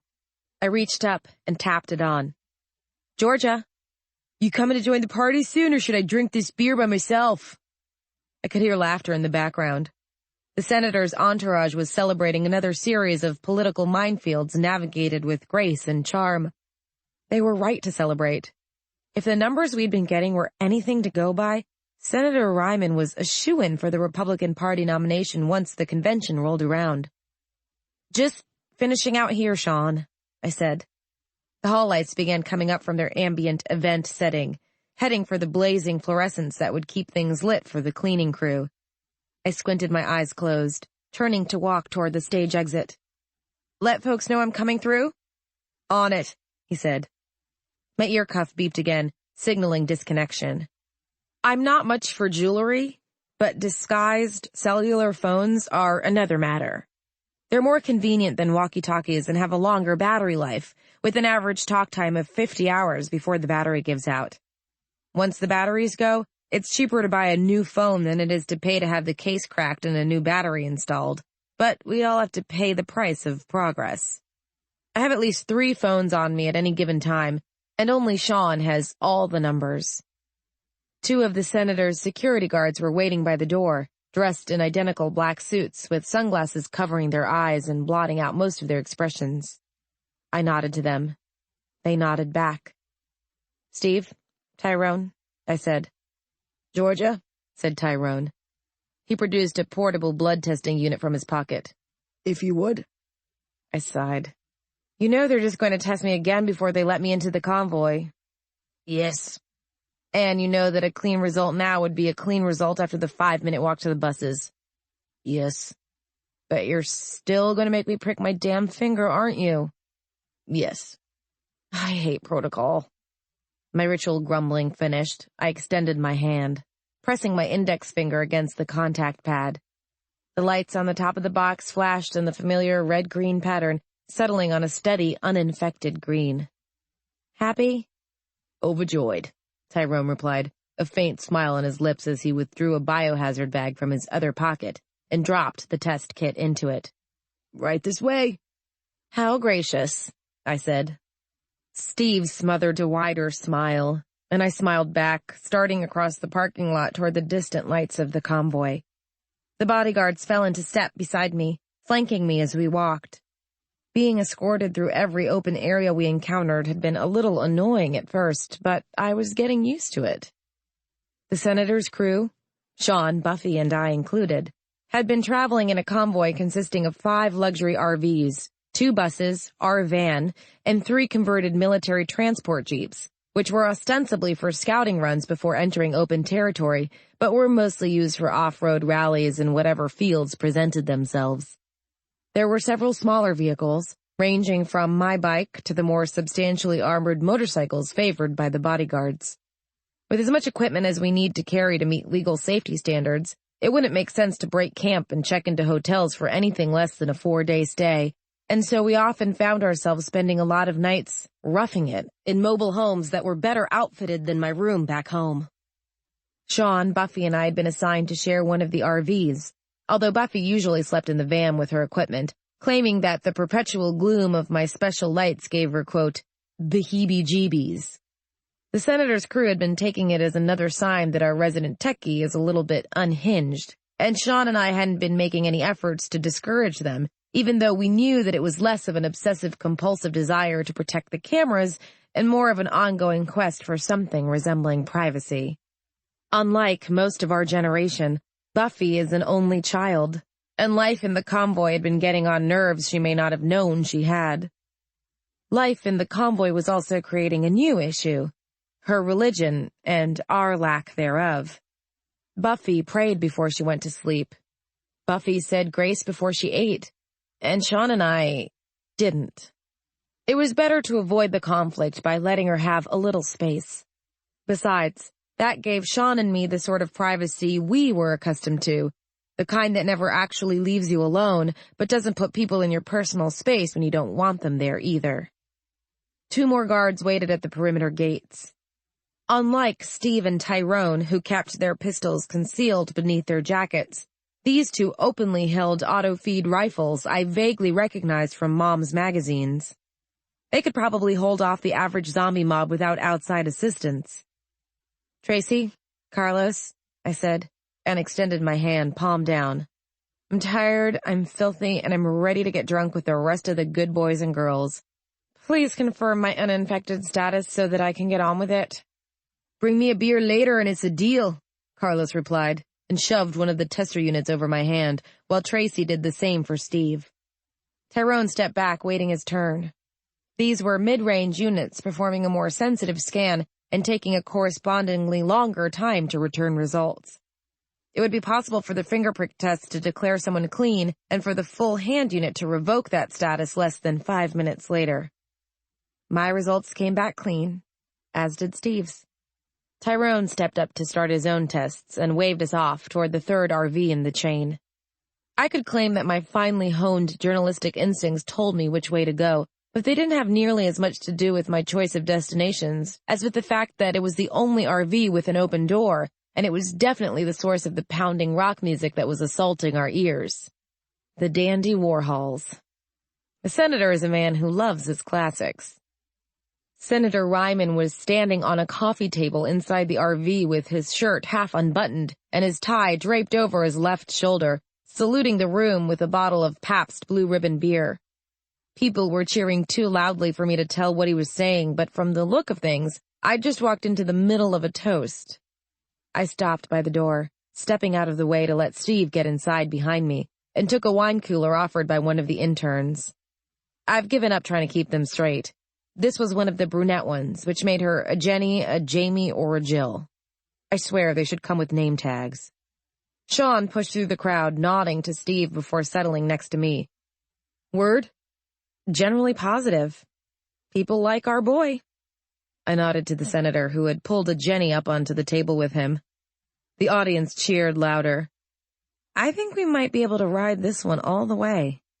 Buffy said the same thing, Shaun agreed, taking a swig from his beer. Ready to review tonight's footage?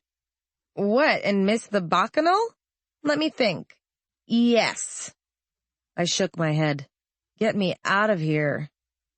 The first post-appearance party was fun. So was the third, and the 15th. By the 23rd, I had come to recognize them as a clever method of controlling the locals. Let the peons blow off some steam, reinforce the idea that you're just one of the gang, and get down to the real business after most of the campaign had gone to bed. It was cunning, it was productive, and I salute Senator Ryman for thinking of it. All that being what it is, I saw no reason to spend any more time in an overly bright, overly crowded RV drinking crappy wine coolers than I absolutely had to. Steve smiled wryly as we turned to push past him. Leaving so soon? I'll be back for the midnight football game, Shaun promised, and propelled me out the door with a solid push to the middle of my back. The dimness outside was like a benediction. Midnight football? I asked, giving him a sidelong look as we moved away from the raucous RV, heading for our much quieter van. Do you sleep? Do you? He countered. Touché. Shaun spends his time moving, planning to move, and coming up with new ways to move, many of them involving heavy explosives or the undead. I spend my time writing, thinking about writing, and trying to come up with new things I can write about. Sleep has never been high on the priority list for either of us, which is probably a blessing in disguise. We kept each other amused as kids. If one of us had actually wanted to get some rest, we would have made each other crazy. The van lights were on and the back door was unlocked. Buffy looked up as we entered, her expression remaining distracted even as she made note of our arrival. Once she was sure that we weren't being pursued by a rampaging horde of zombies, she turned back to her keyboard. Working on? I asked, putting the wine cooler down next to my station. Splicing the footage from tonight and synchronizing the sound feeds. I'm thinking of doing a music video remix once it's all finished. Pick something retro and rock the house. Also, I'm chatting with Chuck. He's going to let me access his campaign footage to date and see if I can't put together a sort of retrospective. I raised an eyebrow as I grabbed a Coke from the fridge. Because you couldn't get at that footage without help? Buffy's cheeks reddened. He's being helpful. Buffy has a crush, Shaun sing-songed. Play nice, I said, and sat cracking my knuckles. I need to hit the op-ed sites, see who's saying what, and start prepping the morning headlines. It's going to be a fun night, and I don't need you starting a fight and spoiling it. Shaun rolled his eyes. Right. You girls feel free to stay cooped up in here screwing around all night. It's called making a living, dumbass, I said, flicking the screen on and entering my password.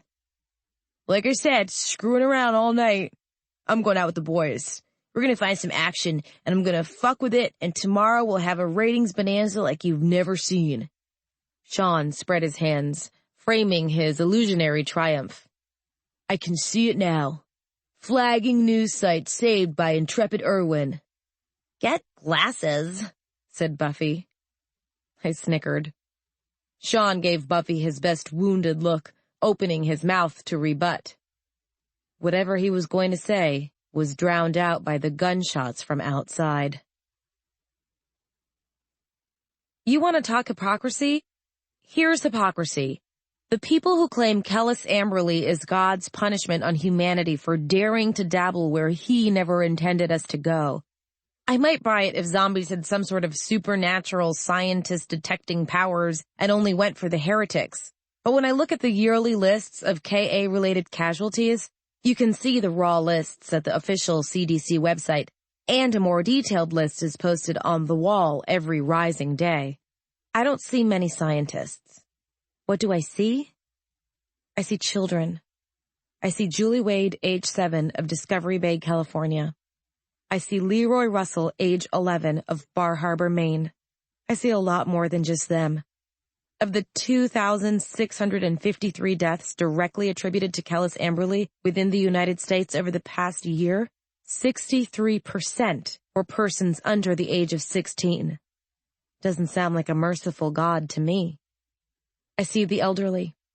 I see Nicholas and Tina Postoloff, late of the Pleasant Valley Nursing Home in Warsaw, Indiana. Reports say Nicholas would have survived if he hadn't gone back for Tina, his wife of 47 years. They died and were reanimated by the virus before help could arrive. They were put down in the street like wild animals. Doesn't sound like divine judgment. Doesn't sound like divine anything. I see men and women like you and me, people trying to live their lives without making any mistakes that will come back to haunt them later. I don't see sinners or people who have called down some sort of righteous plague. So stop. Stop trying to make people even more afraid than they already are by implying that somehow this is just a taste of the torments to come. I'm tired of it. And if there's a God, I bet he's tired of it too. From Images May Disturb You, the blog of Georgia Mason, January 12th, 2040. Chapter 8. Shaun didn't hesitate. Putting his beer on the nearest counter, he grabbed a crossbow off the wall and ran for the door. I was only a few feet behind him, Coke in one hand. Unlike my idiot brother, I have no intention of becoming a footnote on the wall, but that doesn't mean I can't watch from a safe remove. Georgia! There was enough anxiety in Buffy's voice to make me turn. She lobbed a handheld camera in my direction. I caught it, raising my eyebrows in question. Better picture quality and 60 hours of battery life. And audiences love a little hand-shot footage, as long as you cut to the smoother computer-operated stuff before they get motion sickness. Got it, I said, and followed Shaun, opening my soda as I went. The encampment was ablaze with activity. Guards swarmed everywhere I turned, weapons out and ready. I couldn't blame them for their excitement. Anyone who goes into private security in this day and age is likely to be a lot like Shaun, and he'd slowly been going nuts from the lack of dangerous things to pester. More gunshots sounded from the south. I turned in that direction, flipping on the camera, and tapped my soda twice against the pressure pad on my belt. My ear cuff beeped. A moment later, Shaun's slightly breathless voice was in my ear. Kinda busy, George. What gives? Need a position if you want this on film. Distant moaning was audible as a whisper on the wind. Buffy's microphones are pretty sensitive. If she could get any sort of audio track, she'd be able to intensify it and play it back with the report, twice as loud and 10 times as chilling. Location? Just outside the van. Northwest. I'm at the fence. That was directly away from the loudest signs of combat. "You sure about that?" "Hurry and get over here," he snapped and clicked off. Shrugging, I turned toward the northern fence, breaking into a trot. I've learned not to argue with Shaun where zombies are concerned. He knows more about their behavior than I can imagine wanting to, and if he says north, he's probably right. Gunshots continued to sound as the moaning, faint as it was, began getting louder. The glare from the perimeter lights confused my night vision. I heard Shaun before I saw him. He was swearing merrily, using language that would make a longshoreman blush as he taunted the infected closer to the fence. There were 5 of them, all fresh enough to look almost human, assuming you discounted the extreme dilation of their pupils and the slack, hungry way they stared at my brother as their fingers clawed against the fence. They'd died within the past few hours. I raised the camera, zooming in on their faces. Shaun didn't even realize I was there until my soda hit the pavement. He stopped, taunting the infected, stepping clear of the fence as he turned to stare at me. "George? What's wrong? You look like you've seen a ghost." "I have." I indicated one of the zombies. Before amplification, she'd been a slender young woman, no heavier than Buffy. The wound that killed her the first time stood out livid and red against the still pink flesh of her throat, and the fabric of her pale gray University of Oklahoma sweatshirt was stained bloody. "Recognize her?" "Should I?" Shaun leaned closer to the fence. The zombie bared her teeth and hissed, increasing her attempts to break through. "She's definitely not one of my exes, George. I mean, she's cute, but way too dead for my tastes." "Like you have any exes?" Shaun has dated as much as I have, which is to say, not at all. Buffy usually has 5 or 6 paramours at any given time, but Shaun and I haven't ever bothered. Other things keep getting in the way. "Well, if I did have exes, they wouldn't look like her. Fill me in?" "She was the cheering section at the senator's presentation. She looked a hell of a lot better when she was alive. I didn't remember seeing her after the Q&A broke up. If she left promptly and got caught on the street, given her body mass, she'd have had plenty of time to reach full amplification and rise again. It wasn't a difficult scenario to imagine. A young college student comes alone to a risky meeting in a public place and leaves the same way. No one would have been there to help her. A single bite is a death sentence, and not everyone has the guts to call the police and request a bullet to the brain before it gets too late to avoid rising.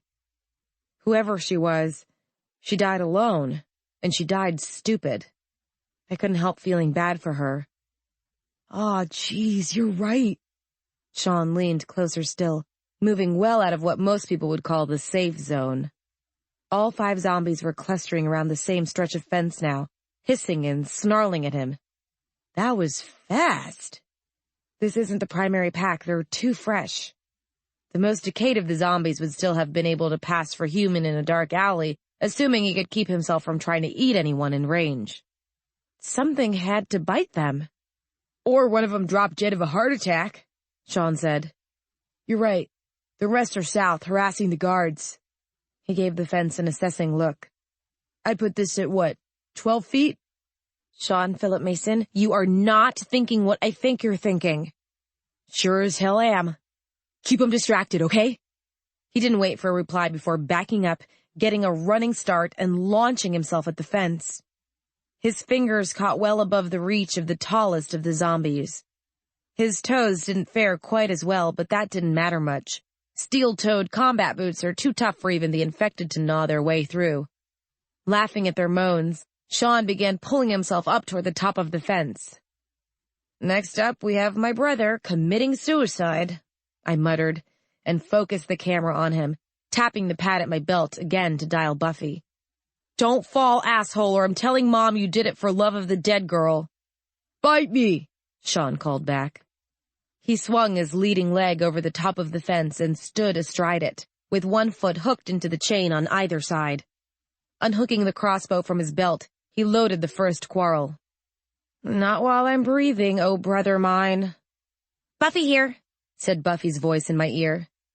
"Buffy, you getting the feeds on this?"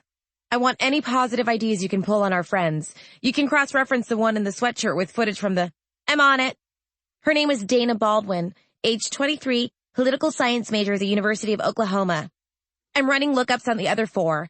I have a few possible matches, but there's nothing confirmed. Shaun pulled back the catch, taking careful, almost affectionate aim on the nearest of his admirers.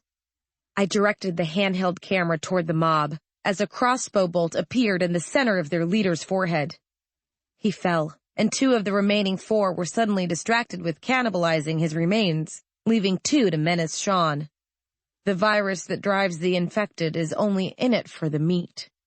Zombies generally choose the living over the dead, but something that won't put up a fight is always better than nothing at all. Keep looking, I said.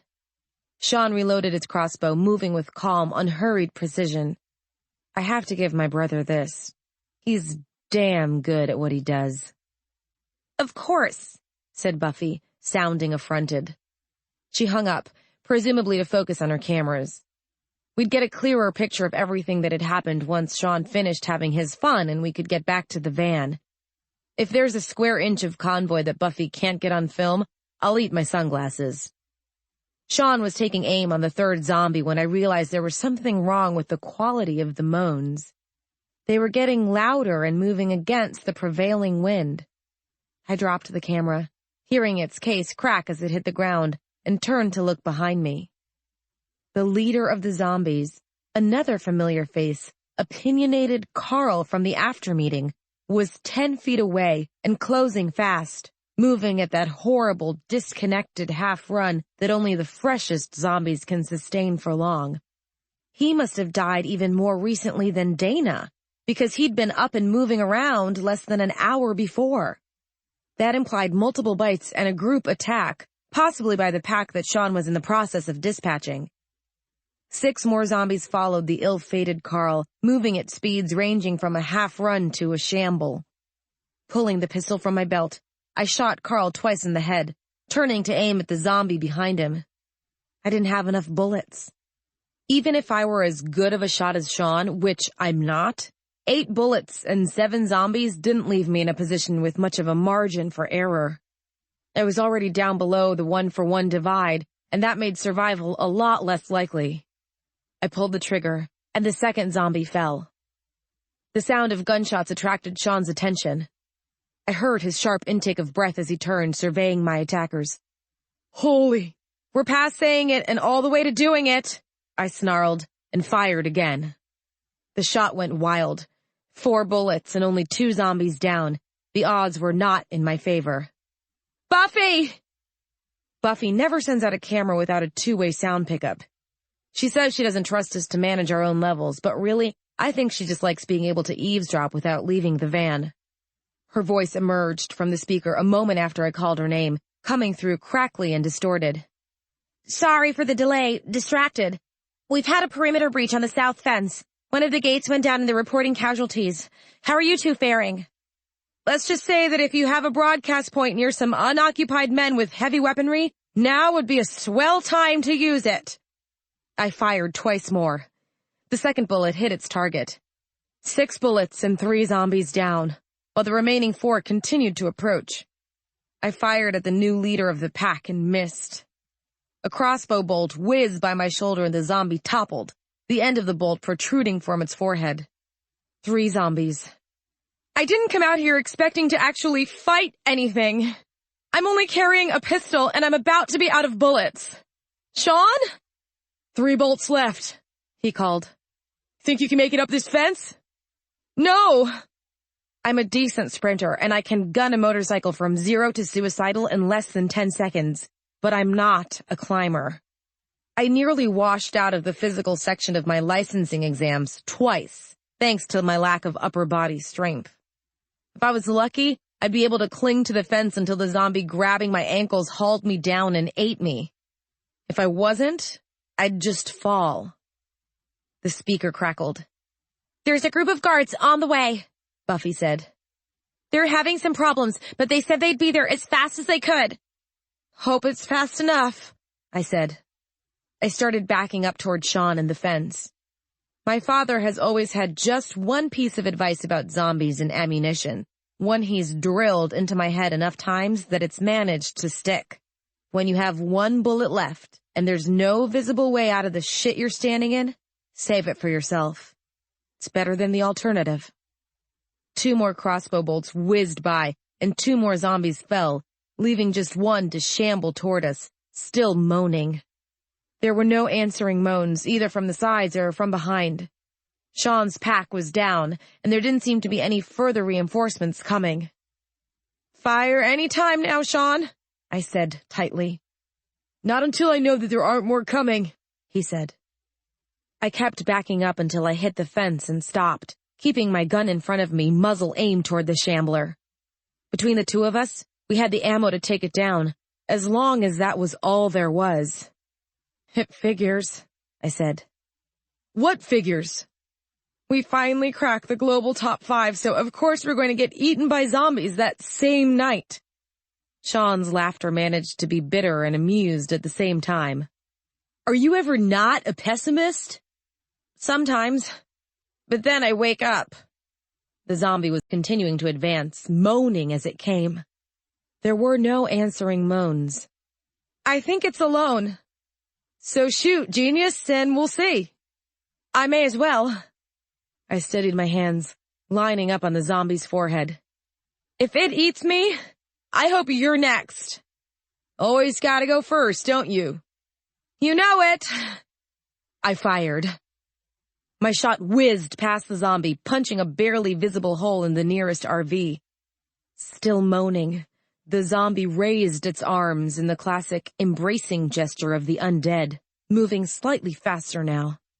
No one's ever figured out how the zombies can tell when their victims are unarmed, but they manage somehow. "Shaun? We have time." "Yeah, sure," I said. The zombie was still 12 feet away, well out of attack range, but it was closing on us. "I hate you." "It's mutual," Shaun said. I risked a glance up at him and saw that he was aiming for the zombie's forehead, waiting for the perfect shot. 1 bolt, 1 chance. Maybe that sounds like the odds he'd been playing before, but it wasn't. It's easier to get a bullseye when there's nothing actually at risk. "Just so we're clear," I said, and closed my eyes. The gunfire came from 2 directions at the same time. I opened my eyes to see the last zombie mowed down by a hail of chain-fed bullets being fired by no fewer than 4 of the guards, 2 closing on either side. Above me, Shaun gave a loud war whoop. "The cavalry has arrived!" "God bless the cavalry," I muttered. Our tense standoff was over in a matter of seconds. I ignored the fallen camera as I pushed away from the fence and strode toward the nearest pair of guards. The camera was a write-off. Buffy had the footage downloaded by now, and they were going to insist on destroying the damn thing anyway, since it had almost certainly been spattered with blood when the guards started firing. The electronics were too delicate to survive a full decontamination. That sort of thing was why we keep our insurance paid up. Steve was there, scowling at the fallen infected like he was challenging them to get up and let him kill them again. "Sorry, Steve. The virus only reanimates the host once." His partner was a few feet away, scanning the fence. It wasn't Tyrone. I paused, starting to get the vaguest idea of how the zombies had broken through the fence. Ideas never drew ratings without confirmation. "What happened?" "Not now, Georgia," said Steve with a tight shake of his head. "Just not now." I considered pressing the matter. If this were a normal zombie attack, one of the hit-and-run outbreaks that can happen anywhere, I probably would have. It's always best to question the survivors before they can start deluding themselves about the reality of what they just went through. After the adrenaline fades, half the people who survive a zombie attack turn into heroes, having gunned down 1,000 zombies with nothing but a .22 and a bucket of guts, while the other half deny that they were ever close enough to the undead to be in any actual danger.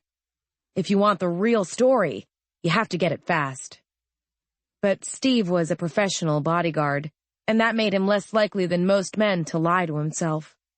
Factor in the fact that unless he left the convoy after the paperwork was completed, I'd have to continue interacting with him on a regular basis, and getting the scoop wasn't worth alienating the large, potentially violent man who managed a lot of my blood tests.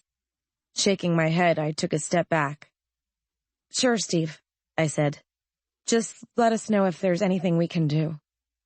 There was a clatter as Shaun jumped down from the fence. I didn't turn, and he trotted to a stop beside me, eyes narrowing as he took note of the attending guards. "Christ, Steve, where's Tyrone?" he said. Shaun has done more to get close to the guards than I have. A little friendliness is unavoidable, but he'd actually gotten out there and made friends. Maybe that's why Steve answered his question with a quiet, "Conversion was confirmed at 2200 hours, 27 minutes. Tracy put him down, but not before he was able to pass on the infection." Shaun whistled, long and low. "How many down?" 4 casualties from the convoy and an as-yet undetermined number of locals. The senator and his aides are being moved to a secure location. If you'll gather your things and collect Miss Maisonnier, we'll take the 3 of you to decontamination before relocating you as well. "Are all the zombies down?" I asked.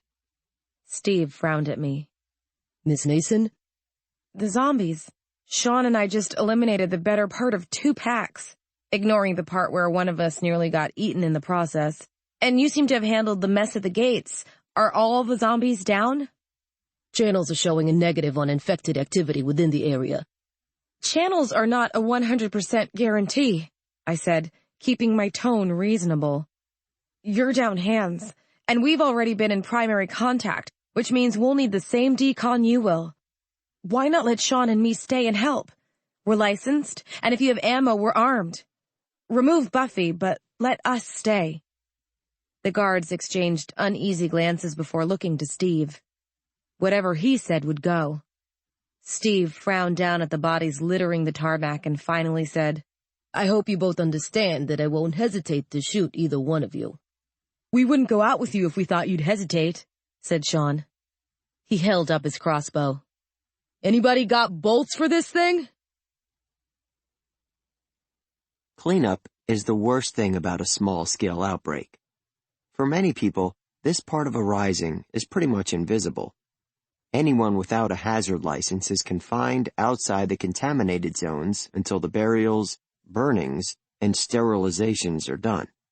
When the cordons come up, life goes back to normal, and this sort of thing is routine enough that, unless you know the signs, you could even fail to realize that there was an incident. We've had a lot of practice at cover-ups. That changes if you have to be involved.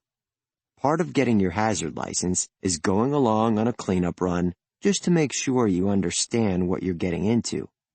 George and I both threw up when we made our first cleanup run, and I almost passed out twice. It's horrible, messy work. Once a zombie's been shot through the head, it doesn't look like a zombie anymore.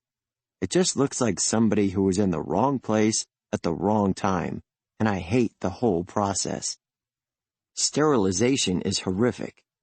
You burn any vegetation the zombies came into contact with, and if they walked on any open ground, you drench it with a solution of chlorinated saline. If it's a rural or suburban area, you kill any animals you find. Squirrels, cats, whatever. If it's mammalian and can carry the virus in its live state, it dies, even if it's too small to undergo amplification.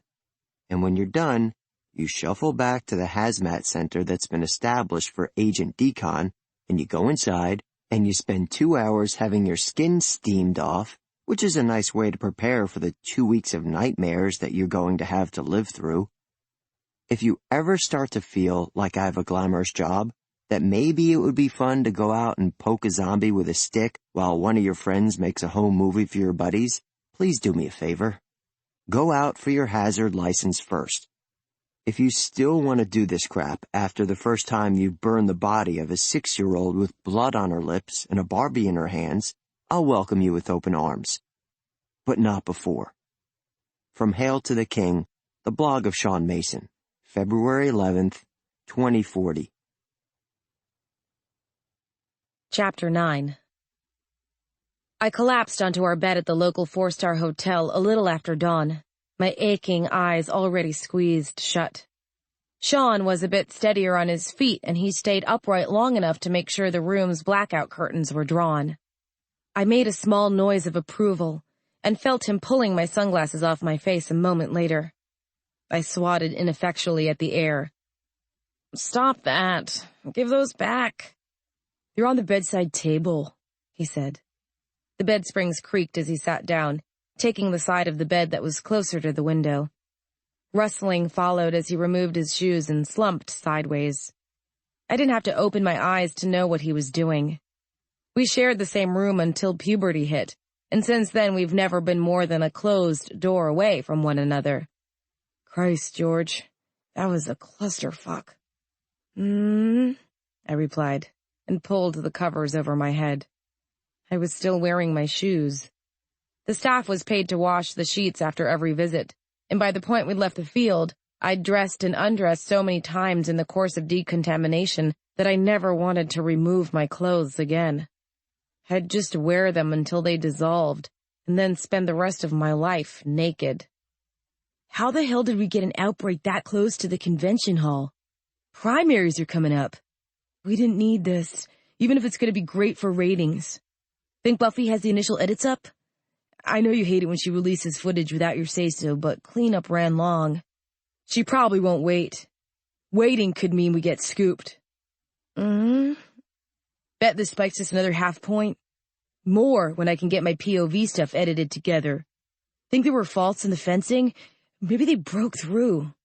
Steve wasn't clear on where the attack started, and we lost both guards stationed on the gate." Poor Tyrone. Jesus.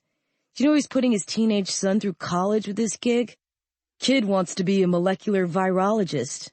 Somewhere in the middle of explaining the hopes, dreams, and character failings of the fallen guards, Shaun's voice trailed off, replaced by the soft, rhythmic sound of his breathing. I sighed, rolling over and followed him into sleep. The curtains were pulled away from the window some unknown length of time later, allowing sunlight to stream into the room and jerk me unceremoniously back into awareness. I swore, fumbling for the nightstand I vaguely remembered Shaun mentioning in conjunction with my sunglasses. My hand hit the side of the bed, and I squinted my eyes more tightly closed, trying to ward off the light. Shaun was less restrained in his profanity. "Fuck a duck, Buffy, what are you trying to do, blind her?" My sunglasses were thrust into my hand. I unfolded them and slid them into place, opening my eyes to see Shaun, clad only in his boxer shorts, glaring at an unrepentant Buffy. "Knock next time." "I did knock 3 times, she said. "And I tried the room phone twice. See?" Both Shaun and I glanced toward the phone. The red message light was blinking. "When you kept not answering, I rerouted the locks to make them think your room was my room and let myself in." "You didn't just shake us because—" I mumbled. A splitting headache was rushing in to fill the void left by my disrupted REM cycle. "Are you kidding? You two sleep armed. I like having 4 limbs and a head." Seeming oblivious to the hostility in the room, Buffy activated the terminal on the wall, pulling down the foldable keyboard. "I'm guessing you guys haven't seen the daily returns, huh?" "We haven't seen anything but the insides of our eyelids," Shaun said. He wasn't making any effort to hide his irritation, which was only increasing as Buffy ignored it. "What time is it?" "Almost noon," Buffy said. The hotel startup screen came up and she began typing, shunting the connection to one of our own server relays. The logo of After the End Times filled the screen, replaced a moment later by the black and white grid of our secure staff pages. "I let you guys sleep for like 6 hours. I groaned and reached for the phone. I am so calling room service for a gallon of Coke before she can do any more talking. "Get some coffee, too," said Shaun. "A whole pot of coffee." "Tea for me," said Buffy. The screen shifted again as she pulled up the numerical display that represents our feed from the Internet Ratings Board. It measures server traffic, unique hits, number of connected users, and a whole bunch of other numbers and factors, all of them combining to make one final holy figure, our market share. It's color-coded, appearing in green if it's more than 50, white for 49 to 10, yellow for 9 to 5, and red for 4 and above.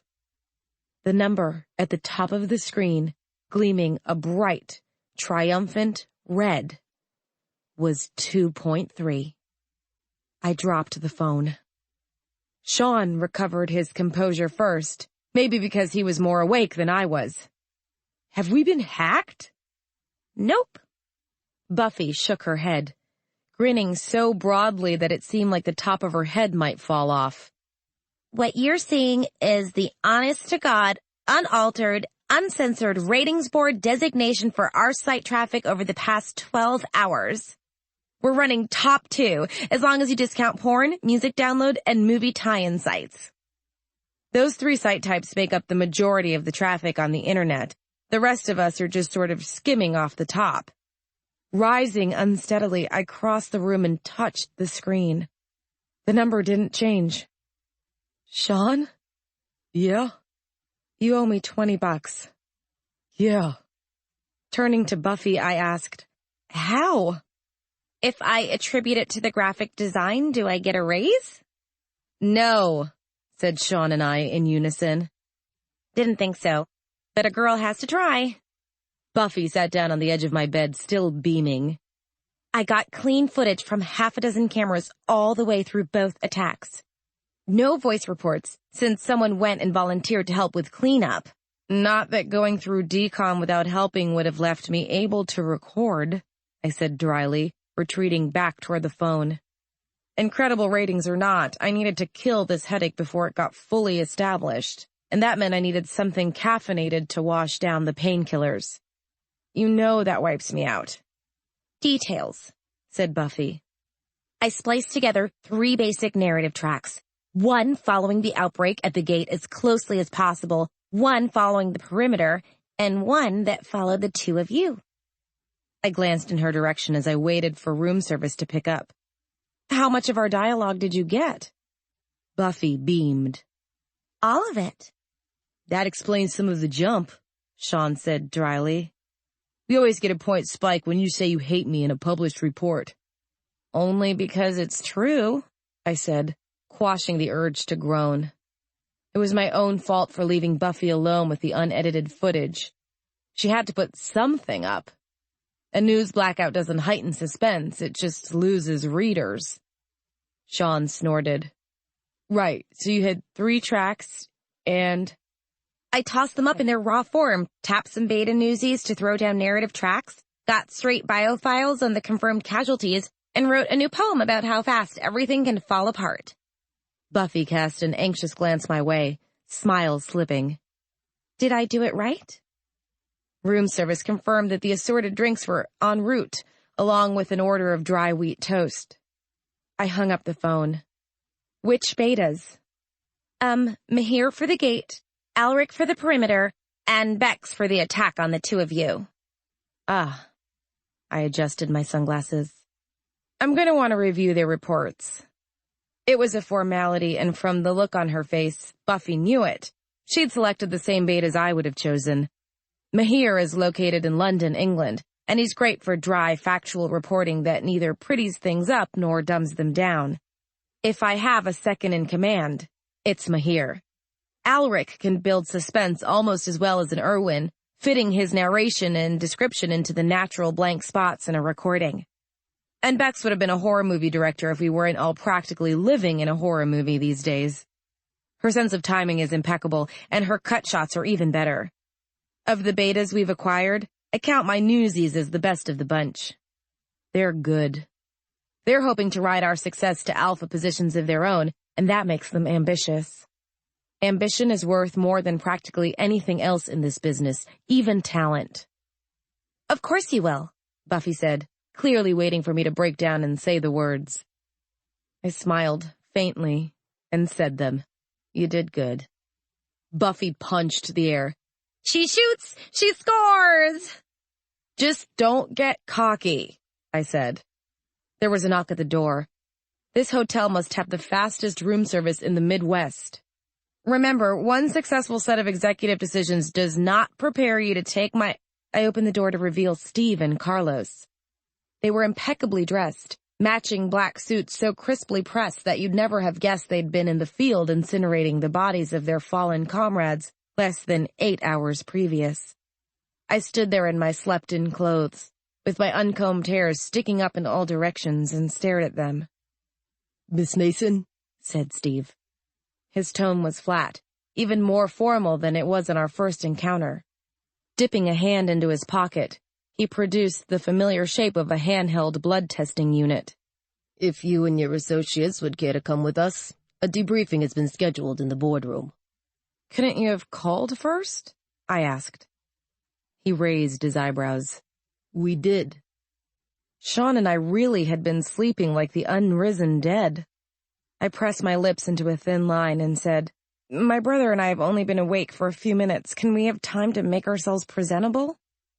Steve looked past me into the room where Shaun, still clad only in his boxers, offered a sardonic wave. Steve looked back to me. I smiled. "Unless you'd prefer we came as we are?" "You have 10 minutes, Steve said, and shut the door. "Good morning, Georgia," I muttered. "Right. Buffy, get out. We'll see you in the boardroom. Shaun, put clothes on." I raked a hand through my hair. "I'm going to wash up." One good thing about going to bed straight from a cleanup operation, even after 6 hours of sleeping and sweating into my clothes, they were still cleaner than they'd been when I bought them. After you've been sterilized 7 times for live virus particles, dirt doesn't stand much of a chance.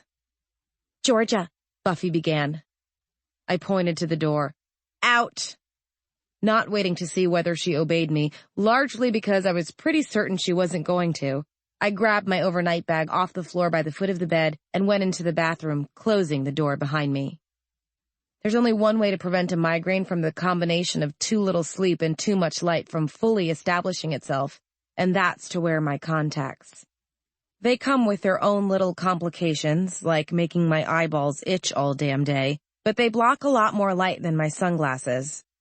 I pulled the case out of my bag, popped off the top, and withdrew the first of the lenses from the saline solution where they customarily floated. Normal contact lenses are designed to correct problems with the wearer's eyesight. My eyesight is fine, except for my light issues, which the lenses can compensate for. Unfortunately, while normal contacts enhance peripheral vision, these ones kill the greater part of mine by covering the iris and most of the pupil with solid color films that essentially create artificial surfaces for my eyes. I'm not legally allowed to go into field situations while wearing contacts. Tilting my head back, I slipped the first lens into place, blinking to settle it against my eye. I repeated the process with the other eye before lowering my head and looking at myself in the mirror. My reflection gazed impassively back at me, eyes perfectly normal and cornflower blue. The blue was my choice. When I was a kid, they got me brown lenses that matched the natural color of my eyes. I switched to blue as soon as I was old enough to have a say. They don't look as natural, but they also don't make me feel like I'm trying to lie about my medical condition. My eyes aren't normal. They never will be. If that makes some people uncomfortable, well, I've learned to use that to my own advantage. I straightened my clothes, tucked my sunglasses into the breast pocket of my shirt, and ran a brush through my hair. There. That was as presentable as I was going to get. If the senator didn't like it, he could damn well refrain from allowing any more late-night attacks on the convoy. Buffy was gone when I emerged from the bathroom. Shaun handed me a can of Coke and my MP3 recorder, wrinkling his nose. "You know your contacts creep me out, right?" "That's the goal." The soda was cold enough to make my back teeth ache. I didn't stop gulping until the can was empty. Tossing it into the bathroom trash, I asked, "Ready?" "For hours. You girls always take forever in the bathroom." "Bite me." "Not without a blood test." I kicked his ankle, grabbed 3 more Cokes from the room service tray, and left the room. Steve was waiting in the hall, blood test unit still in his hand. I eyed it. "Isn't this going a bit far? We went from cleanup to bed. I doubt there was a viral reservoir in the closet." hand," Steve replied. I sighed and switched my pilfered sodas to my left hand, allowing me to offer him the right. The process of testing me and then Shaun took less than a minute. Both of us came up unsurprisingly clean. Steve dropped the used units into a plastic bag, sealed it, and turned to walk down the hall, obviously expecting us to follow. Shaun and I exchanged a glance, shrugged, and did exactly that. The boardroom was 3 floors up, on a level you needed an executive keycard to access. The carpet was so thick that our feet made no sound as we followed Steve down the hall to the open boardroom door. Buffy was seated on a countertop inside, keying information into her handheld and trying to stay out of the way of the senator's advisors. They were moving back and forth, grabbing papers from one another, making notes on whiteboards, and generally creating the sort of hurricane of productive activity that signals absolutely nothing happening. The senator was at the head of the table with his head in his hands, creating an island of stillness in the heart of the chaos. Carlos flanked him to the left, and as we crossed the threshold, Steve abandoned us to cut across the room and flank Senator Ryman to the right. Something must have alerted the senator to Steve's presence because he raised his head, looking first toward the bodyguard and then toward us. One by one, the bustling aides stopped what they were doing and followed the direction of the senator's gaze. I raised a can of soda and popped the tab. The sound seemed to snap the senator out of his fugue. He sat up, clearing his throat. "Shaun, Georgia, if the two of you wouldn't mind taking your seats, we can get things started."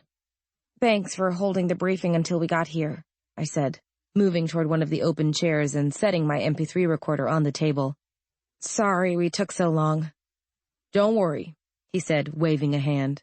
"I know how late you were out with the cleanup crews. A little sleep is hardly repayment for going above and beyond the call of duty like that." "In that case, I'd like some groupies," said Shaun, settling in the chair next to mine. I kicked him in the shin. He yelped, but grinned, unrepentant. "I'll see what we can do." The senator rose, rapping his knuckles against the table. The last small eddies of conversation in the room died, all attention sliding back to him. Even Buffy stopped typing as the senator leaned forward, hands on the table, and said, "Now that we're all here, how the hell did that happen?" His voice never rose above a conversational level. "We lost 4 guards last night, 3 of them at our own front gate. What happened to the concept of security? Did I miss the meeting where we decided that zombies weren't something we needed to be concerned about anymore?" One of the aides cleared his throat and said, "Well, sir, it looks like there was a power short on the interior detection unit, which resulted in the doors failing to shut fast enough to prevent the incursion from—" "Speak English at this table or I will fire you so fast you'll wind up standing at the airport wondering how the hell you got from here to there without any goddamn pants on," the senator snapped. The aide responded by paling and dropping the papers he'd been holding. "Can anyone here tell me what happened and how in simple English words of 2 syllables or less?" "Your screamer wasn't working," said Buffy. Every head in the room turned to her. She shrugged. "Every perimeter rig has a screamer built in. Yours didn't switch on." "A screamer being?" asked one of the aides. "A heat-sensitive motion sensor," said Chuck Wong. He looked anxious, and with good reason. Most of his job involves the design and maintenance of the convoy's automated perimeter defenses. If there'd been a mechanical failure, it was technically his fault. They scan moving objects for heat as well as motion. Anything below a certain range sets off an alert of possible zombies in the area. A really fresh one can fool a screamer, but the packs we saw last night were too mixed for that. They should have set off the alerts, and they didn't." Buffy shrugged again. "That means we had a screamer failure." "Chuck, care to tell us why that happened?" "I can't. Not until we can arrange for a physical inspection of the equipment." "It's arranged. Carlos, get 3 of your men and take Chuck for an inspection run. Report back as soon as you have anything." Carlos nodded, heading for the door. 3 of the other bodyguards moved away from the walls and followed, not waiting to be asked. "I'll need my equipment," Chuck protested. Your equipment should be with the convoy, and since that's where you're going, I'm sure you'll have everything you need," the senator said. There was no arguing with his tone. Chuck obviously saw that. He stood, thin-boned hands twitching by his sides as he turned toward the door. "Mind if I go along?" asked Buffy. The room looked at her again. She flashed her most winning smile. "I'm pretty good at seeing why field equipment decided to fry. Maybe I could be a second opinion." And maybe she could get us some footage for a follow-up report. I nodded and caught the senator watching the gesture before he, in turn, began to nod. "Thank you for volunteering, Miss Maisonnier. I'm sure the group will be glad to have you along." "I'll ring back," Buffy said, and hopped off the counter, trotting out the door after Chuck and the bodyguards. "There she goes," Shaun muttered. "Jealous?" I asked.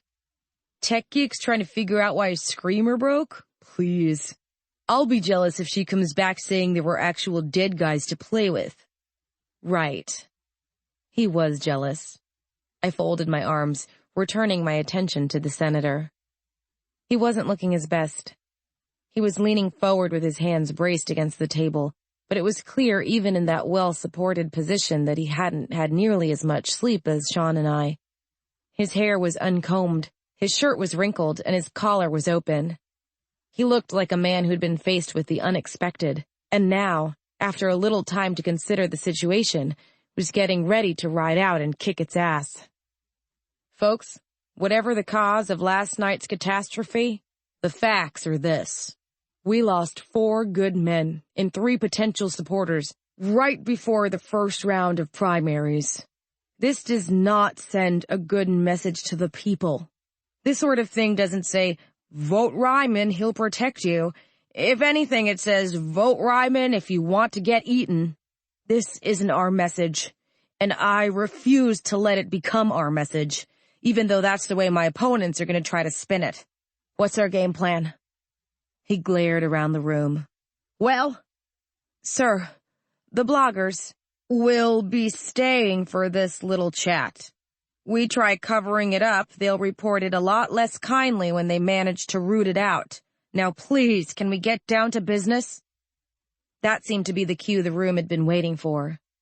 The next 40 minutes passed in a blaze of points and counterpoints, with the senator's advisors arguing the finer aspects of spin, while his security heads protested any attempts to categorize their handling of the campaign to date as lax or insufficient.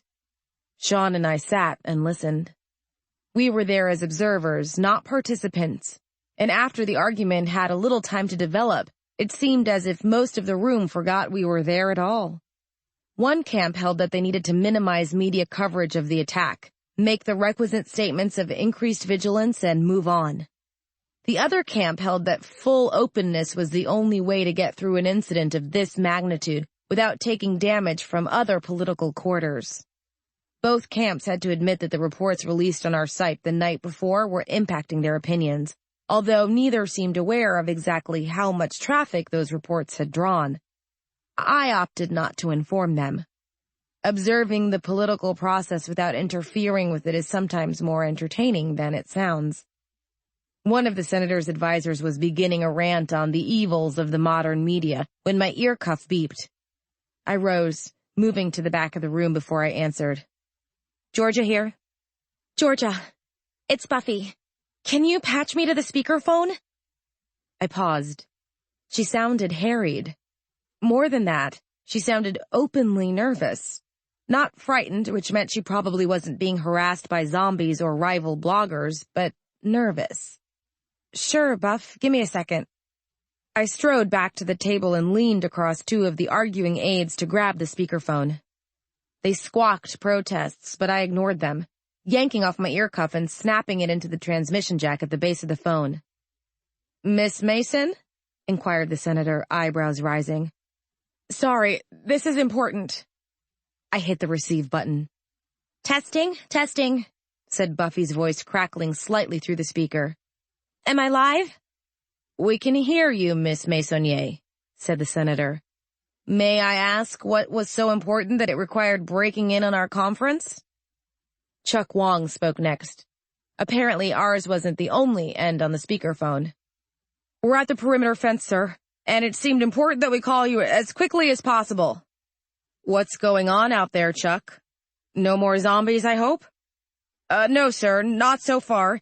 It's the screamer." "The one that failed?" "Yes, sir. It didn't fail because of anything my team did." Chuck didn't keep the relief out of his tone, and I couldn't blame him. Carelessness can be a federal offense when it applies to anti-zombie devices. No one has managed to successfully charge a security technician with manslaughter yet, but the cases come up almost every year. "The wires were cut." The senator froze. "Cut?" "The screamer shows detection of the zombies we saw last night, sir. The connection that should have set off the perimeter alarms wasn't made because those wires had been cut before the alarm was sounded." "Whoever did it did a pretty good job," Buffy said. "All the damage is inside the boxes. Nothing visible until you crack the case, and even then you have to dig around before you find the breaks." The senator sagged backward, paling. "Are you telling me this was sabotage?" "Well, sir," said Chuck, "none of my men would have cut the wires on a screamer protecting the convoy that they were inside. There's just no reason for it." "I see. Finish your sweep and report back, Chuck. Miss Maisonier, thank you for calling. Please call again if you need anything further." "Roger. Georgia, we're on server 4. "Noted. Signing off now." I leaned over and cut the connection before pulling my ear cuff out of the jack and sliding it back into my ear. Only when this was done did I glance back up at Senator Ryman. The senator looked like a man who'd been hit, hard and unexpectedly from behind. He met my gaze, despite the alien appearance of my contacts, and gave a small, tightly controlled shake of his head. "Please," that gesture said, "not right now." I nodded, taking Shaun's arm. "Senator, if you don't mind, my brother and I should be getting to work. We're a bit behind after last night." Shaun blinked at me. "What?" "Of course." The senator smiled, not bothering to conceal his relief. "Miss Mason, Mr. Mason, thank you for your time. I'll have someone notify you before we're ready to check out and move on." "Thank you," I said, and left the room, hauling the still bewildered Shaun along in my wake. The boardroom door swung closed behind us. Shaun yanked his arm out of my hand, subjecting me to a sharp, sidelong gaze. "Want to tell me what that was all about?" "The man just found out his camp was sabotaged," I said. "They're not going to come up with anything useful until they finish panicking. That's going to take days. Meanwhile, we have reports to splice together and update, and Buffy's dumping her footage to server 4. We should take a look." Shaun nodded. "Got it. Come on." Back in our hotel room, I turned the main terminal over to Shaun while I plugged my handheld into the wall jack and settled down to work. We couldn't both record voice feeds at the same time, but we could edit film clips for our individual sections of the site, and we could write as much text as we needed. I skimmed the reports Buffy authorized while Shaun and I were on cleanup. All 3 of the betas had done excellent jobs. Mahir, especially, had done an amazing amount with his relatively straightforward video feed, and I saw from the server flags that both the footage and his voice tracking had already been optioned by 3 of the larger news sites. I tapped in a release, authorizing use of the footage under a standard payment contract that would give Mahir 40% of the profits, with clear credit for the narrative. His first breakout report. He'd be so proud. After a pause, I added a note of congratulations, directed to his private mailbox. He and I have been friends outside of work for years, and it never hurts to encourage your friends to succeed. "How are things in your department?" I asked, pulling up the raw footage of the attacks and setting it to run sequentially on my screen. I wasn't sure what I was looking for, but I had a hunch, and I've learned to follow my hunches. Buffy knows visual presentation, and Shaun knows shock value, but me? I know where to find the news. There had been sabotage. Why? When? And how had our saboteur been able to cut those wires without coming into the range of Buffy's cameras? "I'm taking Bex away from you," he said. I glanced over. Shaun's screen was dominated by the footage of the two of us against the fence, holding off the last of the zombies. The audio was being fed directly to him via the earpiece plugged into his left ear. His expression was serious. She wants to go Irwin. She's been begging for weeks. And this report? This isn't a newsy report, George. You know that. I scowled, but it wasn't like the request was a surprise. Good Irwins are hard to come by because the death rates during training are so damn high. You don't have time for a learning curve when you're playing with the infected. What are her credentials? You're stalling. Humor me. The footage on my screen was set to play in real time, which meant some of the feeds would pause to let the others catch up again. The gate cameras had chunks missing from their narrative while the attack at the fence was almost complete. I couldn't help wincing when I saw one of the women from the political rally come staggering up, clearly among the infected. I didn't need the dialogue tracks to tell me what Tyrone was saying.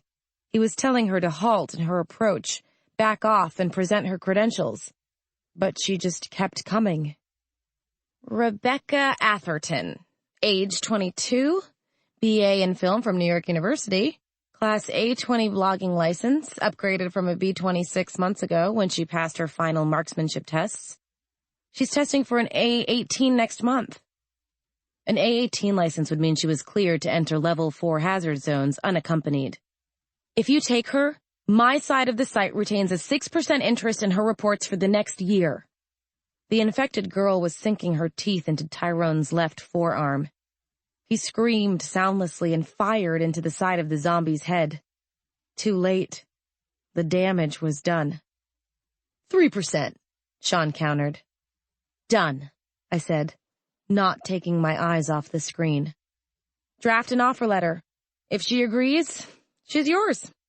Tyrone was staggering in circles, clutching his arm against his body. I could see Tracy barking orders. Carlos turned and ran for the convoy, presumably to get reinforcements. That's why he survived, because he ran away. How must that kind of thing sit with a man like him? I can't imagine that it sits very well. George? What's up? I expected you to fight me more than that. Instead of answering, I pulled the headphone jack out of my machine and let the sound start broadcasting into the room. Oh God, Tracy, oh God, Tyrone was babbling. The moaning in the background was low and constant. The infected were coming, and the gate in the convoy fence was standing open. Shut up and help me close this thing, Tracy snarled, grabbing the gate with both hands. After a moment's hesitation, Tyrone ran over and joined her, placing his hands well away from hers. It was a good way of dealing with things. As long as she didn't encounter any of the live virus, she wouldn't begin amplification, and in someone Tyrone's size, full conversion would take longer than was needed to close a simple gate, even one that heavy. Once it was shut, she could wave him off to a safe distance and put a bullet through his brain. It wouldn't be pretty, but elimination of contagion rarely is. The tape jumped. Tyrone was on the ground in a spreading pool of his own blood, while Tracy screamed and struggled against the zombie gnawing at the side of her neck. The gate was closed, and yet there were 6 zombies on the screen, 1 chewing on Tracy, 3 closing, and the other 2 lurching onward toward the convoy. Shaun frowned. Pause the feed. I tapped my keyboard. The image froze. Rewind to the jump. I tapped my keyboard again and the image ran backward to the blank spot. I left it there, frozen, and looked to Shaun for further instructions. He wasn't looking at me at all. Start it up again. Half speed. What are you? Just start the feed, George. I tapped my keyboard. The image began to move again, much more slowly now. Shaun scowled and snapped, Freeze! The frozen image showed Tracy screaming, the zombies shambling, and Tyrone dead on the ground. Shaun's finger stabbed out like an accusation, indicating the leg of Tracy's suit. She didn't run because she couldn't, he said. Someone shot out her kneecap. What? I squinted at the screen. I don't see it. Take out your damn contacts and try again. I leaned back, blinking my right contact free and removing it with the tip of my index finger. After a moment to let my eye adjust, I closed my left eye and considered the screen again. With my low-light vision restored, it was much harder to miss the wetness of Tracy's leg, or the way the blood on the snow around her fanned out from her body, rather than falling straight down as I would have expected. I sat up straight. Someone shot her. During the missing footage, Shaun agreed, voice tight. I glanced to him, and he turned his face away, rubbing a hand across his eyes. Christ, George. She was just doing this because it looked good on her resume. I know, Shaun. I know. I put a hand on his shoulder, staring at my frozen video display, where Tracy battled for a life that was already lost. We'll find out what's going on here. I promise. They come to us, these restless dead, shrouds woven from the words of men, with trumpets sounding overhead. The walls of hope have grown so thin, and all our vaunted innocence has withered in this endless frost, that promise little recompense for all we risk, for all we've lost. From Eakley, Oklahoma, originally published in By the Sounding Sea, the blog of Buffy Maisonnier, February 11th, 2040. Chapter 10. We were approaching the polls on Super Tuesday, and the mood in the senator's camp was grim. People should have been nervous, elated, and on edge. We were hours away from finding out whether the gravy train was about to take off like a rocket or come grinding to a halt. Instead, a funereal atmosphere ruled the camp. The guards continued to triple-check every protocol and step, and no one was willing to go out without an assigned partner. Even the interchangeable interns were beginning to get antsy, and they didn't notice much beyond their duties. It was bad. The convoy was holding a position 3 blocks from the convention center, parked in what used to be a high school football field before the rising rendered outdoor sports too dangerous. It was a good location for our purposes, providing power, running water, and sufficient clear ground for the perimeter fence to be established without anything, either physical or visual, obstructing the cameras. The number of people packed into Oklahoma City for the festivities necessitated running secure buses to the convention center every 30 minutes. Each of them was equipped with state-of-the-art testing units and armed guards. We had received the final confirmation that Tracy McNally was shot through the right kneecap during the attack, 2 days after Shaun and I first reviewed the tape and brought it to the attention of the senator's security team. This, on top of the cut wires and the perimeter screamers, had provided absolute confirmation that the attack had been a poorly managed assassination attempt. The convoy had been preparing to leave Eakley at the time, and it felt like we'd left the last of our high spirits behind. It was Shaun who first identified the assassination attempt as poorly managed. When the senator asked him to defend his position, he shrugged and said, "You're alive, aren't you?" It wasn't a comforting point, but it was a good one. A few more zombies in the original wave, or a few more guards taken out like Tracy, and the convoy could have been overrun rather than suffering a few casualties. Either it hadn't been a full-fledged assassination attempt, or it was an incredibly badly planned one. The former seemed unlikely. They used infected humans. The attraction of attempting to weaponize the infected has decreased exponentially since the Raskin-Watts trial of 2026, when it was officially declared that any individual who used live-state Kellis Amberley as a weapon would be tried as a terrorist. What's the point of using a sloppy, difficult-to-manage weapon if even failure means you're likely to be one of the few lucky souls to still qualify for the death penalty? The screamers were the only piece of the convoy's equipment that seemed to have been sabotaged. Reviewing the cameras at the gate confirmed that the blank spots were caused by a localized EMP burst, something focused enough that it took out only the cameras within a certain range and didn't attract the attention of most of Buffy's sensors. You can get that sort of tech at Radio Shack. It's portable, disposable, and entirely untraceable unless you happen to have the make and model of the unit, which we don't. The senator's men had been going over every scrap of available evidence since the incident, and they were still no closer to finding answers. If anything, they were further away, because the trail had time to get cold. Who would want to kill Senator Ryman? Try practically everyone, and you'd be off to a good start. Senator Peter Ryman started out as a long shot, and somehow became a frontrunner in the presidential race.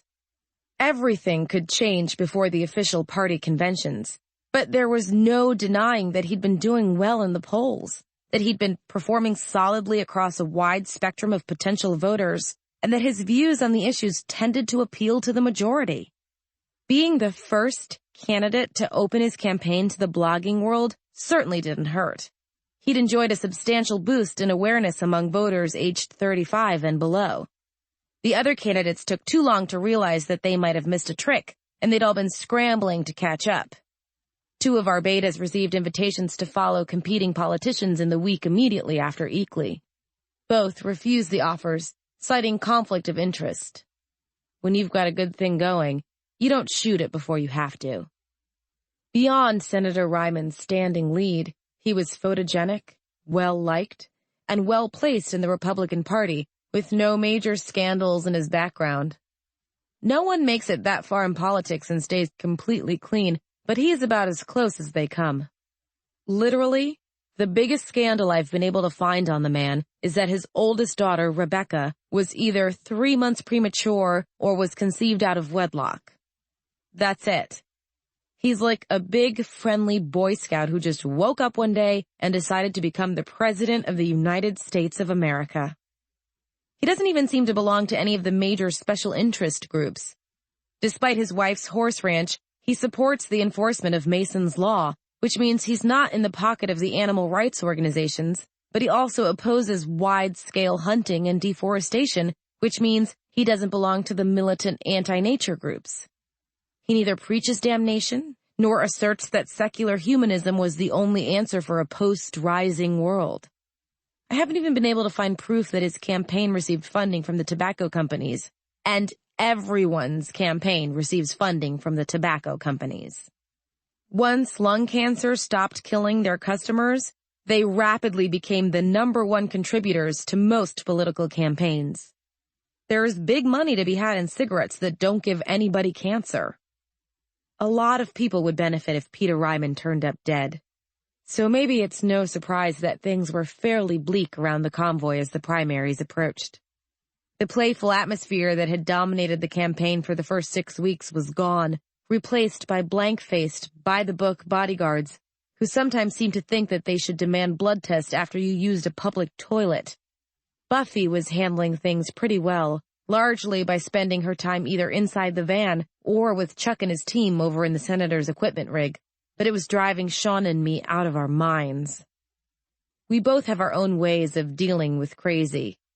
That's why Super Tuesday found Shaun off with every other Irwin who'd shown up to cover the convention, looking for dead things to irritate, while I was packed onto a bus with 6 dozen other deeply uncomfortable-looking reporters, heading for the convention center. I didn't know why they looked so uneasy. I had to get my press pass scanned 3 times and my blood tested twice before they'd even let me board. The only way anyone was going into conversion before we hit the convention center was if they suffered from cardiac arrest from the strain of being surrounded by other human beings. A tense-looking man whose shirt was deformed in a way that telegraphed, "I am wearing poorly fitted Kevlar," got onto the bus, and the driver announced, "We are at capacity. This bus is now departing for the convention center." This garnered a smattering of applause from the riders, most of whom looked like they were rethinking their choice of careers. No one ever told them that being a reporter would mean talking to people. If it seems as if I have little respect for the other members of my profession, that's because it's true. I frequently don't. For every Dennis Stahl who's willing to go out and chase down the story, you have 3 or 4 reporters who'd rather edit together remotely taped feeds, interview their subjects by phone, and never leave their homes. There's a fairly popular news site, Under the Lens, that makes that one of their selling points. They claim they must be truly objective because none of their newsies ever go into the field. None of them have Class A licenses, and they act like this is something to brag about, like being distanced from the news is a good thing. If the paparazzi clouds serve one purpose, it's keeping that attitude from spreading. Fear makes people stupid, and Callus Amberley has had people scared for the last 20 years. There comes a point when you need to get over the fear and get on with your life, and a lot of people don't seem to be capable of that anymore. From blood tests to gated communities, we have embraced the cult of fear, and now we don't seem to know how to put it back where it belongs. The ride to the convention center was almost silent, punctuated only by the various beeps and whirs of people's equipment recalibrating as we passed in and out of the various service zones and secure bands. Wireless tech has reached the point where you'd practically have to be in the middle of the rainforest or standing on an iceberg in uncharted waters to be truly out of service. But privacy fields and encryption have progressed at roughly the same rate, which frequently results in service being present but unavailable unless you have the security keys. No one's supposed to interfere with the standard phone service channels. This doesn't stop over-enthusiastic security crews from occasionally blanking everything but the emergency bands. It was amusingly easy to spot the freelance journalists in the crowd. They were the ones hitting their PDAs against their palms, like this would somehow make the proper security keys for the convention center access points appear. Fortunately for the security techs of the world, this approach has yet to work for anyone, and the freelancers were still quietly abusing their equipment when we reached the convention center. The bus stop was located in the underground parking garage, in a clear, well-lighted area equidistant from both the entrance and exit. The bus approached. The entry gate rose. The bus entered the garage. The gate descended. Assuming it was a standard security setup, there were circuit breakers in place to prevent the entry and exit gates from opening at the same time, and sounding the internal alarm would cause them both to descend and lock. In modern security design, death trap isn't always a bad phrase. The idea is minimizing casualties, not preventing them entirely. Blank-faced security men approached the bus as the doors opened, each holding a blood testing kit. I bit back a groan as I exited and approached the first free guard, adjusting the strap of my shoulder bag before extending my hand toward him. He slipped the unit over my hand and clamped it down. "Press pass," he said. "Georgia Mason, after the end times?" I unclipped the pass from my shirt and offered it to him. "I'm with Senator Ryman's group." He fed the pass into the scanner at his waist. It beeped and popped the pass out again. He handed it back and glanced at the testing unit, which was showing a flashing green light. He frowned. "Please remove the glasses, Miss Mason." Lovely.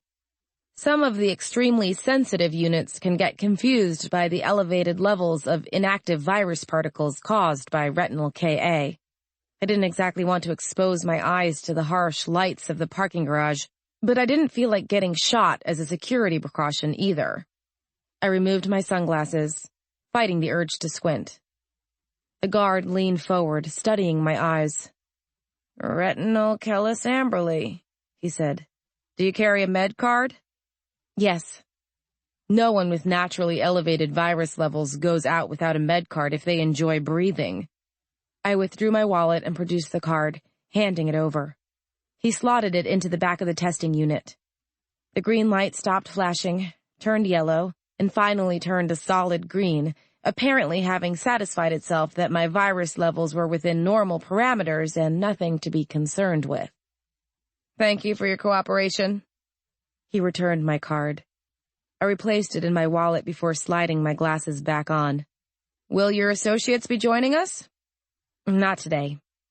The scan of my press pass would have told him everything there was to know about our organization, our work history, what our ratings share was like, any citations we'd received for sloppy reporting or libel, and, of course, how many of us were traveling with the senator and his group.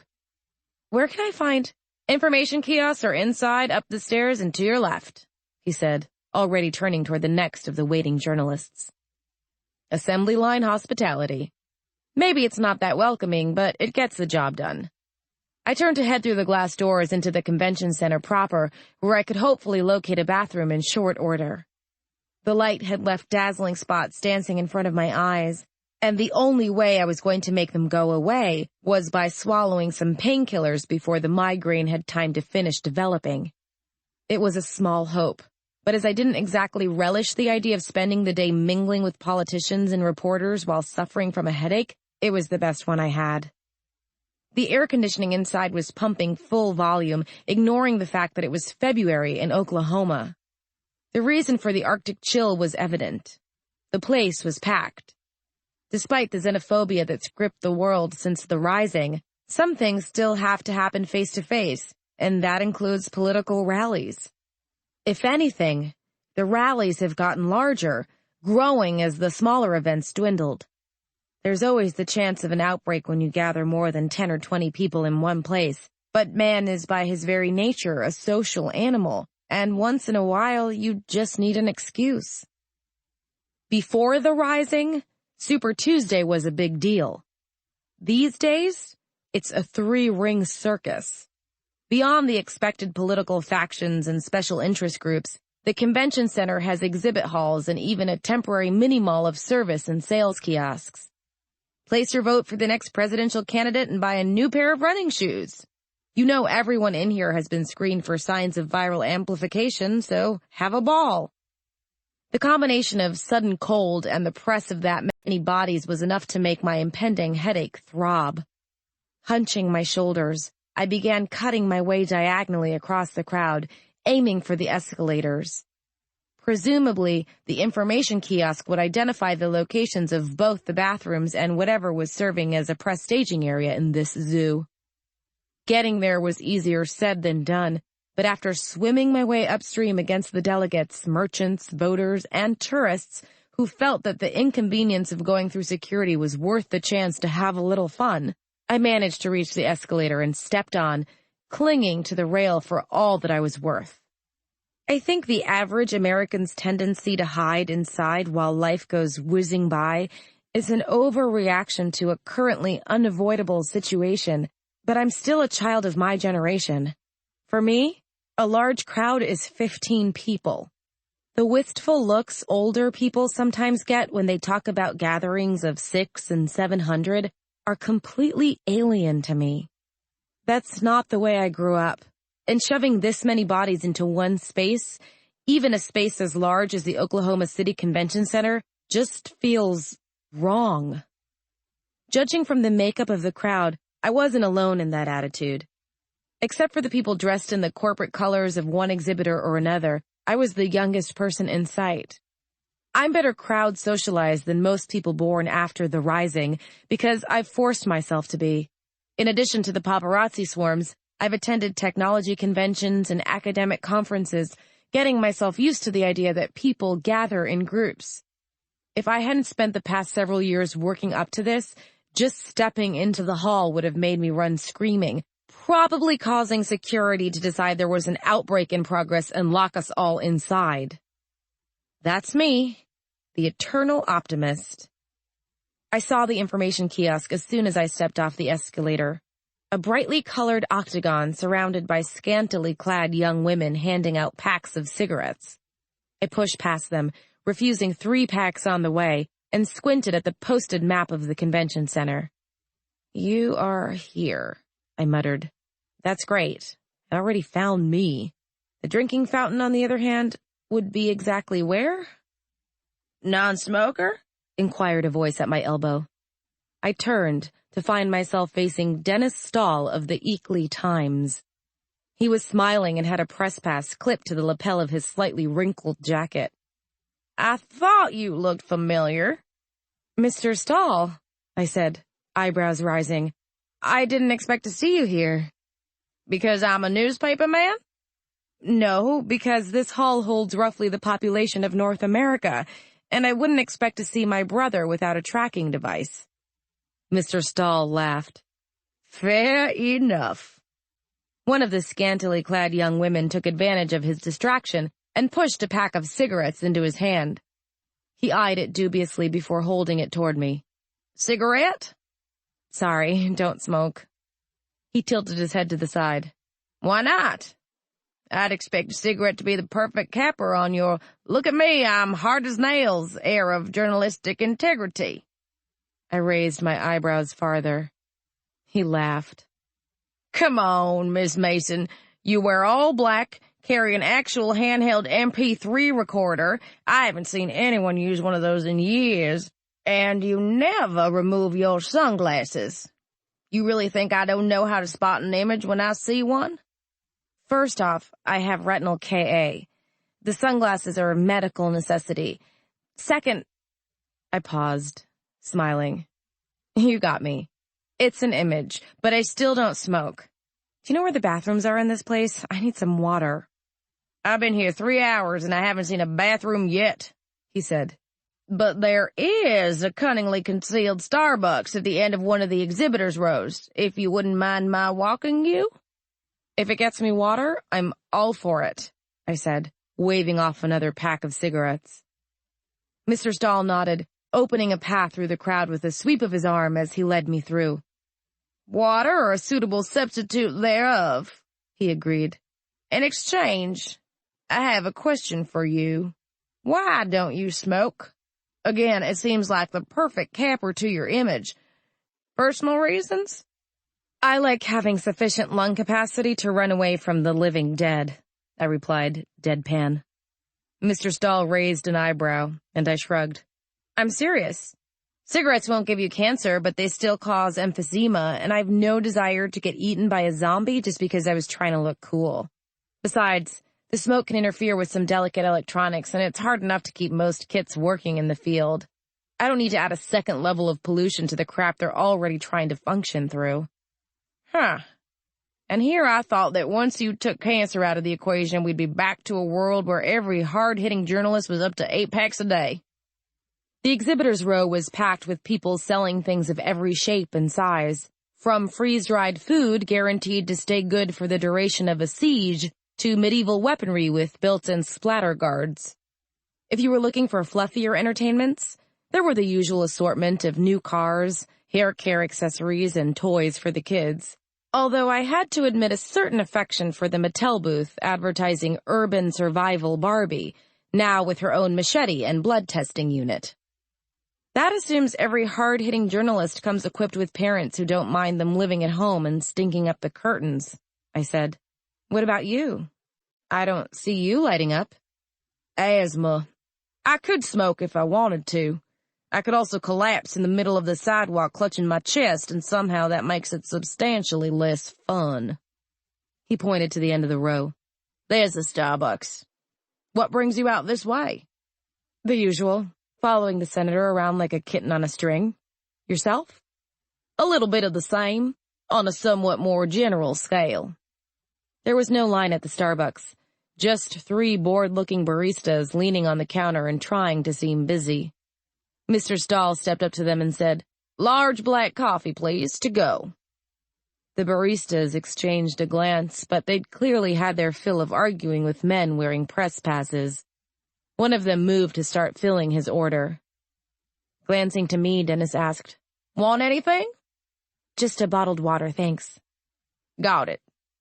He collected his coffee and handed me my water, passing a debit card to the barista at the register. I dug a hand into my pocket. What do I owe you? Forget it. He reclaimed his card and turned to head for an open table near the edge of the exhibit line. I followed, sitting down across from him. He smiled. Consider it payback for the circulation figures I got off that little incident out at your encampment after the rally the other week.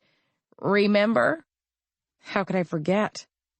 I pulled a bottle of prescription-strength painkillers out of my shoulder bag, uncapping them with my thumb. That little incident has been defining my life for weeks. Got any juicy details for an old friend? It had been impossible to keep from releasing the fact that the Screamers had been sabotaged. Even if we'd wanted to damage our ratings that way, the families of the victims could have sued us for interfering with the federal case if we'd attempted to suppress details. I shook my head. Not that the press hasn't already released. The dangers of pumping industry sources, Mr. Stahl said, and sipped his coffee. Seriously, though, how have things been round the camp? Everything going smoothly? Relatively so, I said, shaking 4 pills into my palm and slamming them down with a long gulp of icy water. Once I finished swallowing, I added, tense, but smooth. There haven't been any real leads on who sabotaged our perimeter. Causes a bit of internal strife, if you understand what I'm saying. Unfortunately, I do. Mr. Stahl shook his head. Whoever it was must have been careful to cover their tracks. With good reason. People died in that attack. That makes it murder, and that means they could be tried under Raskin-Watts. Most folks don't commit acts of terrorism expecting to get caught. I took another slower sip of water, waiting for the painkillers to kick in. Mr. Stahl nodded, lips pressed into a thin line. I know. Carl Boucher was a blowhard and an opinionated bastard, but he didn't deserve to die like that. None of those folks did. Good or bad, people deserve better deaths than that. He pushed away from the table, taking his coffee with him. Well, I need to go meet up with my camera crew. We're interviewing Wagman in half an hour, and she likes it when her news crews are prompt. You take care of yourself, Miss Mason, all right? Do my best, I replied with a nod. You've got my email address. I'll keep in touch, he assured me, and turned, striding off into the crowd. It swallowed him up, and he was gone. I stayed where I was, sipping my water and considering the atmosphere of the room. In some ways, it was like a cross between a carnival and a frat party, with people of all ages, stripes, and creeds bent on having as much fun as they could before it was time to leave for less well-secured climes. Signs hanging from the ceiling directed voters of the various districts where they should go if they wanted to place their votes in the old, physical way, rather than doing them from home via real-time electronic ballot. From the way most folks were ignoring the signs, I guessed the majority had placed their votes online before hitting the convention center. The paper voting booths are more of a curiosity than anything else, maintained because the law insists that anyone who wishes to do so be able to place their ballot via physical, non-electronic means. What this really means is that we can't get exact results on any election until the paper ballots have been tabulated, even when 95% of the votes have been already placed electronically. The tobacco companies weren't the only ones working the time-honored selling power of half-clothed female flesh to push their wares. Girls wearing little more than a bikini and a smile were weaving their way in and out of the crowd, offering buttons and banners with political slogans to the passers-by. More than half the swag was finding its way into nearby trash cans or onto the floor. Most of the buttons that stayed on, I noted, were either promoting Senator Ryman or Governor Tate, who was definitely shaping up to be Ryman's closest in-party competitor.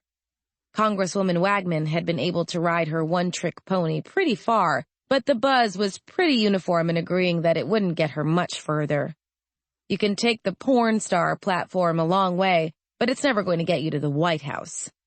Signs indicated it would either be Ryman or Tate for the Republican nomination. The results of the day would probably solidify one of them in the lead and make the upcoming convention nothing but a formality. I'd been hoping for a third candidate to mix things up at least a little, but there hadn't been any real breakouts on the campaign trail. Among the Republican voters, and even some of the Democrats and independents, it was either Ryman's brand of laid-back, we should all get along while we're here, or Tate's hellfire and damnation that was attracting the attention, and hence the potential support of just about everyone. Tapping my watch to activate the memo function, I raised my wrist and murmured, "Note to self. See what you can do about getting an interview out of Tate's camp sometime after the primary closes, whatever the results." Technically, Shaun, Buffy, and I count as rival journalists, given that we're mostly devoted to following Ryman's campaign. At the same time, we've all taken public oaths of journalistic integrity, and that means we can, at least supposedly, be trusted to provide a fair and unbiased report on any subject we address, unless it's in a clearly flagged editorial. Getting close enough to Tate to see how the man ticks might help with my growing objections to his political standpoints. Or it might not, and that could give me a renewed reason to rally for Ryman. Either way, it would make for good news. My water was nearly gone, And I hadn't come to the convention center to people watch and cadge free beverages from the local newspapermen, no matter how much of an improvement that was over life at the convoy. I tapped my ear cuff. "Call Buffy." There was a pause as the connection was made, and then Buffy's voice was in my ear, asking, "What glorious service may this unworthy one perform for Her Majesty on this hallowed afternoon?" I smirked. "Interrupt your poker game?" "Actually, we were watching a movie." "You and Chuckles are getting a little cozy there, don't you think?" Buffy's reply was a prim, "You don't ask about my business, and I won't ask about yours. Besides, I'm off duty. There's nothing to edit, and all my material for the week has already been uploaded to the time release server." "Fine with me," I said. Contrary to my earlier fears, the painkillers were preventing the headache from becoming more than an annoying throb at the back of my temples. "Can you get me a current location on the senator? I'm over at the convention center, and the place is a madhouse. If I try to find him on my own, I may never be heard from again."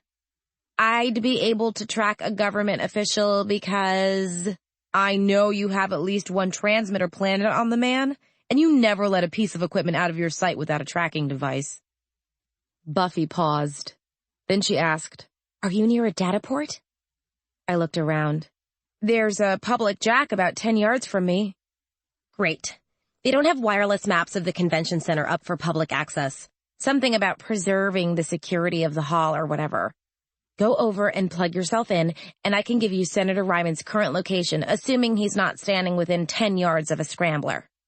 "Have I mentioned recently that I adore you?" I rose, chucked my bottle into a recycler, and walked toward the jack-in point. "So, Chuck, huh?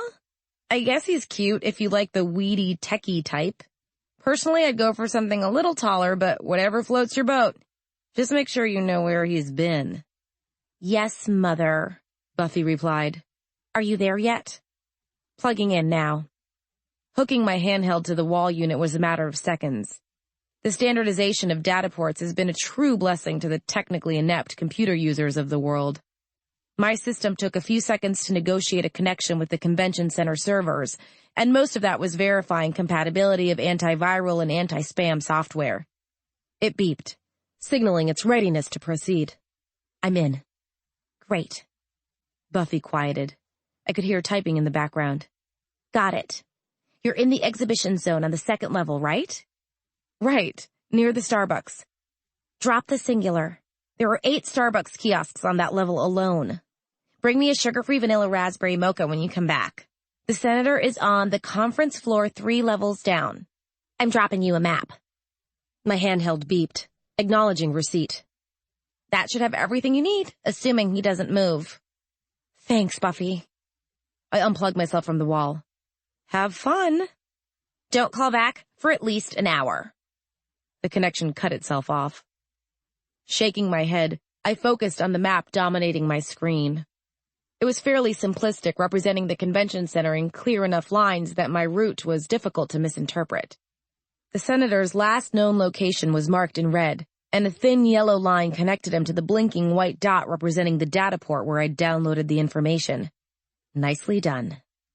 Pushing my sunglasses back up, I began making my way down the exhibition hall. The crowd had grown thicker during my water break. That wasn't a problem.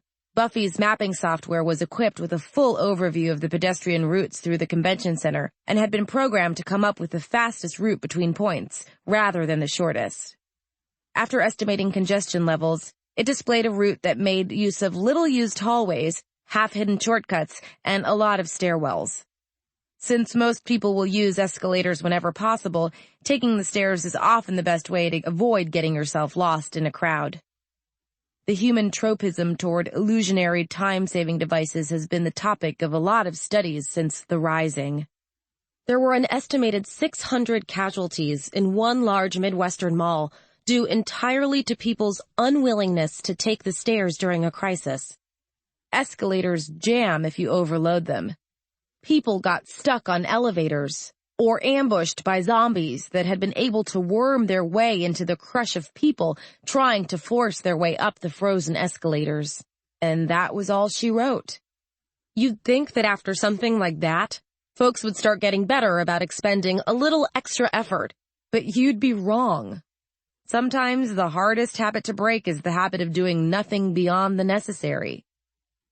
It took about 15 minutes to descend 3 levels and make it past the cursory security checkpoint between the exhibition levels and the conference floor, which was closed to everyone save the candidates, members of their immediate family, official staff, and the press.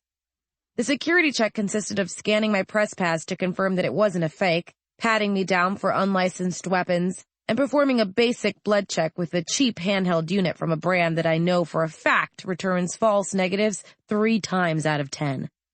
I guess once you're past the door in these places, they don't worry as much about your health. The quiet of the conference floor was a welcome change from the hustle and bustle of the levels above. Down here, the business of waiting for results was exactly that. Business.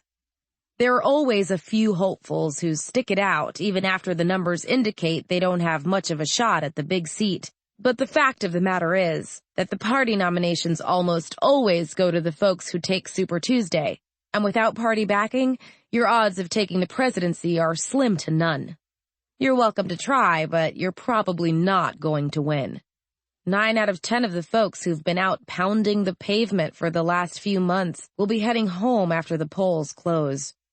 It'll be 4 more years before they have another shot at the big time, and for some of them, that's too long to wait. A lot of this year's candidates will never try for it again. Dreams are made and broken on days like this. The senator and his team were in a plushly appointed boardroom about halfway down the hall. A placard on the wall identified the room's inhabitants as Senator Ryman, Republican, Wisconsin. But I still knocked before trying the door, just in case something was going on that I wasn't meant to interfere with. "Come in," called a brisk, irritated voice. I nodded, satisfied that I wasn't interrupting, and stepped inside.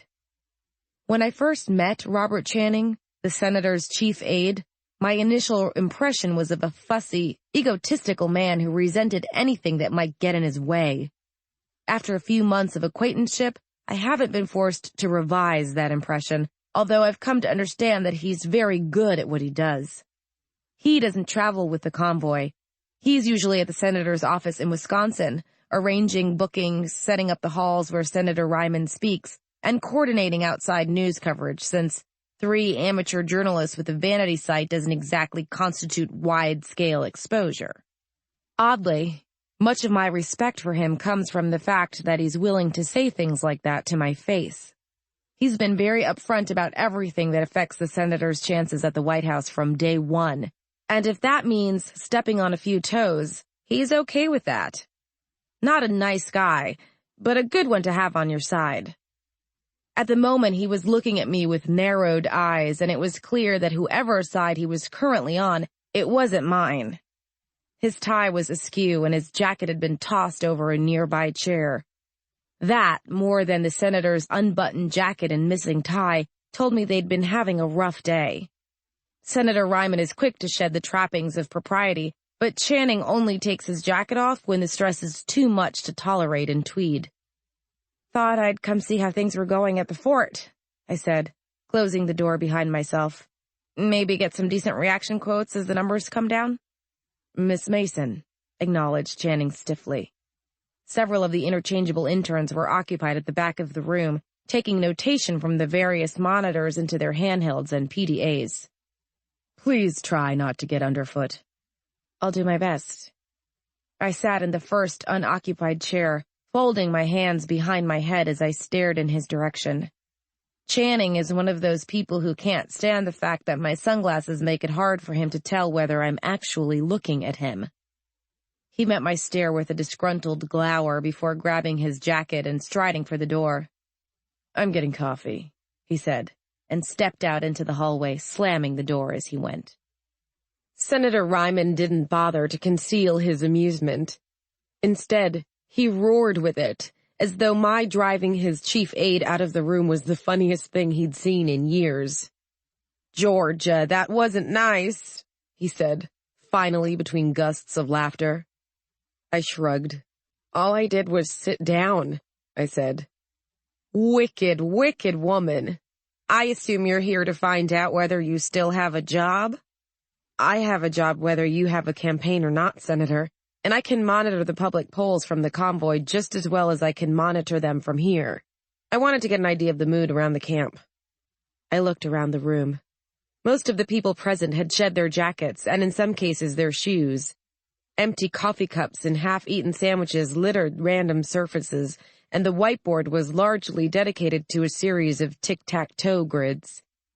I'm going with guardedly optimistic. We're ahead by 23% of the vote, the senator said with a short nod. Guardedly optimistic is an accurate assessment. How are you feeling? He frowned at me. How do you mean? Well, sir, at some point in the next, I made a show of checking my watch, 6 hours, you find out whether you have a shot at the party nomination, and hence the presidency, or whether you're looking at the second banana consolation prize, or worse, nothing at all. Today begins the process of winning or losing the election, so bearing all of that in mind, how are you feeling? Terrified, the senator said. This is a long way from turning to my wife and saying, well, honey, I think this is the term when I make a run for the office. This is the real deal. I'm a bit anticipatory, but not that much.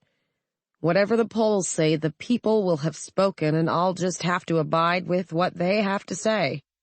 But you're expecting them to speak in your favor.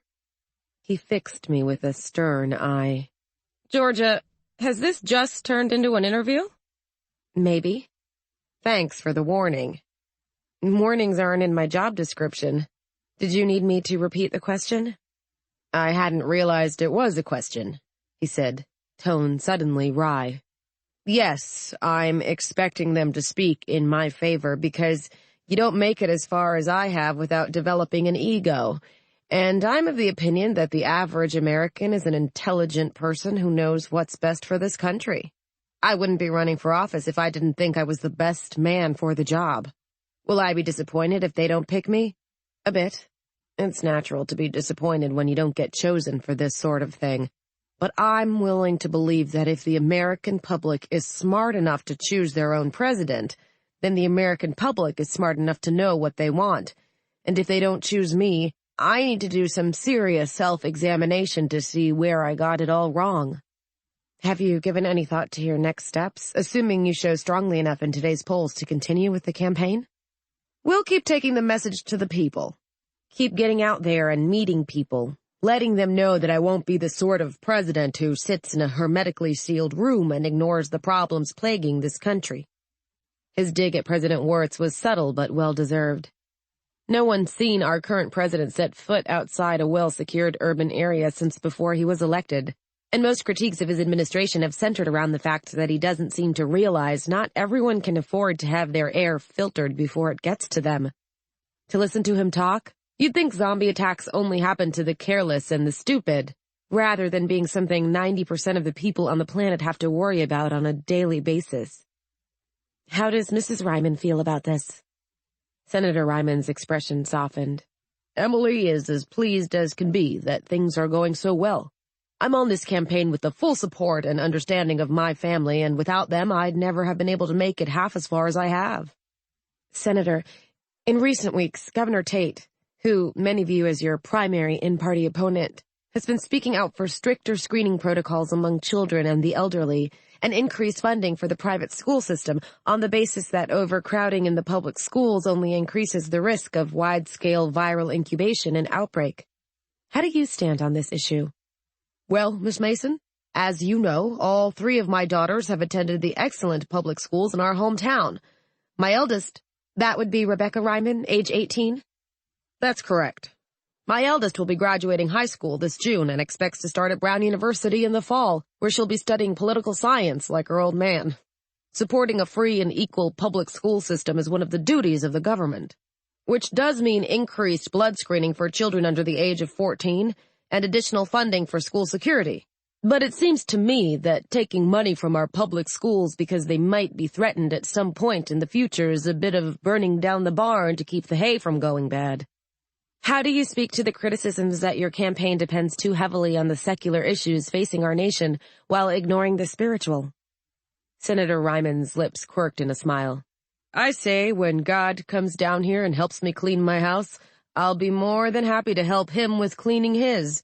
Until then, I'll trouble myself with keeping people fed and breathing, and let him tend to the parts I can't do anything to help. The door opened as Channing returned, balancing a tray of Starbucks cups on his outstretched arms. The interchangeable interns promptly mugged him. An open can of Coke was somehow deposited in front of me in the chaos that followed. I acknowledged it with a grateful nod, picked it up and sipped before saying, If the campaign ends today, Senator, if this is the culmination of your work to date, was it worth it? No, he said. The room went quiet. I could almost hear heads turning toward him. As your readers are no doubt aware, an act of sabotage committed at my headquarters earlier this month led to the deaths of 4 good men and women who were dedicated to supporting this campaign. They signed on to draw a paycheck and maybe along the way help an ideal find a place in this modern world. Instead, they passed on to whatever reward may be waiting for us, for heroes, in the next world. If those men and women had lived, then yes, I could have walked away from this a little sadder, a little wiser, but convinced that I'd done the right thing. I'd done my best, and next time I'd be able to make that run all the way to the end of the road. At this point, nothing I do is bringing them back. And if there were something I could do to change what happened in Eakly, I would have done it 10 times over. From where I sit, there's only one thing left that I can do, and that's win. For the ideal they died supporting, and for the sake of their memories. So if I lose, if I have to go home empty-handed, if the next time I contact their families it's to say, sorry, but I couldn't make it after all, then no, it wasn't worth it. But it was the only thing I knew to do. There was a long, stunned pause before the room erupted in applause. Most of it came from the interchangeable interns, but the technicians were applauding as well. And so, his hands devoid of coffee cups, was Channing. I noted this with thoughtful interest before turning back to the senator and nodding. Thank you for your time, I said, and best of luck in today's primaries. Senator Ryman flashed a practiced grin. I don't need luck. I just need the waiting to be over. And I just need the use of one of your data ports so that I can clean this up and transmit it over for upload, I said, pulling out my MP3 recorder and holding it up to the room. It'll take me about 15 minutes to do the surface edits. Will we be permitted to review your report before release? Asked Channing. Down, boy, said the senator. I don't see where we need to. Georgia's been square with us so far, and I don't see where that's going to change. Georgia? You can review it if you'd like, but all that's going to do is delay release, I said. Leave me to work, and this hits my front page before the polls have closed. Go to it, said the senator, and indicated a free space on the wall. You have all the data ports you need. Thanks, I said, and took my Coke, moving over to the wall to settle down and set to work. Editing a report is both easier and harder for me than it is for Shaun or Buffy. My material rarely depends on graphics. I don't need to concern myself with camera angles, lighting, or whether the footage I use gets my point across. At the same time, they say a picture is worth 1,000 words, and in today's era of instant gratification and high-speed answers, sometimes people aren't willing to deal with all those hard words when a few pictures supposedly do the job just as well. It's harder to sell people on a report that's just news without pictures or movies to soften the blow. I have to find the heart of every subject as fast as I can, pin it down on the page, and then cut it wide open for the audience to see. Super Tuesday, index case for a presidency, wouldn't win me any awards, but once I cleaned up my impromptu interview with Senator Ryman and intercut the text with a few still shots of the man, I was reasonably sure that it was going to catch and hold an audience, and tell the truth as I understood it. Anything beyond that was more than I had a right to ask. With my report uploaded and turned in, I settled to do what a lifetime of reporting the truth has equipped me for best of all. I settled to wait. I watched the interchangeable interns come and go, watched Channing pace, and watched the senator, aware that his fate was already determined, holding calm and implacable sway over them all. He just didn't know what that determination was. The polls closed at midnight. Every screen in the room was turned to the major media outlets, a dozen talking heads conflicting with one another's words as they tried to string the suspense out and drive their ratings just a few degrees higher. I couldn't blame them for it, but that didn't mean that I had to be impressed with it. My ear cuff beeped. I tapped it. Go. Georgia, it's Buffy. Results? Senator Ryman took the primary with a 70% clean majority. His position jumped 11 points as soon as your report went live. I closed my eyes and smiled. One of the talking heads had just revealed the same information, or something similar. Whoops and cheers were filling the room. Say the words, Buffy. We're going to the Republican National Convention. Sometimes the truth can set you free. The importance of the Raskin-Watts trial and the failure of all subsequent attempts to overturn the ruling have been often overlooked in the wake of more recent, more sensational incidents.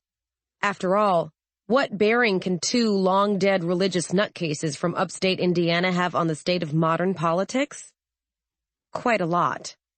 For one thing, the current tendency to dismiss Jeff Raskin and Reed Watts as religious nutcases is an oversimplification so extreme as to border on the criminal.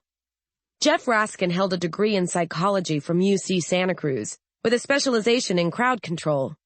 Reed Watts was an ordained priest who worked with troubled youth and was instrumental in bringing several communities back to God.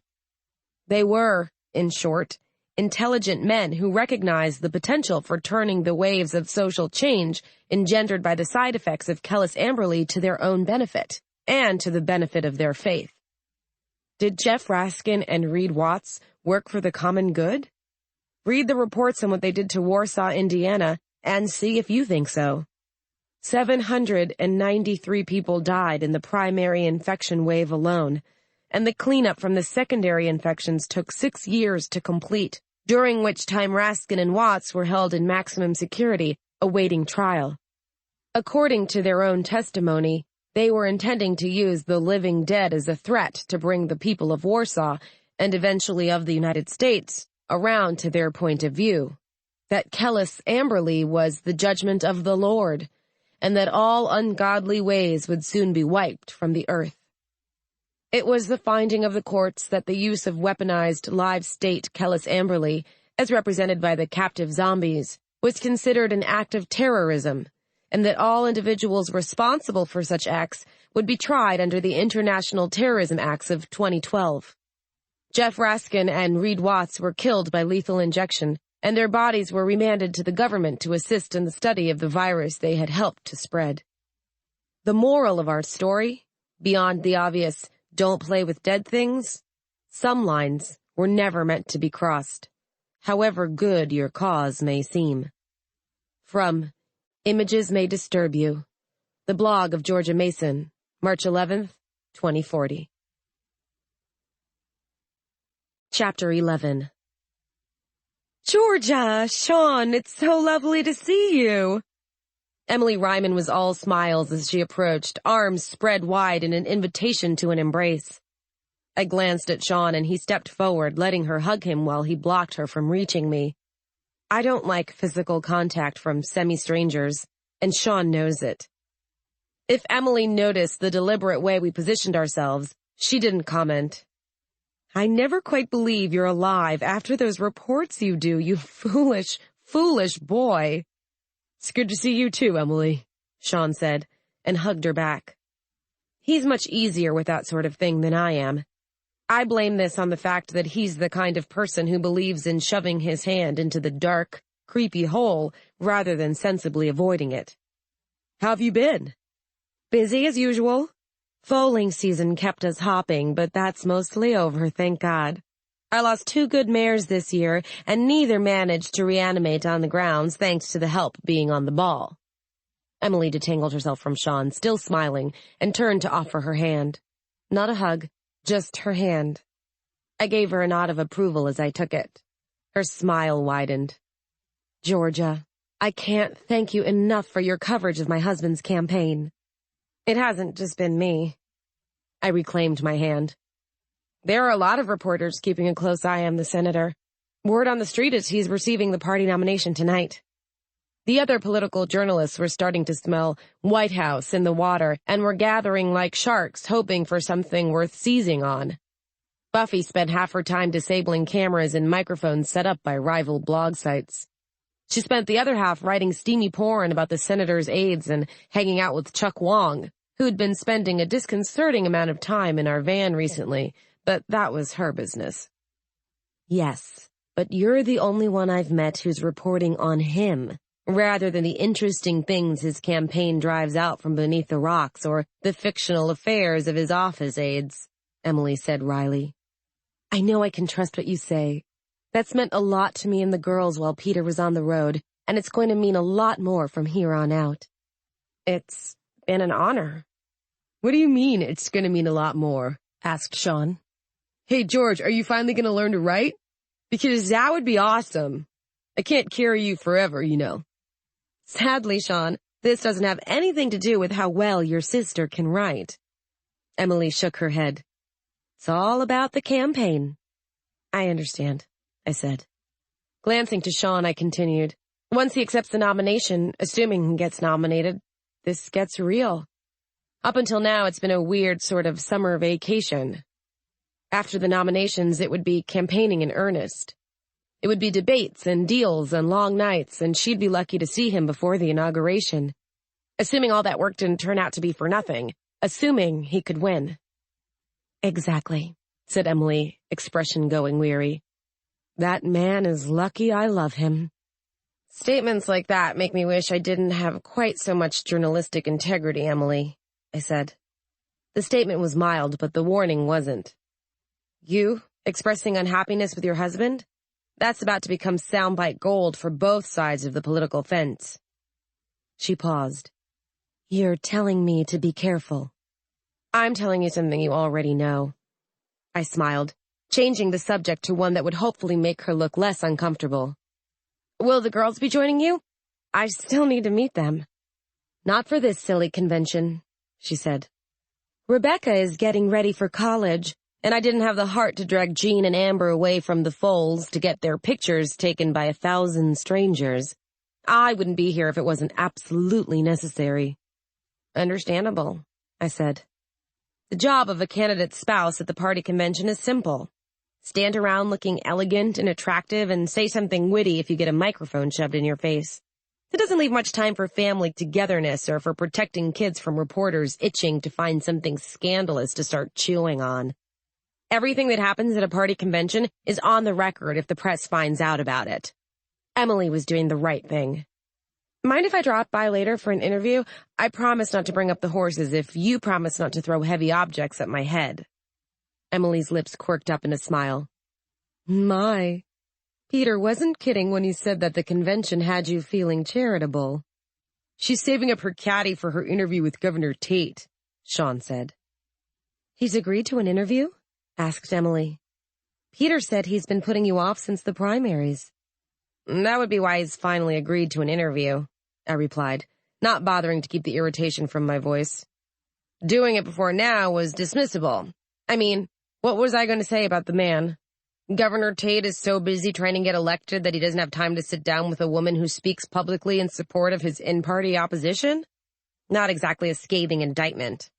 Now we're at the convention, and if he doesn't talk to me when he's talking to everyone else, it looks like censorship. Emily considered me for a moment. Then, slowly, she smiled. Why, Georgia Mason, I do believe you've entrapped this poor man. No, ma'am. I've merely engaged in standard journalistic practice, I said. He entrapped himself. An exclusive 6 weeks before the convention would have been something he could bury or buy off. No matter how good it was, unless I somehow got him to confess to a sex scandal or drug abuse, it wasn't going to be enough to taint the shining purity of his champion of the religious and conservative right reputation. Senator Ryman is moderate, leaning toward liberal, despite his strong affiliation to and affection for the Republican Party. Governor Tate, on the other hand, is so far to the right that he's in danger of falling off the edge of the world. Few people are willing to stand for both the death penalty and an overturning of Roe v. Wade these days, but he does it, all while encouraging loosening the Masons' law restrictions preventing family farms from operating within 100 miles of major metro areas, and encouraging tighter interpretation of Raskin-Watts. Under his proposed legislation, it wouldn't be a crime to own a cow in Albany, but it would be considered an act of terrorism to attempt to save the life of a heart attack victim before performing extensive blood tests. Did I want a little time alone with him on the record to see how much of a hole he could dig for himself when faced with the right questions? Did I ever? When's your interview? 3. I glanced at my watch. Actually, if you don't mind Shaun escorting you from here, that would be a big help. I need to get moving if I don't want to make the governor wait. I thought you did want to make the governor wait, said Shaun. Yes, but it has to be on purpose. Making him wait intentionally was showing strategy. Making him wait because I didn't allow enough time to get to his office was sloppy. I have a reputation for being a lot of things. After the article where I called Wagman a publicity-seeking prostitute who decided to pole dance on the Constitution for spare change, bitch has been at the top of the list, but sloppy isn't among them. Of course, said Emily. Thank you for coming out to meet me. It was my pleasure, Mrs. Ryman. Shaun, don't make the nice potential First Lady poke any dead things before you deliver her to security. You never let me have any fun, Shaun mock grumbled, offering Emily his arm. If you'd like to come with me, I believe I can promise an utterly dull, boring, and uneventful trip between points A and B. That sounds lovely, Shaun, said Emily. Her security detail, 3 large gentlemen who looked just like every other private security guard at the convention, fell in behind her as Shaun led her away down the hall. When she'd emailed asking us to meet her, she said she'd be arriving at one of the delivery doors rather than the VIP entrance. I want to avoid the press, was her quixotic but sadly understandable justification. Despite the snide implications that have been made by some of my colleagues, my team and I aren't the lapdogs of what will hopefully become the Ryman administration. We're twice as critical as anyone else when the candidate screws up, because, quite frankly, we expect better of him. He's ours. Win or lose, he belongs to us. And just like any proud parent or greedy shareholder, we want to see our investment make it to the finish line. If Peter screws the pooch, Shaun, Buffy, and I are right there in the thick of things, pointing to the wet spot and shouting for people to come quick and bring the cameras. But we're also the ones who won. We have no interest in embarrassing the senator by harassing his family or dragging them inappropriately into the spotlight. An example. Rebecca Ryman fell off her horse during a show jumping event at the Wisconsin State Fair 3 years ago. She was 15. I don't understand the appeal of show jumping. I don't care for large mammals under any circumstances, and I like them even less when you're stacking adolescents on their backs and teaching them to clear obstacles. So I can't say what happened, just that the horse stepped wrong somehow, and Rebecca fell. She was fine. The horse broke a leg and had to be put down. The euthanasia was performed without a hitch. As is standard with large mammals, they used a captive bolt gun to the forehead, followed by a stiletto to the spinal column. Nothing was hurt except the horse, Rebecca's pride, and the reputation of the Wisconsin State Fair. The horse never had a prayer of reanimating. That hasn't prevented 6 of our rivals from airing the footage from that fair for weeks on end, as if the embarrassment of a teenage girl somehow cancels out the fact that they didn't make the cut. Ha ha, you got the candidate, but we can mock his teenage daughter for an honest mistake. Sometimes I wonder if my crew is the only group of professional journalists who manage to avoid the asshole pills during training. Then I look at some of my editorials, especially the ones involving Wagman and her slow political suicide, and I realize that we took the pills. We just got a small portion of journalistic ethics to make them go down more easily. Emily knew she was safe with us because, unlike our peers, Shaun and I don't abuse innocent people for the sake of a few marketable quotes.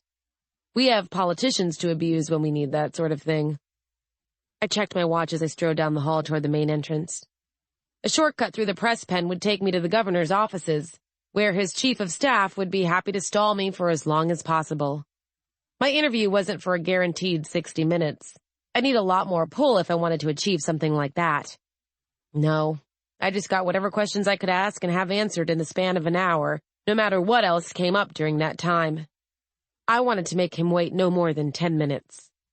That would make a point, but still leave me the time to get the answers I both wanted and needed to have.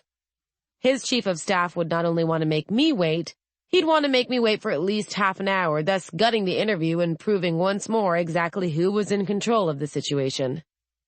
There are moments when I look at the world I'm living in, all the cutthroat politics and the incredibly petty partisan deal-mongering, and I wonder how anyone could be happy doing anything else. After this, local politics would seem like a bake sale, which means I need to stay exactly where I am. And that means making sure everyone sees how good I am at my job. People called greetings my way as I cut through the press pen. I waved, distractedly, attention focused on the route ahead. I have a reputation for aloofness in certain parts of the press corps. I guess I deserve it. "Georgia!" called a man I vaguely recognized from Wagman's press pool. He shouldered his way through the crowd, drawing up alongside me as I continued toward the door to Governor Tate's offices. "Got a second?" "Not so much," I said, reaching for the doorknob. He put a hand on my shoulder, ignoring the way I tensed, and said, "The congresswoman just dropped out of the race." I froze, swinging my head around to face him before tugging my sunglasses down enough to allow me an unobstructed view of his face. The overhead lights burned my eyes. That didn't matter. I could see his expression well enough to know that he wasn't lying. "What do you want?" I asked, pushing my glasses back up. He looked over his shoulder toward the rest of the gathered journalists. None of them seemed to have realized that there was blood in the water. Not yet, anyway. They'd catch on fast, and once they did, we were cornered. "I bring you what I have, and there's footage too, lots of stuff, all the votes, details on where she's throwing what's left of her weight, and you let me on the team." "You want to follow Ryman?" "I do." I considered this, keeping my face impassive. Finally, incrementally, I nodded. "Be at our rooms in an hour with copies of all your recent publications and everything you've got on Wagman. We'll talk there." "Great," he said, and stepped back, letting me continue on my way. Governor Tate's security agents nodded as I stepped through the doorway into the governor's offices, holding up my press pass for their review. It passed muster. It didn't stop me. Governor Tate's quarters looked just like Senator Ryman's and were, I'm sure, close to identical to Wagman's. Since presidential hopefuls are packed into contiguous convention centers these days, the folks organizing the conventions go out of their way to prevent the appearance that they're showing favor to any particular candidate. One of our guys was going to come away the crown prince of the party while the other went begging for scraps, but until the votes were counted, they'd be standing on equal footing. The office was full of volunteers and staffers, and the walls were plastered with the requisite Tate for President posters, but the atmosphere still managed to be quiet and almost funereal. People didn't look frightened, just focused on what they were doing. I tapped the button on my lapel, triggering its internal camera to start taking still shots every 15 seconds. There was enough memory to keep it doing that for 2 hours before I needed to dump the pictures to disk. Most of the shots would be crap, but there would probably be 1 or 2 that I could use. I killed a few minutes pouring myself an unwanted cup of coffee and doctoring it to my supposed satisfaction before walking over to show my press pass to the guards waiting at the governor's office door. "Georgia Mason, after the end times, here to see Governor Tate?" One of them looked over his sunglasses at me. "You're late." "Got held up," I replied, smiling. My own sunglasses were firmly in place, making it difficult, if not impossible, to tell whether the smile was reaching my eyes. The guards exchanged a look. I've found that men in sunglasses really hate it when they can't see your eyes. It's like the air of mystique they're trying to create isn't meant to be shared with anyone else, especially not a silly little journalist who happens to suffer from an ocular medical condition. I held my ground, and my smile. Late or not, they didn't have a valid reason to keep me out. "Don't do it again," said the taller of the two, and opened the door to the governor's private office. "Right," I said, and let my smile drop as I walked past them. They closed the door behind me with a sharp click.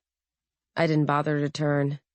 I'd only get one first look at the private office of the man who stood the best shot at putting me out of a job. I wanted to savor it. Governor Tate's office was decorated austerely. He'd chosen to cover the room's 2 windows, shelves blocked them almost completely, and the ambient light was provided by soft overhead fluorescence. 2 massive flags covered most of the rear wall, representing, respectively, the United States and Texas. There were no other personal touches in evidence. This office was a stopping place, not a destination. The governor himself was behind his desk, carefully placed so he was framed by the flags. I could imagine his handlers spending hours arguing about how best to create the image that he was a man who would be strong, both for his country and for the world. They'd done it. He looked perfectly presidential. If Peter Ryman was all boyish good looks and all-American charm, Governor David Tate was the embodiment of the American military man, from his solemn demeanor down to his respectable gray crew cut. I didn't need to call up his service record. The fact that he had one while Senator Ryman didn't has been the source of a lot of ads paid for by concerned citizens since the campaign cycle began. 3-star general, saw combat in the Canadian border cleansing of 17, when we took back Niagara Falls from the infected, and then again in New Guinea in 19, when a terrorist action involving aerosolized live state Kellis Amberley nearly cost us the country. He'd been wounded in battle, he'd fought for his nation and for the rights of the uninfected, and he understood the war we fight every day against the creatures that used to be our loved ones. There are a lot of good reasons the man scares the crap out of me. Those are just the beginning. "Miss Mason," he said, indicating the chair on the far side of his desk with a sweep of one hand as he rose. "I trust you didn't get lost. I was beginning to think you weren't intending to come." "Governor," I replied. I walked over and sat down, pulling my MP3 recorder from my pocket and placing it on the table. The action triggered at least 2 video cameras concealed in my clothing. Those were the ones I knew about. I was sure Buffy had hidden 6 more in case someone got cute with an EMP pulse. I was unavoidably detained. "Ah, yes," he said, sitting back down. "Those security checks can be murder, can't they?" "They certainly can." I leaned over to turn on the MP3 recorder with a theatrical flick of my index finger. Smoke and mirrors. If he thought that was my only recording device, he'd worry less about what was really going on the record. "I wanted to thank you for taking the time to sit down with me today, and of course with our audience at After the End Times. Our readers have been following this campaign with a great deal of interest, and your platform is something that they're eager to understand in more depth." "Clever folks, your readers," the governor drawled, settling back in his seat. I glanced up without moving my head. The ability to see your interviewees when they don't know you're looking is one of the great advantages to living your life behind tinted glass. It was easier to look than it was to avoid flinching at what I saw. The governor was watching me with undisguised blankness, like a little boy watching a bug he intended to smash. I'm used to people disliking reporters, but that was a bit much. Sitting up again, I straightened my glasses and said, "They're among the most discriminating in the blogging community." "Is that so? Well, I suppose that explains their unflagging interest in this year's race. Been glorious for your ratings, hasn't it?" "Yes, Governor, it has." "Now, your run for president was a bit of a surprise. Political circles held that you wouldn't be reaching for the office for another cycle. What prompted this early entrance into the race?" The governor smiled, erasing the blankness from his eyes. Too late. I'd already seen it. In a way, the sudden life in his expression was even more frightening. He was on script now. He thought he knew how to handle me. "Well, Miss Mason, the long and the short of it is that I've been getting a mite worried watching the way things have been going around here. I looked out at the field and realized that, unless I was on it, there just wasn't anyone out there that I'd trust to watch after my wife and 2 boys when the dead decided it was time for another mass uprising. America needs a strong leader in this time of turmoil. Someone who knows what it means for a man to fight to hold what's his. No offense against my esteemed opponent, but the good senator hasn't ever fought for what he loves. He doesn't understand it the way he would if he ever bled to keep it." His tone was jovial and almost jocular, a father figure imparting wisdom on a privileged student. I wasn't buying it. Keeping my expression professional, I said, "So, you see this as a two-man race between yourself and Senator Ryman?" "Let's be honest here. It is a two-man race. Kirsten Wagman is a good woman with strong Republican values and a firm grasp of the morals of this nation, but she's not going to be our next president. She isn't prepared to do what's needed for the people and the economy of this great land." Resisting the urge to point out that Kirsten Wagman believed in using her breasts in place of an informed debate, I asked, "Governor, what do you feel is needed for the people of America?" "This country was based on the 3 F's, Miss Mason. Freedom, faith, and family." I could hear the capital letters in his voice. He said the words with that much force. "We've gone to great lengths to preserve the first of those things, but we've allowed the other two to slip by the wayside as we focused on the here and now. We're drifting away from God." The blankness was back in his eyes. "We're being judged. We're being tested. I'm afraid we're coming direly close to failing, and this isn't a test you get to take more than once."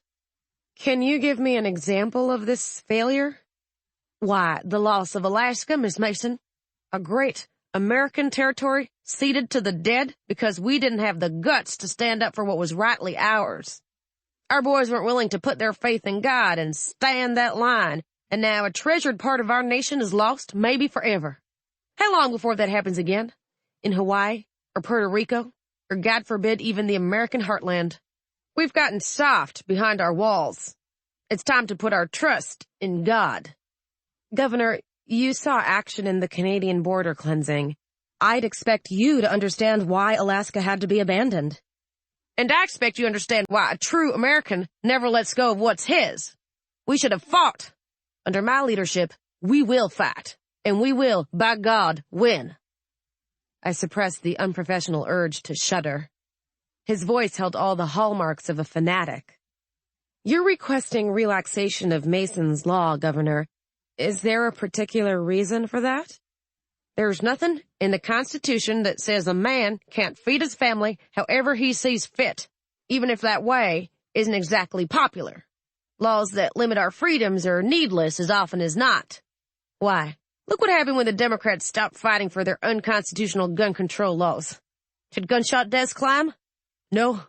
They declined by 40% the first year, and they've been dropping steadily ever since. Stands to reason that relaxation of other anti-freedom legislation would—" "How many of the infected are killed with guns every year?" He paused, eyes narrowing.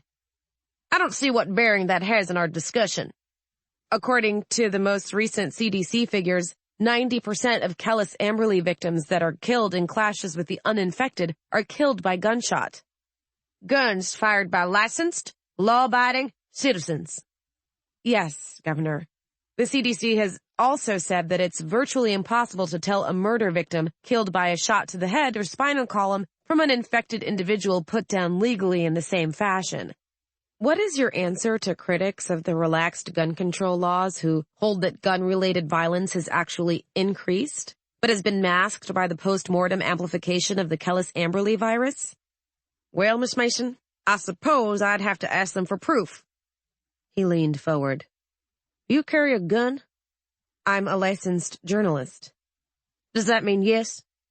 "It means I'm required to by law."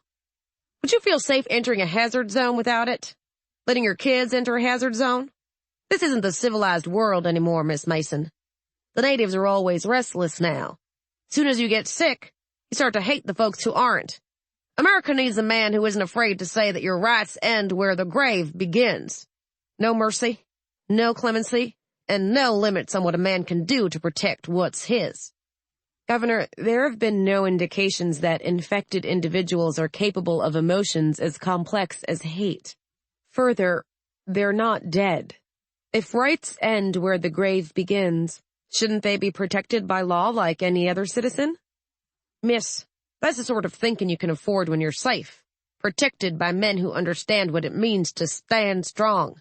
When the infected, are at your door, well, you'll be wishing for a man who speaks like me." "Do you feel that Senator Ryman is soft on the infected?" I don't think he's ever been put into a position to find out. Nicely said. Cast doubt on Senator Ryman's ability to fight the zombies and imply that he might be overly sympathetic to the idea of live and let live, a concept that gets floated now and then by members of the far left wing. Usually for about 15 minutes until another lobbyist gets eaten.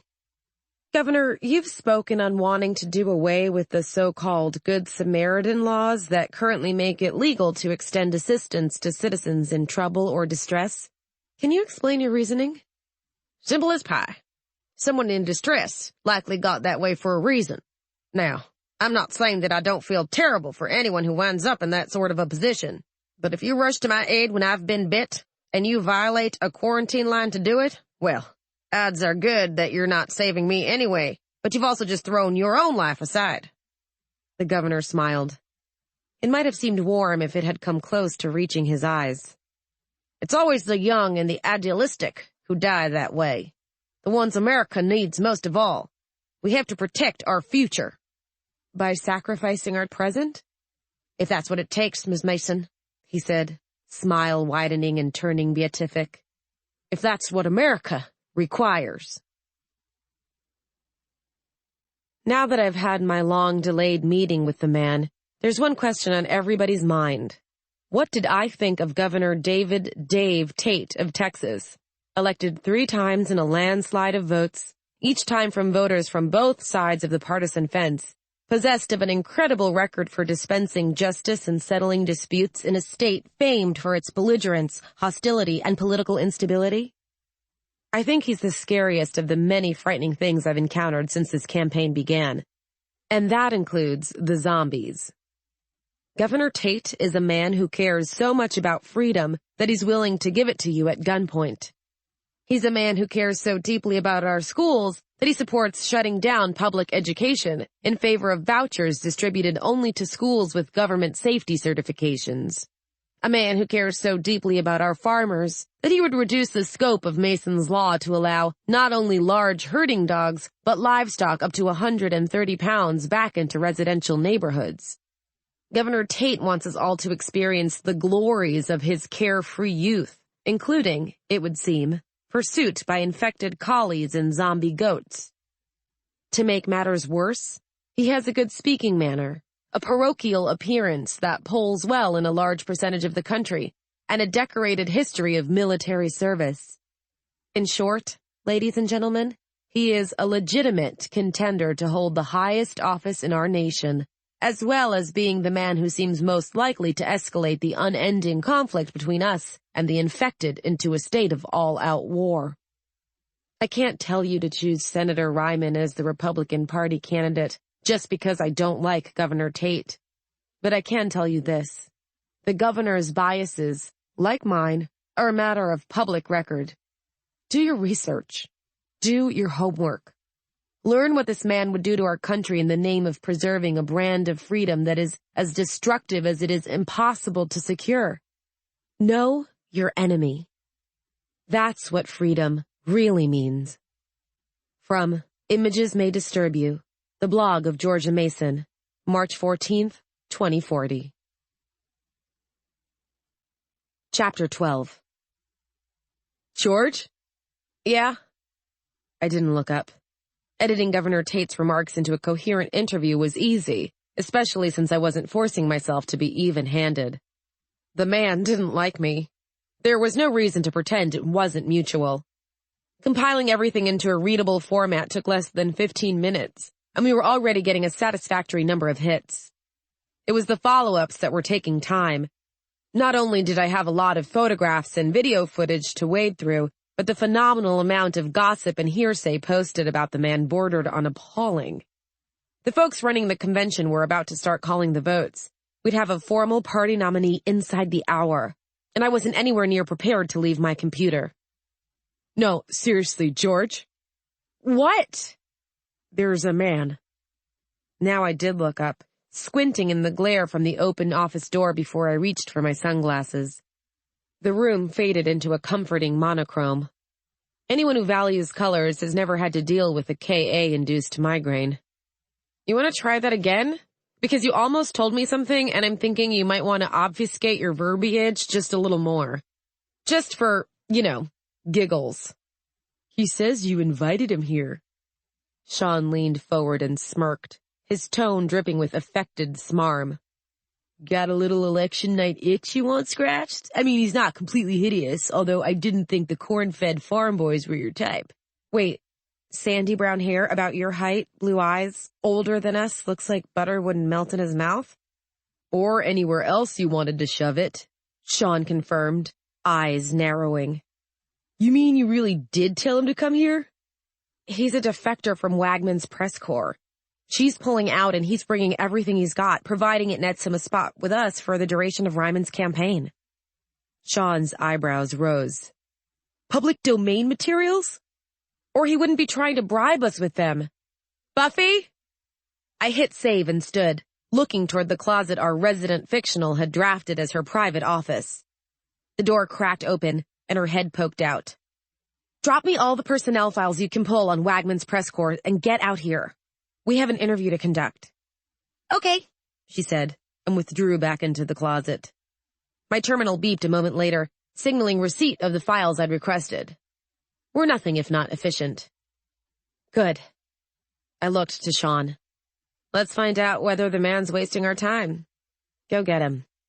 Your wish, my command, Shaun said, and turned, closing the door behind him.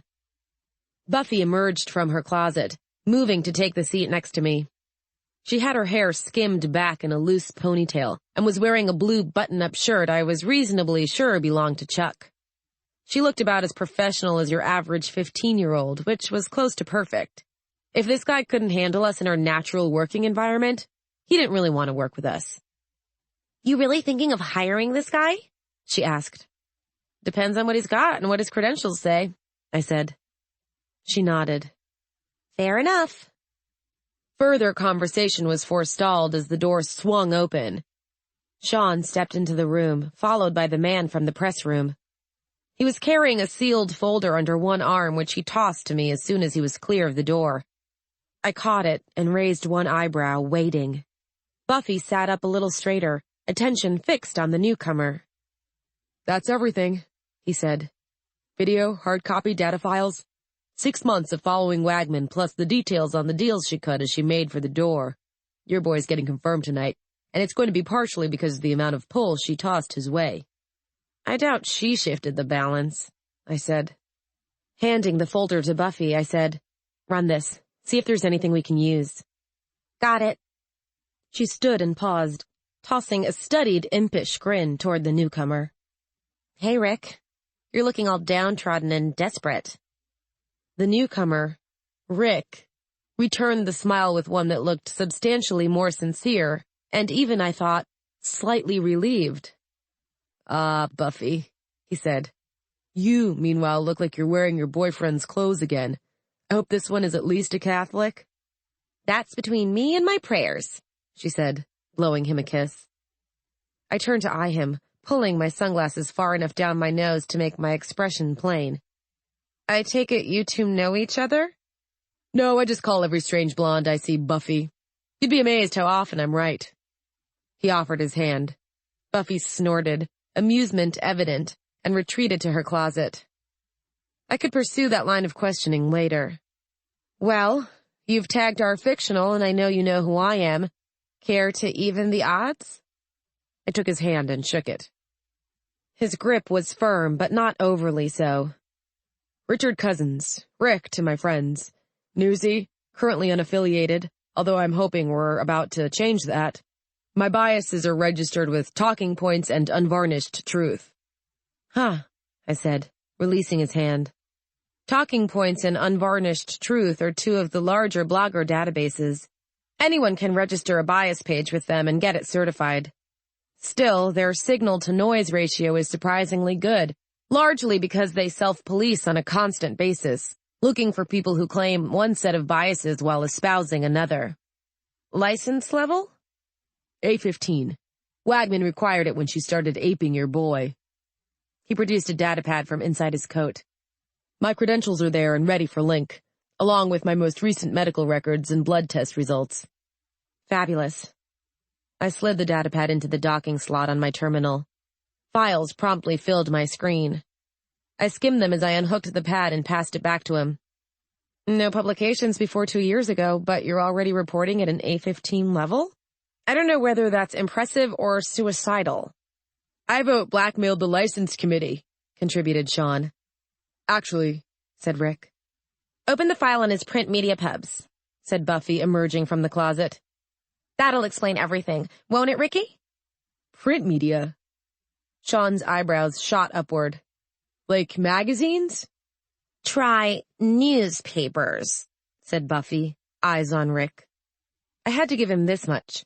He was taking her poking with good grace, and he wasn't squirming. Yet. That's why he's such a golden oldie. Newspapers, I repeated, disbelieving, and pulled up the next page in his file. The rest of his credentials filled the screen. I slid my glasses back up to cover my surprise. Here we go. Buffy's right. Staff writer, St. Paul Herald, 5 years. Field reporter, the Minnesota News, 3 years. How old are you?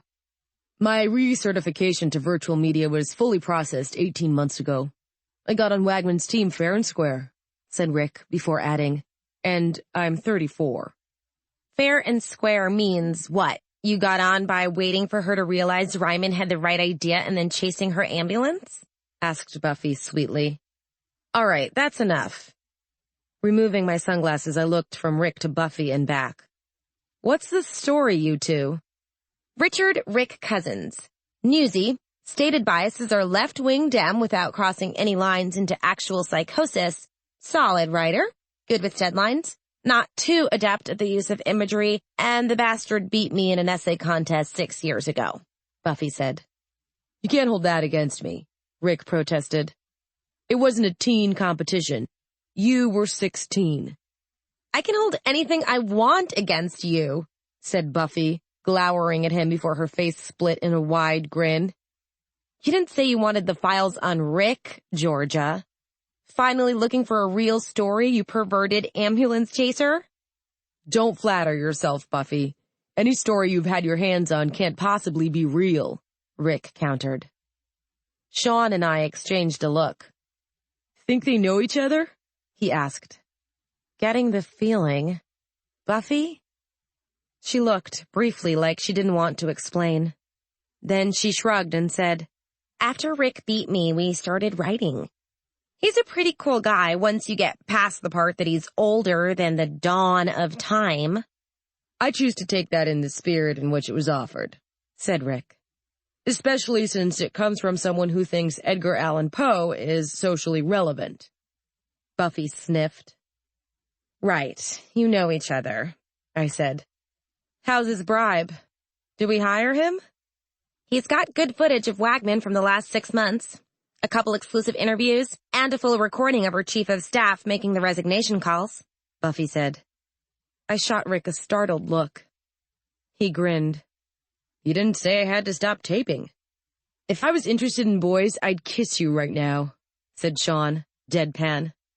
George, in newsy speak, what does that mean for ratings? 3% increase for starters. More if he can write well enough to sustain an audience. Rick, we can take you as a beta. You get your own byline, but you run everything through me or my second, Mahir Gowda. No direct access to the candidate. If Ryman doesn't get the nomination, you're on a 6-month base contract. I can email you the legalese. And if he does get the nomination? What? If he gets the nomination, which he will, what do I get? I smiled.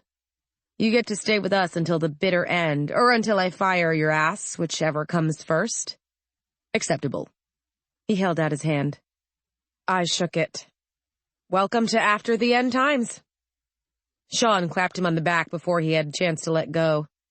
More testosterone on the field team. My man! What do you think about poking dead things with sticks? It's a good way to get ratings and commit suicide at the same time, Rick said. I snorted. All right, you can stay. There was a knock at the door. It opened before any of us had a chance to react, and Steve entered, sunglasses obscuring the majority of his expression. I stood. Is it time? I asked. Steve nodded. Senator asked me to make sure you were ready. Right. Thanks, Steve. Grabbing my bag, I hooked a thumb toward our newest addition. Rick, you're with me. We're on the floor. Buffy, I need you here working the terminals. Hit my remotes and tell them we're streaming raw footage starting in 10 minutes, and they should be ready to start doing the forum-facing clean and jerk. Editorial power? Fact only. No opinions until I log on and start setting the baselines. I was checking equipment as I spoke, hands moving on autopilot.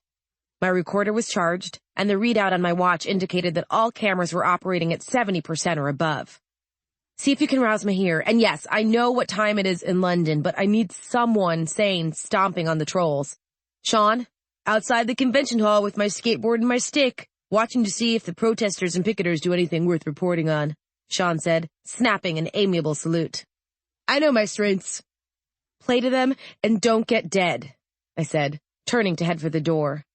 Steve stepped out of the way, giving me a sidelong look as Rick followed in my wake. It's okay, Steve. He's on the squad. They liked my backflip, Rick said, looking up at Steve. There was a lot of up to look at. You're very tall. You must be a reporter, Steve said. He closed the door behind us, leaving Shaun and Buffy inside. The convention center had seemed busy before. Compared to the madhouse that greeted us as we proceeded toward the main meeting hall, it was a mausoleum. People were everywhere. They ranged from staffers I recognized from the various campaigns to private security, members of politicians' families and reporters who'd somehow managed to get out of the press pit and into the wild. Soon, they'd go feral and start inventing scandals for the sake of their ratings. Rick greeted the scene with calm professionalism, sticking close as I followed in Steve's massive, crowd-clearing wake. Rick didn't seem to have any problems taking orders from a woman 10 years his junior either, which can be an issue with guys trying to jump from the traditional news media to the blogging world. They don't mean to bring their prejudices with them when they make the transition, but some things are harder to get rid of than an addiction to seeing your stories physically printed. If Rick continued to listen as well as he had been, things were going to be fine. Steve steered a course through the back halls and into the screaming furor of the auditorium, where politicos and onlookers of every age, race, and creed were gathered for the solemn practice of screaming at the top of their lungs whenever they thought they caught a glimpse of one of the prospective candidates.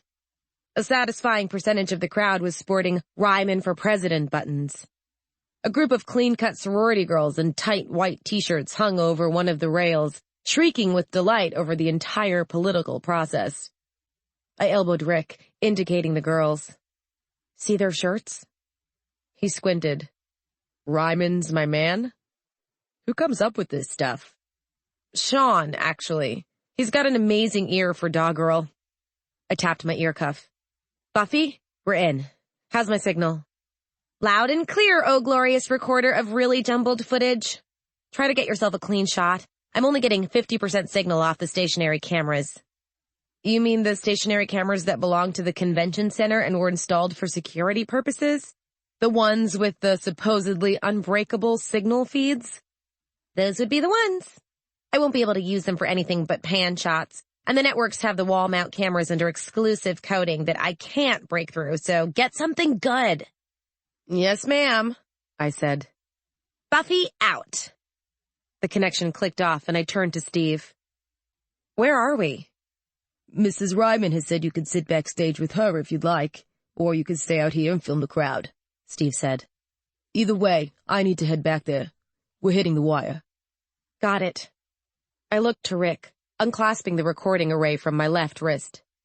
Take this. 3 cameras direct feedback to Buffy in the closet. Just lift it up. Lenses are set to autofocus.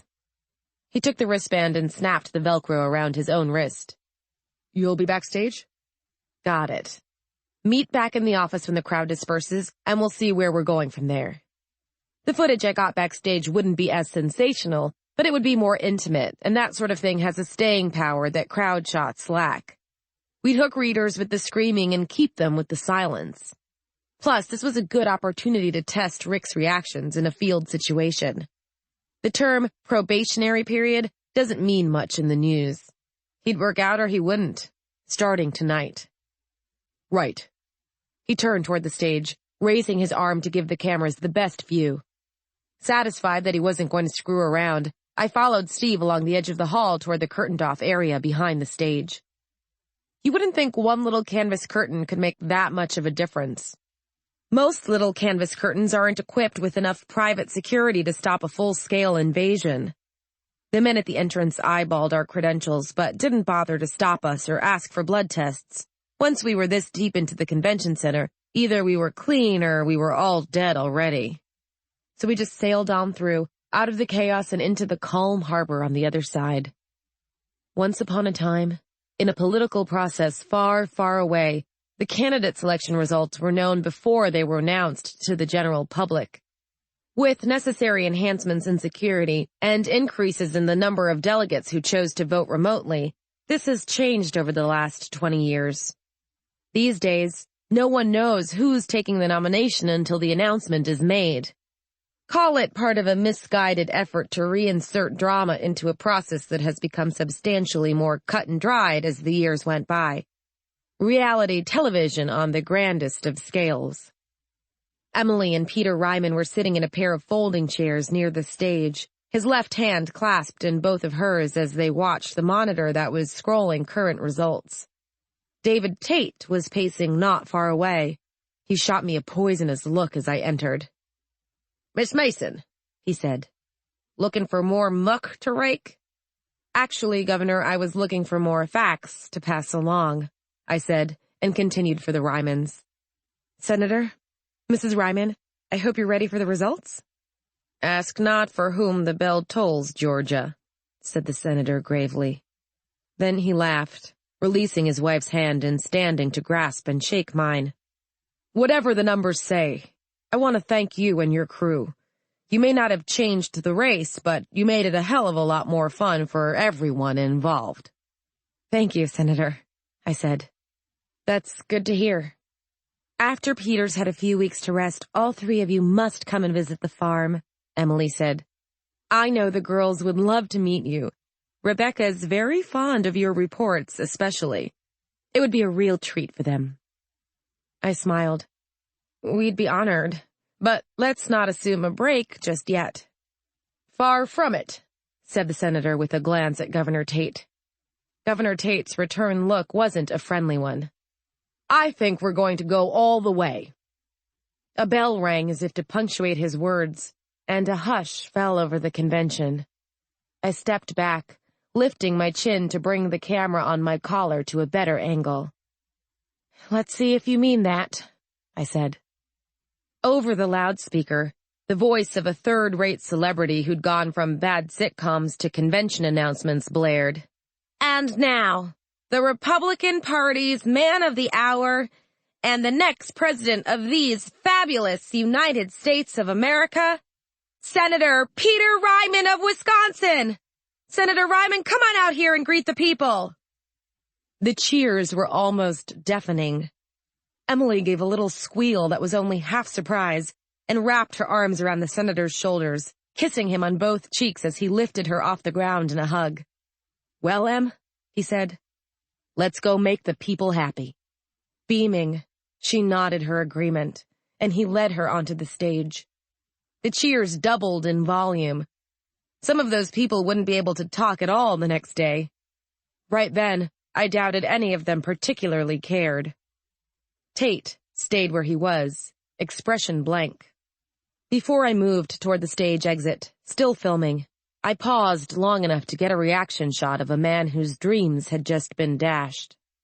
"Go, Pete, go," I murmured, unable to keep from smiling. He had the nomination. That was our man out there on that stage accepting the nomination. We were going on the road. My ear cuff beeped 3 times, signaling an emergency transmission. I tapped it, stepping away from the opening. "Shaun, what did you—" Buffy's voice cut me off. It was all business, and so cold I almost didn't recognize it at first. "Georgia, there's an outbreak at the farm." I froze. "What farm?" "The Ryman farm. It's on all the feeds. It's everywhere." They think one of the horses went into spontaneous conversion. No one knows why, and they're still digging in the ashes and setting the perimeter. No one knows where oh God, Georgia, the girls were in there when the alarms went off, and no one knows. Slowly, as if in a dream, I turned back toward the opening. Buffy was talking, but her words didn't matter anymore. Senator Ryman had formally accepted the nomination and was standing there grinning, his beautiful wife holding his arm, waving to the crowd that chose him to bear their banner toward the highest office in the country. They looked like the happiest people in the world. People who had never known what a real tragedy was. God help them. They were about to learn. You there? Mahir's trying to control the forums, but he needs help, and we need you to find the valid news feeds into all this. Tell Mahir to contact Casey at Media Breakdown and arrange a fact-only feed-through of the situation at the farm. Tell him we'll trade an early release on my next candidate interview, I said tonelessly. Wake Alric. Get him backing Mahir until Rick finishes on the floor. Then throw him in there, too. He wanted to join the party? Well, here's his invitation. What are you going to do? Emily Ryman was laughing, hands clasped together. She had no idea. Grimly, I said, I'm going to stay here and report the news. Book 3. Index Case Studies. The difference between the truth and a lie is that both of them can hurt, but only one will take the time to heal you afterward. Georgia Mason. We live in a world of our own creation. We've made our bed, ladies and gentlemen, whether we intended to or not. Now, we get the honor of lying down in it. Michael Mason. I've done a lot of difficult things over the course of my journalistic career. Few, in the end, were pretty. Most of the supposed glamour of reporting the news is reserved for the people who sit behind desks and look good while they tell you about the latest tragedy to rock the world. It's different in the field, and even after doing this for years, I don't think I grasped how different it was. Not until I looked into the faces of presidential candidate Peter Ryman and his wife and informed them that the body of their eldest daughter had just been cremated by federal troops outside their family ranch in Parrish, Wisconsin. You've heard about Rebecca Ryman by now. 18 years old, scheduled to graduate high school in less than 3 months, ranked 5th in her class, and already accepted at Brown University, where she was planning to study law and follow in her father's footsteps. She'd been riding since she was old enough to walk. That's how she was able to bridle that post-amplification horse and get her baby sisters off the grounds. She was a real American hero. At least, that's what all the papers and news sites say. Even mine. If you'll allow a reporter her brief moment of sentiment, I'd like to tell you about the Rebecca that I met, if only for a moment, in the words and the faces of her parents. Rebecca Ryman was a teenage girl. She was petulant. She was sulky. She hated being asked to sit for her sisters on a Friday night, especially when there was a new Byron Bloom movie opening. She liked to read trashy romances and eat ice cream straight from the container, and nothing made her happier than working with the horses. She stayed home from the Republican National Convention, partially to get ready for college, and partially to be with the horses. Because of that decision, she died, and her sisters lived. She couldn't save her grandparents or the men who worked the ranch.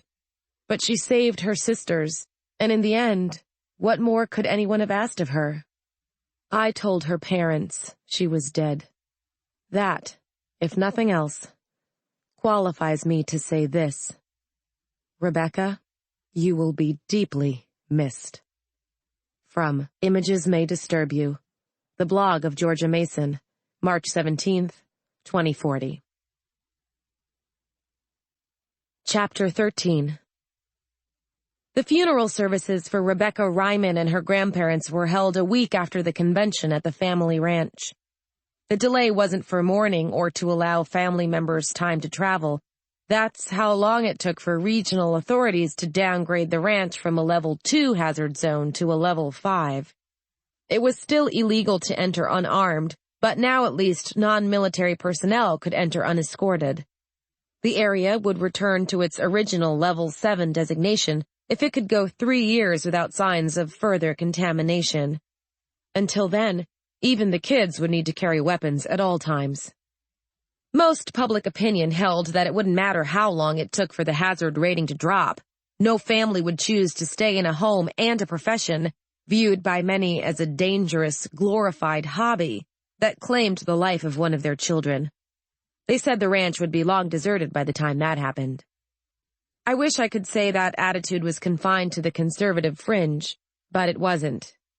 Within 6 hours of Rebecca's death, half the children's safety advocacy groups were clamoring for tighter guidelines and attempting to organize legislation that would make the life led by the Rymans illegal. No more early riding classes or family farms. They wanted it shut down now, and shut down hard. It wasn't a surprise to anyone but the Rymans, I think. Peter and Emily never attempted to map out the scenarios leading to the martyrdom of their eldest daughter, and so they'd never considered what a boon her death would be to certain organizations. Americans for the Children was the worst. Its Remember Rebecca campaign was entirely legal and entirely sleazy, although its attempts to use pictures of Jeannie and Amber had been quashed by the Rymans' legal team. It didn't matter. The images of Rebecca with her horses, and of post-amplification horses attempting to disembowel the federal authorities putting them down, had already done their damage. In the chaos and noise surrounding the outbreak at the ranch, it wasn't really a surprise that Senator Ryman's selection of a running mate barely made anyone's radar, save for the hardcore politicos who couldn't care less that people were dead. And me.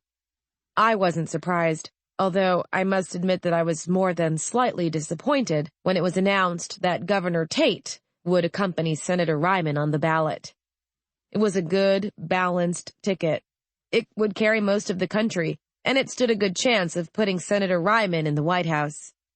The tragedy at the ranch had already put him 20 points up on his opponent in the early polls. The Democratic candidate, Governor Frances Blackburn, was a solid politician with an excellent record of service, but she couldn't compete with a teenage heroine who sacrificed herself to save her sisters. This early in the race, people weren't voting for the candidate. They were voting for his daughter, and she was winning. My team and I offered to head back to California until after the services. While our contract with the senator said constant access, there's a difference between honest reporting and playing the ghoul. Let the local news film the funeral. We'd do our laundry, give Buffy a chance to upgrade the equipment, and introduce Rick to the parents. Nothing says crash course in working as a team like starting with a major political convention, then moving on to meeting my mother on her home turf. Shaun can seem like a minor natural disaster sometimes, but Mom's always a 7.5 on the Richter scale. That plan was scotched on the drawing board by Senator Ryman, who took me aside the day after the convention and informed me that it would mean a great deal to everyone if we would attend and cover the funeral. Rebecca loved our coverage of the elections, and given his position as the Republican Party candidate, he knew there would be reporters trying to get in to report on the funeral. This way, he'd know the press was reputable. What was I supposed to say? Buffy can order most of what she needs online, and they have laundromats everywhere. The only thing that might have been a sticking point was Rick, since he was still moving his personal belongings out of the hotel that had been the base camp for the Wagman campaign, but I didn't anticipate it being much of a problem. He'd been forced to hit the ground running, and he'd done it without a murmur of complaint. His footage of Senator Ryman's acceptance speech was top-notch, especially after we had cut it with the video feed of the assault on the ranch. Our viewer numbers have jumped more than 18% since the convention, and they're still climbing. I attribute it partially to adding Rick to the team. No one else got an exclusive on the Wagman pullout. Add that to the acceptance and the tragedy, and well, sometimes in the news, luck is just a matter of capitalizing on someone else's pain. March in Wisconsin is very different from March in California. The day of the funeral was gray and cold, with patches of snow dotting the struggling lawn of the O'Neill family cemetery. Emily's family had been in the area long enough to have their own graveyard. If the old zombie flicks had been right about the dead clawing their way out of the ground, the funeral would have been a bloodbath. Fortunately, that's one detail the movies got wrong. The earth was smooth beneath its uneven blanket of snow, save for the darker, recently dug patches in front of 3 headstones near the west wall. Folding chairs were set up on the central green, and people sat close together, steadfastly not looking toward the displaced ground. A woman who bore a vague resemblance to Peter, enough that I was willing to tentatively place her as a cousin, if not a sister, murmured to her companion, "They're so small." Of course. Cemeteries are an oddity in this modern world since most bodies are cremated. There's no need for them unless you're fabulously wealthy, strongly religious, or clinging to tradition with both hands.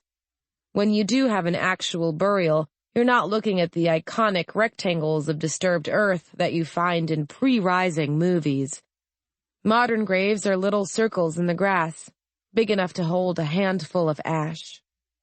The mingled Ryman and O'Neill clans were dressed in the mourning editions of their Sunday best. All blacks and charcoal grays, with the occasional hint of off-white or cream in someone's shirt front or blouse. Even the little girls, Jeannie and Amber, were wearing black velvet. Shaun, Buffy, and I were the only attendees who weren't related to the family. The senator's security detail, a combination of the campaign agents and the new guys from the Secret Service, had stopped at the cemetery gates, guarding the perimeter without disturbing the ceremony. We were the privileged few, and everyone knew it. More than a few unpleasant looks had been tossed our way by the relatives as we moved into position. Not that I cared. We were there for Peter, for Emily, and for the news. What the rest of the family thought didn't matter. "And so we have come together, in the sight of God, to commend the mortal remains of his beloved children into his keeping, to be held in trust, no longer subject to the dangers of the world, until the day we may be reunited in the kingdom of heaven," said the priest. "For his is the kingdom, the life, and the glory, and through his grace may we be granted everlasting life. Let us pray." The family bowed their heads. So did Buffy, who was raised to a faith beyond tell the truth, know the escape routes, and always carry extra ammunition. Shaun and I didn't bow. Someone has to keep the lookout. After checking to make sure my shoulder cameras were still recording on an even keel, I turned my head, surveying the cemetery. It was completely indefensible. The low stone walls were more for a delineation of boundaries than anything else, and wouldn't have kept a determined horde of zombies out for more than a few minutes. The gates were spaced widely enough to make the whole place little more than a big corral for humans. I shuddered. Shaun caught the gesture and put a hand at the small of my back, steadying me. I flashed him a smile. He knows I don't like being outside in poorly defended areas. He doesn't feel the same way. Open spaces just make him think something worth poking is bound to come along sooner than later. The service was winding down. I schooled my expression back to grim serenity and turned to face forward as the priest closed his Bible. The family rose, many of them in tears. Most turned to head for the gates, where cars were waiting to take them to the reception at the funeral home. Nothing says deeply in mourning like canopies and a free beer. A few remained, still looking toward the graves as if shell-shocked. "I just feel so bad," murmured Buffy. "How can things like this happen?" "Luck of the draw?" Shaun shrugged. "Play with big animals. A little amplification is almost guaranteed. You're lucky it waited this long." "Yeah," I said, frowning. "Lucky." Something wasn't right about this whole setup. The timing. The scope. You need safety precautions on a scale most millionaires wouldn't bother with to operate a horse ranch, even several miles from the nearest town, and you need to have them upgraded on a regular basis. If something went wrong, it would be contained in a matter of minutes. They might have to torch a barn, but they shouldn't have lost anyone. Certainly not 3 family members and half the working staff. Shaun, get Buffy back to the van, okay? I'm gonna give my regrets to the family. Shouldn't we come too? Asked Buffy. No, you go back to the van. Call Rick, make sure nothing's caught fire while we were away from our screens. But Shaun reached around me to take Buffy's arm. Come on, Buff. If she's sending us away, it's because she wants to poke something with a stick and see what happens. Something like that, I said. I'll be there in a few minutes. Okay, said Buffy, letting Shaun guide her toward the cemetery gates. I turned to study the remaining members of the family. Peter and Emily were there, along with several other adults who looked enough like one another to be close relations. Emily had one arm around each of her 2 remaining daughters. She didn't look like she'd slept for a week, and both Jeannie and Amber looked like they were finding their mother's embrace more than a little smothering. Peter seemed older, somehow, his farm boy good looks strained by the speed and severity with which everything had gone wrong. He caught the motion of my head as I looked toward them. He nodded slightly, indicating that it was safe for me to approach. I answered with a thin smile, beginning to pick my way across the slushy ground. Georgia, said Emily as I reached them. Letting go of Jeannie and Amber, she put her arms around me in a too tight hug. The girls moved to stand behind an elderly woman who looked like she might be their paternal grandmother, blocking their mother from grabbing them again once she was done with me. I couldn't blame them. Emily's grief had given her a measure of hysterical strength that seemed likely to crack one of my ribs. We're so glad you came. I'm sorry for your loss, I said, patting her awkwardly on the back. Buffy and Shaun send their regrets. Emily, let the nice girl go, said Peter, tugging his wife's arm until she released me. I stepped quickly backward and both Jeannie and Amber cast understanding glances my way. They'd been their mother's target since she ran out of the convention to get them. Georgia. Senator Ryman. He didn't try to hug me. I appreciated that. It was a beautiful ceremony. It was, wasn't it? He glanced toward the churned-up earth. Becky hated these things. Said they were morbid and silly. She would have stayed home if she weren't a required attendee. He laughed, bitterly. She really wanted to meet you. I'm sorry she never got the chance, I said, pushing my sunglasses up to shield my eyes from the light glinting off the patchy snow. Would you mind if I took you aside for a moment? It won't take long. No, of course not. He kissed Emily on the forehead and said, You just get back to the girls, all right, sweetheart? I'll only be a moment. All right, said Emily. She managed to force a wavering smile and said, We'll see you at the reception, won't we, Georgia? Of course, Mrs. Ryman, I replied. The senator and I walked until we were about 8 feet from the group, far enough that they couldn't hear us, but close enough to maintain visual contact. Now, Georgia, he said without preamble, what's this all about? I tilted my chin up until I was looking directly at him and said, Senator, if you don't mind, my team and I would like permission to go up to the ranch and take a look around. He was silent. I continued, If we walk the grounds and post our footage, you think it'll reduce trespassers looking for a little excitement? I nodded. Senator Ryman looked at me for a long moment. Then, shoulders sagging, he nodded his acquiescence. I hate this, Georgia, he said, in a voice that was a million miles away from the proud, self-confident man I'd followed most of the way across the country. This is supposed to be the start of the most exciting fight in my career, and instead I'm standing here consigning my eldest unto God when I just want to shake the bastard until he gives her back to me. It's not fair. I know, Senator, I said. Glancing back to where Emily had managed to recapture her surviving children, I added, But you're not the only one it isn't fair to. Are you telling me to mind my family, young lady? He asked, with a mirthless chuckle. Sometimes family is all we have, sir. Very true, Georgia. Very true. He followed my gaze back to Emily and the girls. I'll tell Em I've given you folks permission to go to the ranch. She'll understand. The guards, now. We have the proper licenses. Good. Raking his hair back from his forehead with one hand, he sighed. Ain't this just one hell of a mess?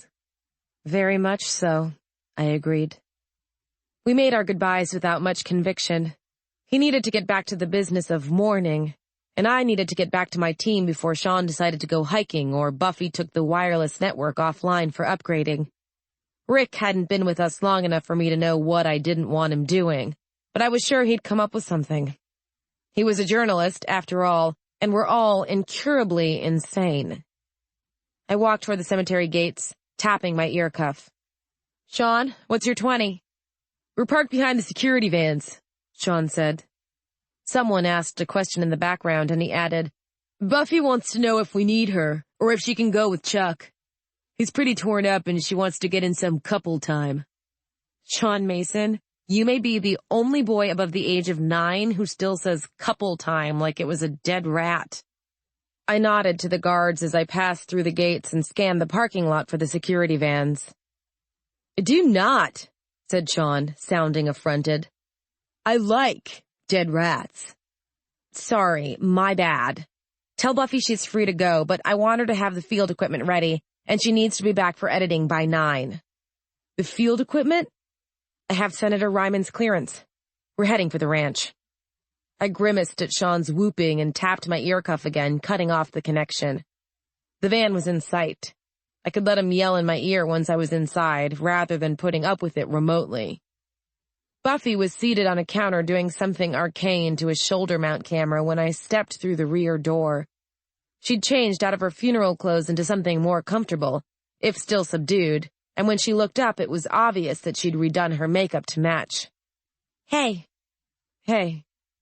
I looked around, starting to unbutton my jacket. "Where's Shaun?" "Up front, checking his armor for holes." She peered into the camera, blew lightly on the exposed circuitry, and snapped the cover back into place. "Chuck's gonna come pick me up, so you can leave me here when you head out. It'll only take a few more minutes to review the field equipment." "Anybody call Rick?" I tossed my jacket onto a chair and started unbuttoning my dress shirt. I had a tank top under that. Swap my skirt for jeans, add a Kevlar vest, my motorcycle jacket, and combat boots, and I'd be ready for a low-hazard field op. Most girls learn how to accessorize for dinner parties and dates. I learned to do it for hazard zones. "He said he'd meet you at the ranch." Buffy offered me the camera. "Here. This whole generation is on its last legs. We're gonna need new ones sooner than later." "I'll get it into the budget," I said. Peeling off my shirt, I dropped it to the floor and took the camera, eyeing Buffy over my glasses. "Something on your mind, Buff?" "No. Yes, maybe." She sat back on the counter, her gaze dropping to her hands. "You're going to the ranch." "Yes." The area's been downgraded. We have the licenses to enter as long as we're armed." Buffy's head snapped up. "It's disrespectful." Ah, the crux of the problem. Disrespectful to whom, Buffy? To the dead? She gave a small, almost imperceptible nod. "Buffy, the dead aren't there. They've been buried. After they were cremated to prevent their corpses from coming back to life and doing disrespectful things to the living." "They died there," she said fiercely. "They died there, and now you're going to turn it into more news." "We aired the attack." "That was different. That was something dangerous. This is just ghosts. Souls trying to sleep." Her expression turned pleading. "Can't we let them sleep? Please?" "We're not going to disturb them. If anything, we're going so that they can sleep. The Rymans trust us to be respectful, and we will be. And by showing that there's nothing of any interest in those buildings, we'll keep less respectful journalists from breaking in looking for an exposé. I might be wrong. Journalists seeking a scoop will break into almost anything. But I needed to get in there, and I needed Buffy to stay calm. Without her to enhance any footage we got, we might well come up with less than nothing." She sniffled. "You swear you're not intending to upset their ghosts?" "I'm not sure I believe in ghosts, but I swear we won't do anything to disturb any spirits that might be resting there." I put down the camera she'd handed me and shook my head as I opened the van closet and pulled out the rest of my field gear. I always keep a few pairs of thick denim jeans on hand, the kind with steel fibers woven into the fabric. Be prepared isn't just the Boy Scouts marching song anymore. Zombies are enough. I don't need to add poltergeist to the ranks of things that want to kill me.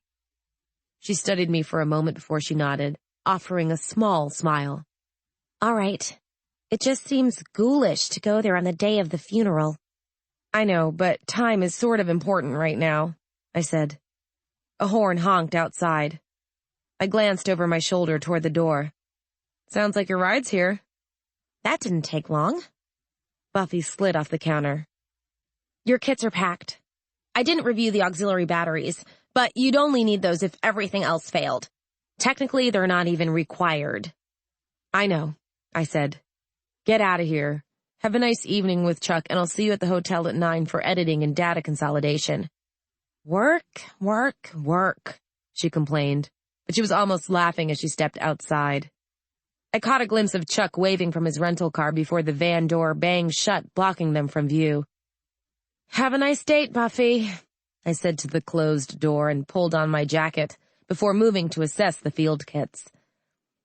Normally, Buffy would have done all the checks before she went anywhere. Normally, where she was going was back to the van or home to her room, not out with her boyfriend. It's not like she's never dated. She's had at least 6 boyfriends since we met, and unlike a large percentage of our generation, they've all been face-to-facers, not virtuals.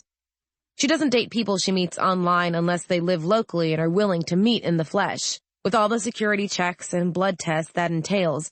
And even then, she likes to keep her romantic relationships as offline as possible. Partly because she likes the interaction.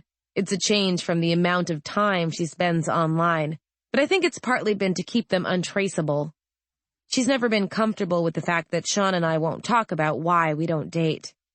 She eventually gave up trying to hook us up with people she knew, but Chuck is still the first of her boyfriends who we've been allowed to spend any real time around, and I suspect it's only because they met on the campaign trail.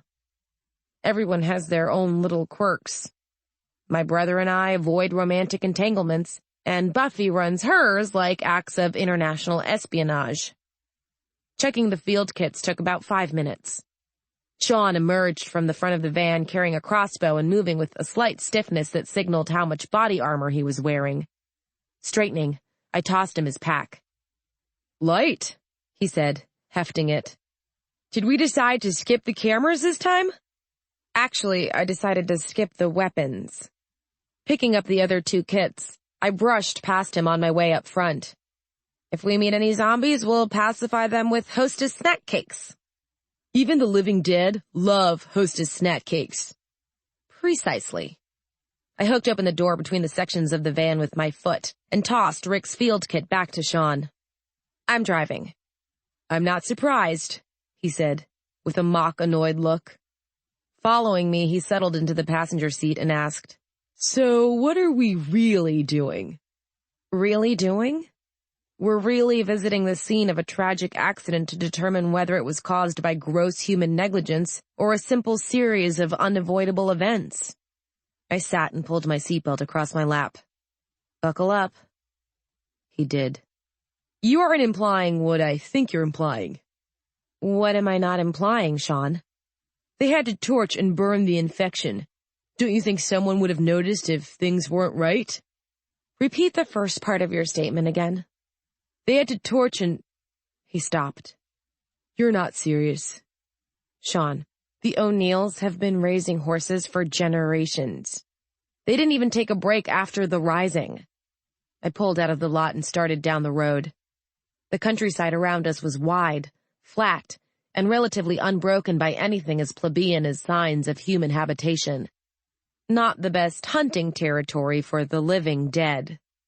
They don't make mistakes on the level of allowing a massive outbreak that kills nearly half the hired help. It just doesn't happen. So either somebody screwed up big time, or someone cut the screamers, Shaun finished, hushed. Why wouldn't anyone have found anything? Was anyone going to look? Shaun, if I say a big animal amplified and killed its owners, do you think something is rotten in the state of Denmark, or do you think it was bound to happen sometime? Shaun was quiet for several minutes as we drove toward the ranch. Finally, in a pensive tone, he said, "How big is this, George?" I tightened my hands on the wheel. "Ask Rebecca Ryman." "What are we going to do about it?" "We're going to tell the truth." I glanced toward him. "Hopefully, that's going to be enough." He nodded, and we drove on in silence. A lot of time was spent looking into the science and application of forensics before the rising. How did this man die? What did he die for? Could he have been saved?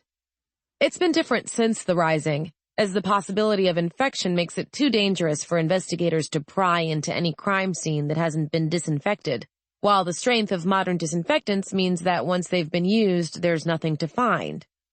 DNA testing and miraculous deductions brought about by a few clinging fibers are things of the past. As soon as the dead started walking, they stopped sharing their secrets with the living. For modern investigators, whether with the police or the media, this has meant a lot of going back to our roots. An active mind is worth 1,000 tests you can't run, and knowing where to look is worth even more. It's all a matter of learning how to think, learning how to eliminate the impossible, and admitting that sometimes what's left, however improbable, is going to be the truth. The world is strange that way. From Images May Disturb You, the blog of Georgia Mason, March 24th, 2040. Chapter 14. Rick was a good match for our team in more ways than one. He had his own transport, and he didn't leave home without it. I'd heard about the armor-plated VW Beetles.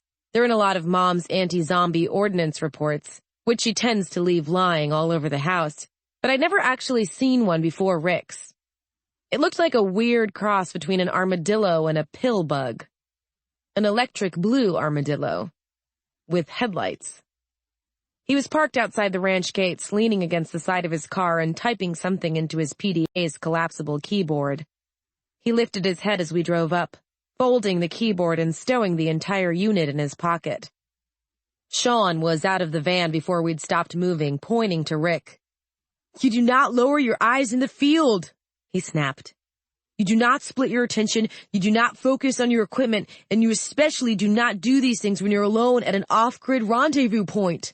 Rick blinked, looking more confused than anything else. I stopped the van, leaning over to close Shaun's door before opening my own. A lot of people don't think my brother has a temper. It's like they assume I somehow sucked up the entire quota of cranky, and now Shaun's perpetually cheery and ready for a challenge, while I glower at people from behind my sunglasses and plot the downfall of the Western world. They're wrong. Shaun has a bigger temper than I do.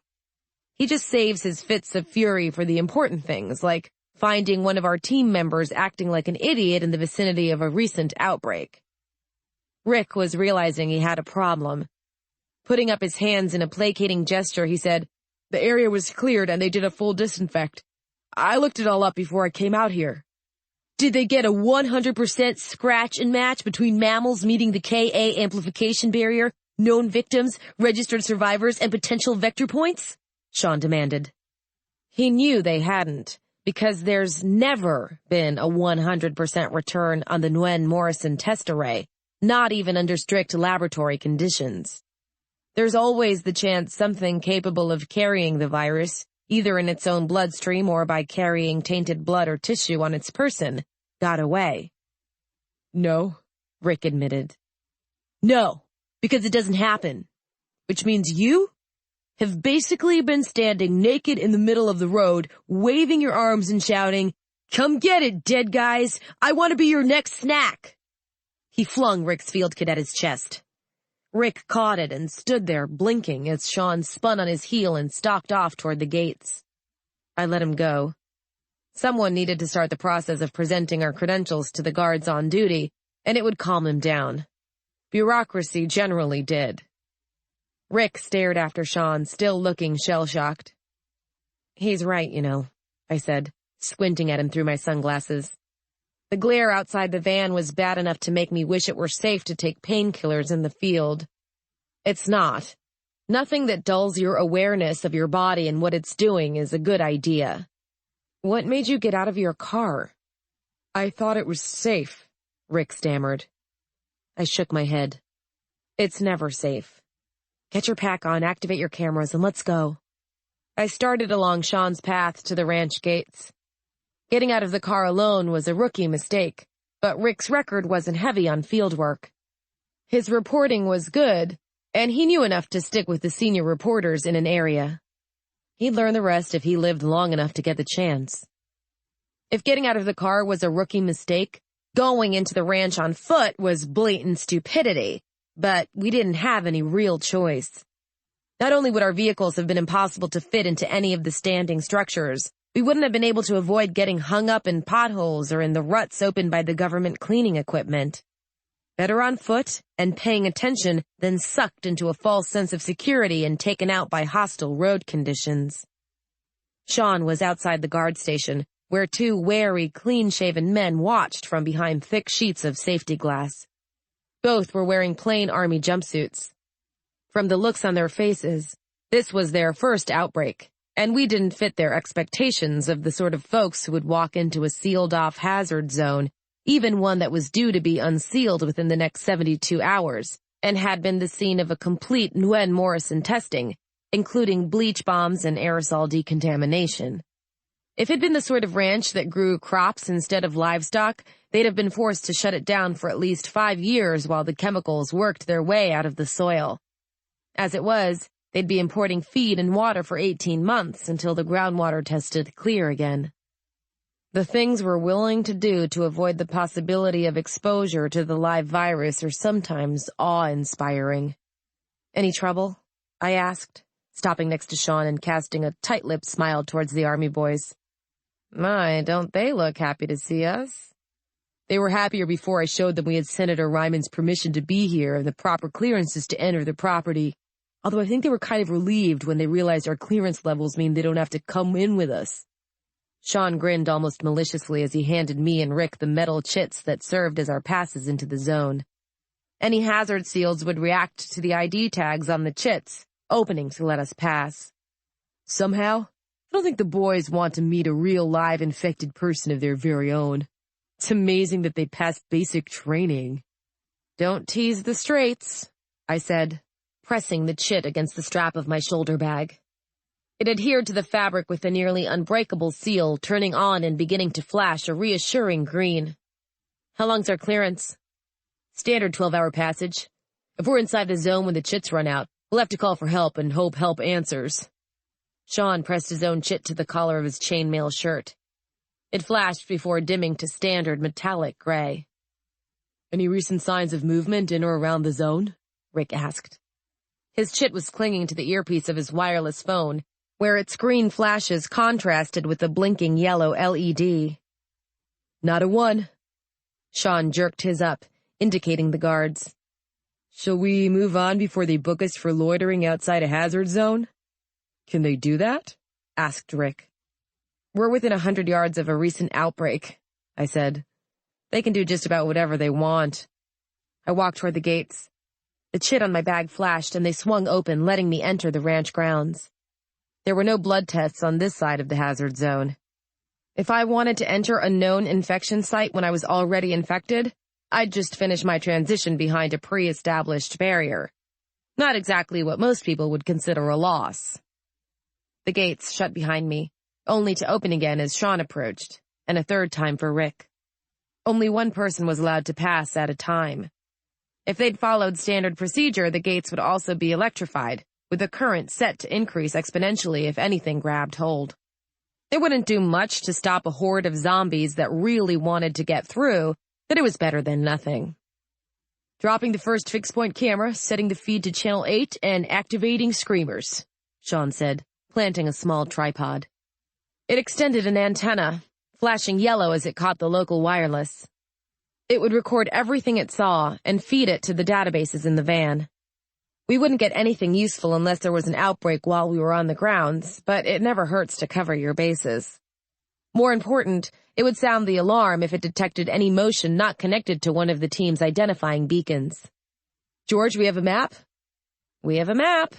I confirmed, pulling out my PDA and unfolding the screen to its full extension. Buffy pulled it down before she left. God bless Buffy. No team is complete without a good technician, and the word for an incomplete team is usually fatality. Cluster around, guys. They did. The Ryman family ranch was laid out in the pre-Rising style, with a few adjustments to account for the increased security required by the senator's political career and the possibility of invasion by the rampaging undead. Most of the buildings were unconnected, with 4 separate horse barns, one for foaling, one for yearlings, one for older horses, and the last, constructed in isolation and using modern quarantine procedures for the sick. The main house had more windows than any sane person would be comfortable with, but that had apparently suited the Rymans just fine. Shaun studied the map before asking, "Do we have the outbreak grid?" "We do." I started tapping. "Either of you boys care to place a bet as to where the outbreak started?" "Isolation ward," Rick said. "Foaling," said Shaun. "Wrong." I hit enter. A grid appeared, crisscrossing the map with streaks of red. The largest red zone surrounded the yearling barn, covering the entire building and extending out in all directions.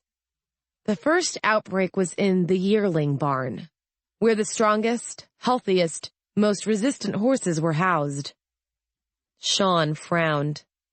"I don't know much about horses, but that seems a little funny to me. We have a full matchup on the index case?" 97% certainty on the Nguyen Morrison, I said, pulling up a picture of a pale gold horse with a white streak down its nose. Ryman's Gold Rush Weather. Yearling male, not gelded, clean, that reports every 3 months since birth, and a clean blood test registered every week for the same time period. No history of elevated virus levels. If you were looking for the cleanest horse on the planet, epidemiologically speaking, you'd have trouble going wrong with this one. "And he's our index?" said Rick. "That's bizarre. Maybe something bit him?" They logged every movement these horses made, all day, every day. I closed the files, snapping the screen of my PDA into its collapsed formation before slipping it into my shoulder bag. Goldie went out for a run the night before the outbreak, was rubbed down and checked out clean with no wounds or scratches. He didn't leave the barn again before things went south. "None of the other horses top out in the Nguyen Morrison?" Shaun reached into his own bag, pulling out a collapsible metal rod that he began uncollapsing as the 3 of us moved by unspoken accord toward the side of the ranch where the barns were clustered. If there was evidence to be found, it would be in the barns. The closest is the horse in the stall next to his, Ryman's Red Sky at Morning, which tested out at a 91 and had visible bite marks. 6% pretty much says Goldie's our index. "The only way that could happen is spontaneous amplification," Shaun said with a deep frown. He snapped the last segment of the rod into place and hit a button on the handle, electrifying the metal. "No chance of heart attack or other natural death?" "Not in a place like this," Rick said. We both looked toward him. Shaking his head, he said, "I did a piece on modern ranching a few years back. They have those animals so monitored that if they just up and die, a heart stops or they suffocate on a piece of feed or whatever, someone will know immediately."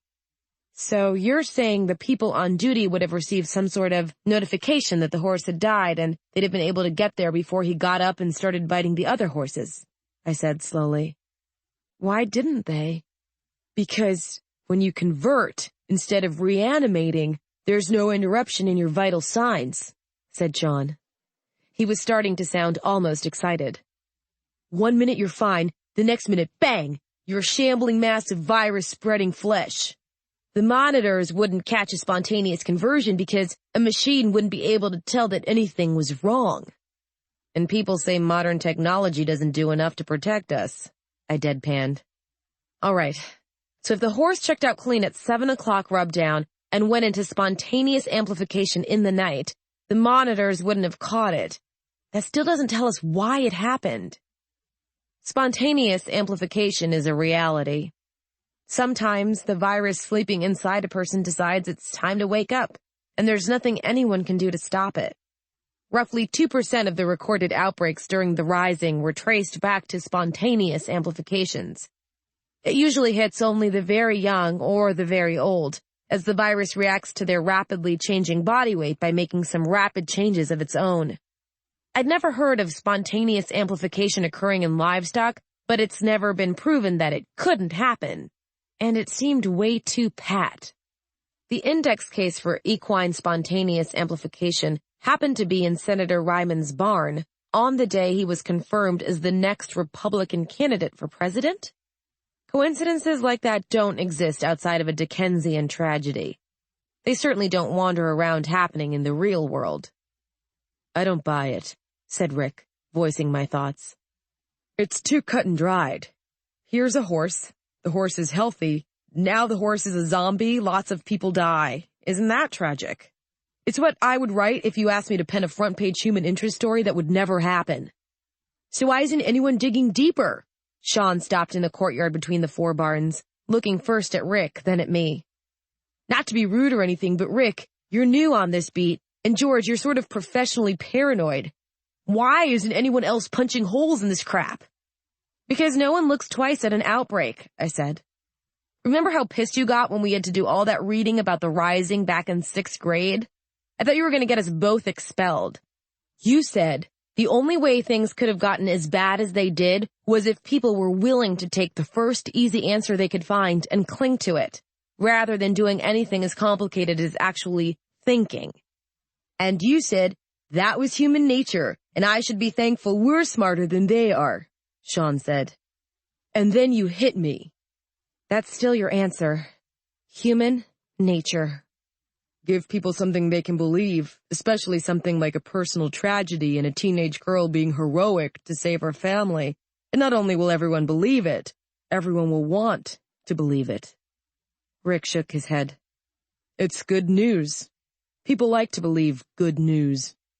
Sometimes it's great living in a world where good and news don't always combine to mean positive information. I looked to Shaun. Where do we start? I'm in charge in the editing studio and the office. It's different in the field. Shaun calls the shots unless I'm demanding an immediate evac. Both of us are smart enough to know where our strengths lie. His involve poking dead things with sticks and living to blog about it. Everyone armed? He asked, more for Rick's benefit than mine. He knows I'd stick my hand in a zombie's mouth for fun before I'd enter a field situation unarmed. Clear, I said, pulling out my .40. Yes, said Rick. His own gun was larger than mine, but he handled it easily enough for me to think it was a matter of preference, not machismo. He slid it back into the holster in his vest, adding, I'd offer to take some marksmanship tests, but this doesn't seem like the place. Later, said Shaun. Rick looked amused. I smothered a snort of laughter. Poor guy probably thought my brother was kidding. Right now, we're splitting up. George, you take the foaling barn. Rick, you hit the adult quarters. I'll take the hospital barn, and we'll meet up back here to go through the yearling barn together. Radio contact at all times. If you see anything, scream as loudly as you can. So we can all come together to help? Asked Rick. So the rest of us have time to get away, I said. Cameras on, people, and look alive. This is not a drill. This is the news. Splitting up made the most sense. All 4 barns were involved in the outbreak, but it started in a single place.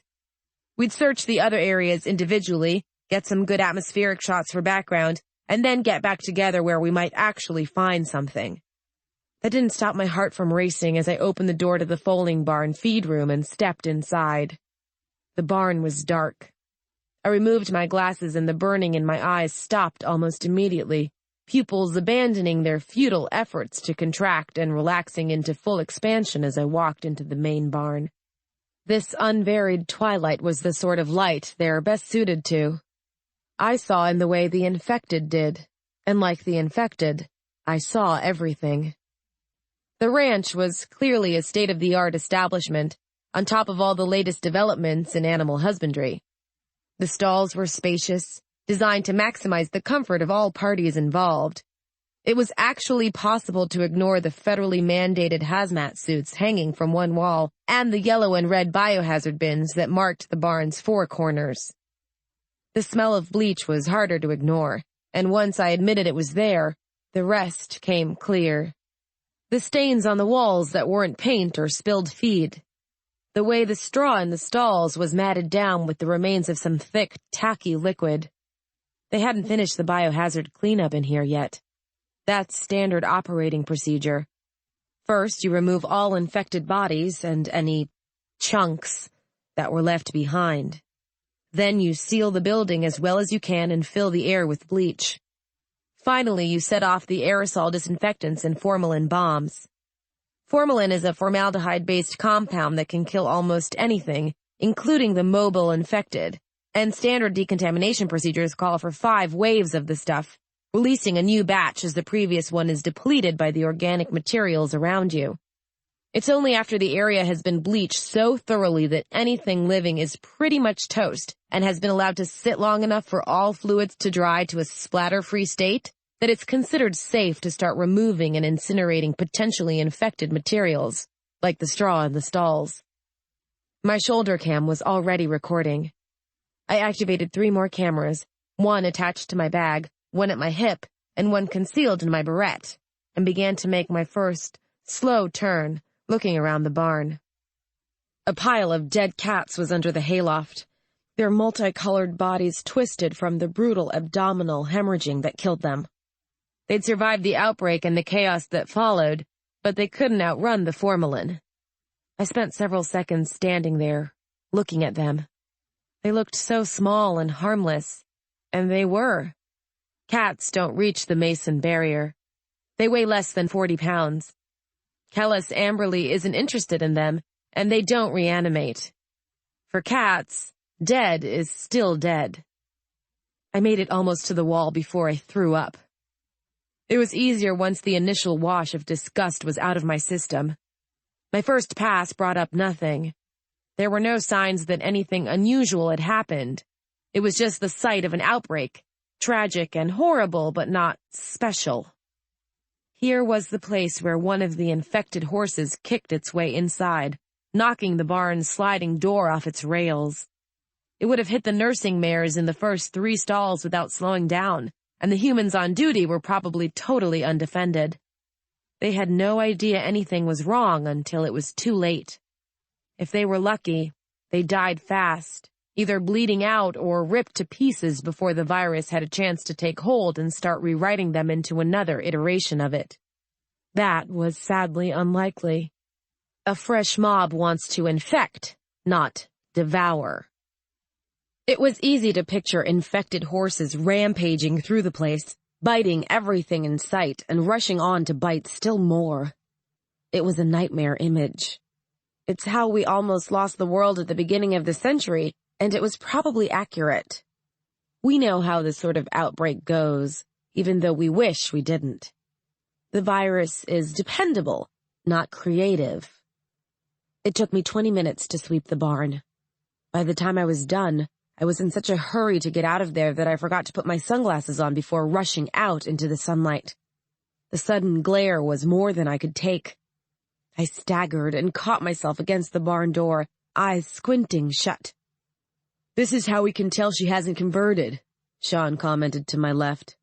"Real zombies don't get flash-blinded by sunlight when they forget their sunglasses." "Fuck you too," I muttered, as Shaun got his arm around me and hoisted me away from the barn. "You kiss our mother with that mouth?" "Our mother and you both, dickhead. Give me my sunglasses." "Which are where?" "Left-hand vest pocket." "I've got it." That was Rick's voice, and it was Rick who pressed my glasses into my hand. "Thanks." I snapped the glasses open, continuing to lean against Shaun as I pushed them on. Both their cameras were catching this. I didn't really care. "Either of you find anything?" "Not me," said Shaun. For some reason, he sounded like he was laughing. His barn couldn't have been any better than mine. If anything, it should have been worse, since more of the medical staff would have been on duty overnight. "Looks like Rick's the only one who got lucky. I've always had a way with the ladies," said Rick. Unlike Shaun and his evident amusement, Rick sounded almost embarrassed. I clearly needed to see whatever was going on to understand it.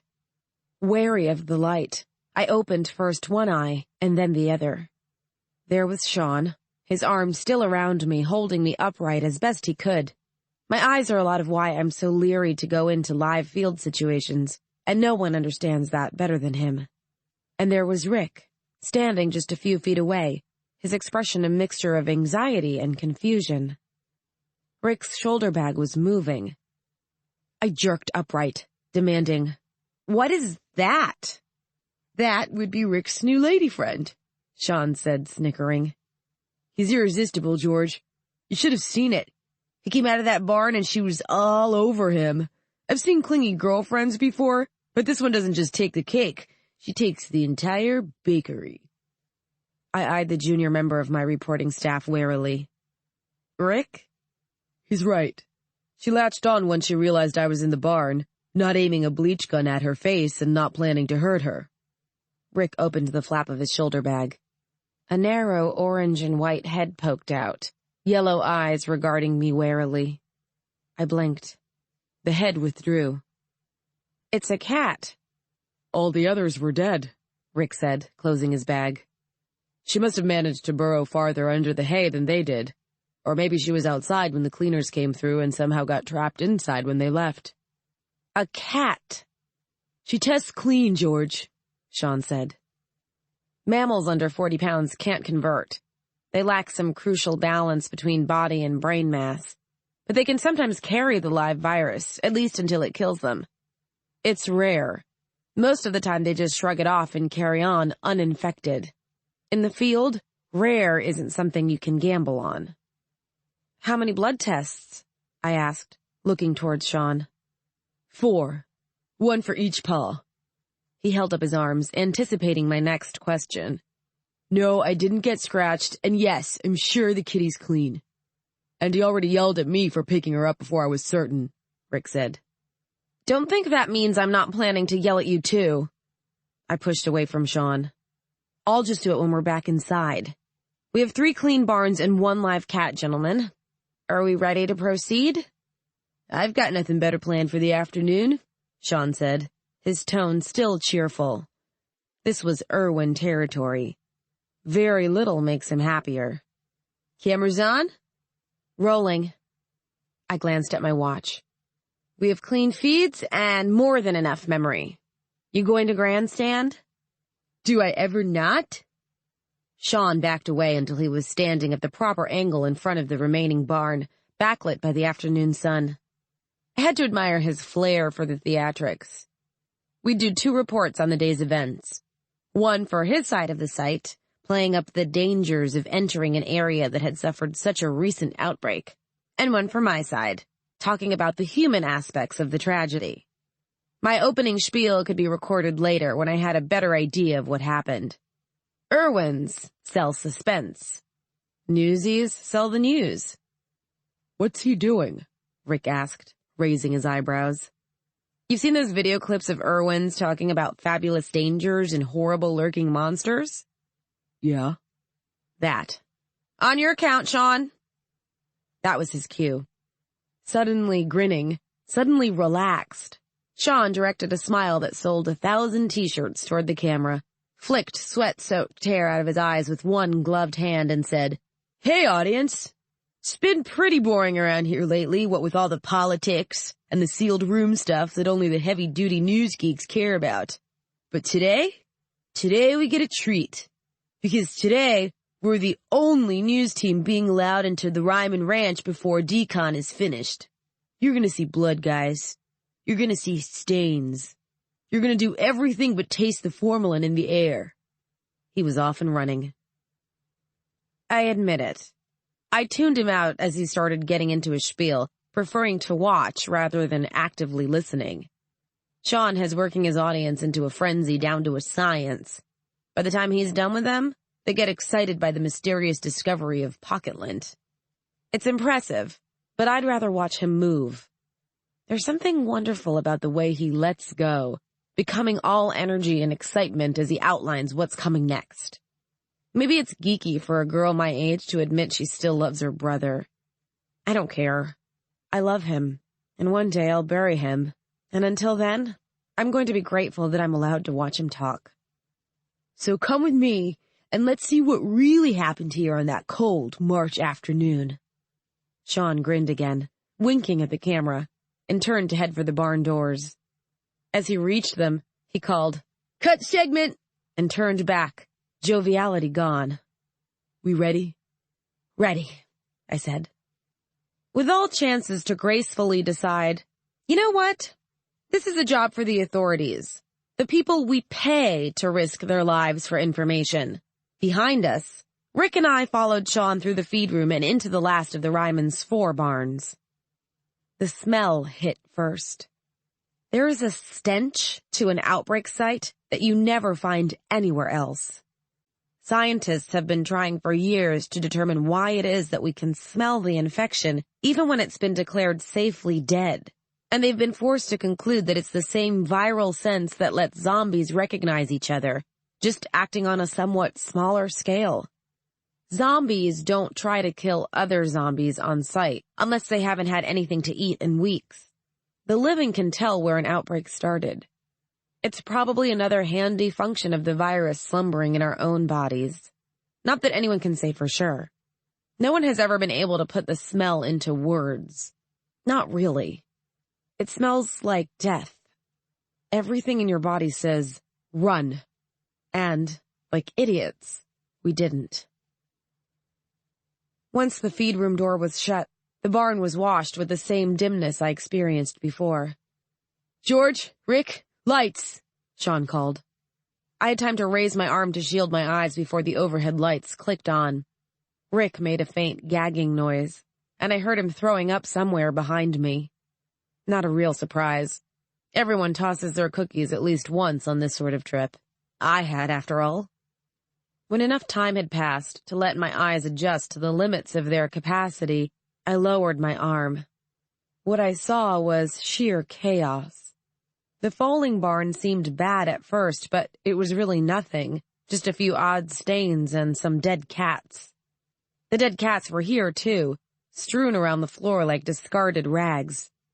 As for the rest, my first thought was that the entire barn had been drenched with blood.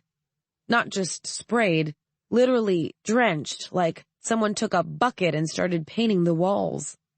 That impression passed as it became clear that the majority of the blood was in one of 2 locations, either smeared along the walls in a band roughly 3 feet off the floor, or soaking the floor itself, which had turned a dozen different shades of brown and black as the mixture of bleach, blood, and fecal matter dried into an uneven crust.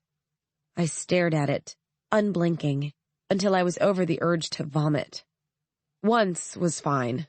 Twice was not, especially when round 2 happened in front of the others.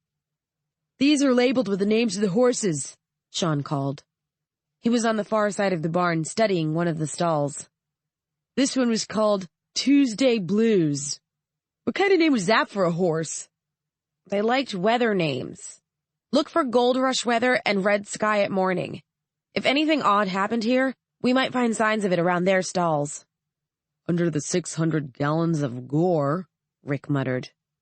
"Hope you brought a shovel," Shaun called, sounding ungodly cheerful. Rick stared at him. "Your brother is an alien." "Yeah, but he's a cute one," I said. "Start checking stalls." I was halfway down my own row of stalls, between Dorothy's gale and hurricane warning, when Rick called, "Over here." Shaun and I looked toward him. He was indicating a corner stall. "I found Goldie." "Great," Shaun said, and we started toward him. "Did you touch anything?" "No," Rick replied. "I was waiting for you." "Good." The stall door hung askew. The hinges had been broken from the inside, and the wood was half-splintered in places, dented with the crescent shapes of a horse's hooves. Shaun whistled low. "Goldie wanted out pretty darn bad." "Can't say that I blame him," I said, leaning forward to study the broken wood. "Shaun, you've got gloves on. Can you open that?" "For you, the world. Or at least an open door on a really disgusting horse stall." Shaun swung the door open, latching it with a small hook to keep it that way. I bent forward, letting my camera record every inch as Shaun stepped past us into the stall itself. Something crunched under his feet. Rick and I whipped around to face him.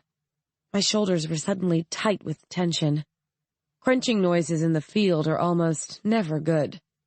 At best, they mean a close call. At worst... "Shaun, report!" Face pale, Shaun lifted first one foot, and then the other. A piece of sharp-edged plastic was wedged in the sole of his left boot. "Just some junk," he said, expression broadcasting his relief. "No big deal." He reached down to pull it loose. "Wait!"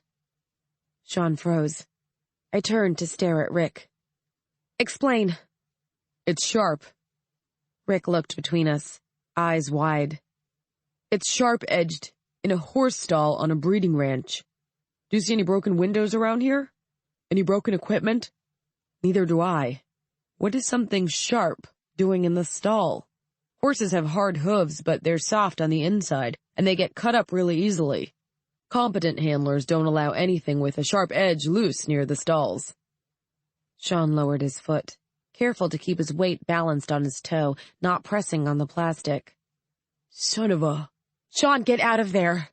Rick, find me a rake or something. We need to turn that straw." "Got it." Rick turned and headed for the rear corner of the barn, where I supposed he'd seen some cleaning equipment. Shaun was limping out of the stall, still pale-faced. I hit him on the shoulder with the heel of my right hand as soon as he came into range. "Asshole," I accused. "Probably," he agreed, calming. If I was calling him names, it couldn't be too bad. "You think we found something?" "It seems likely, but it's not your concern right now. Get the pliers, get that goddamn thing out of your shoe, and get it bagged. If you touch it, I'll kill you." "Gotcha." Rick came trotting back, rake in hand. I took it from him and leaned over, starting to poke through the straw. "Rick, keep an eye on my stupid brother." "Yes, ma'am." Using the rake to turn over the straw where Shaun had stepped, uncovered several more chunks of plastic, and a long, bent piece of snapped-off plastic in a familiar shape. Behind me, Shaun breathed in sharply. "George?"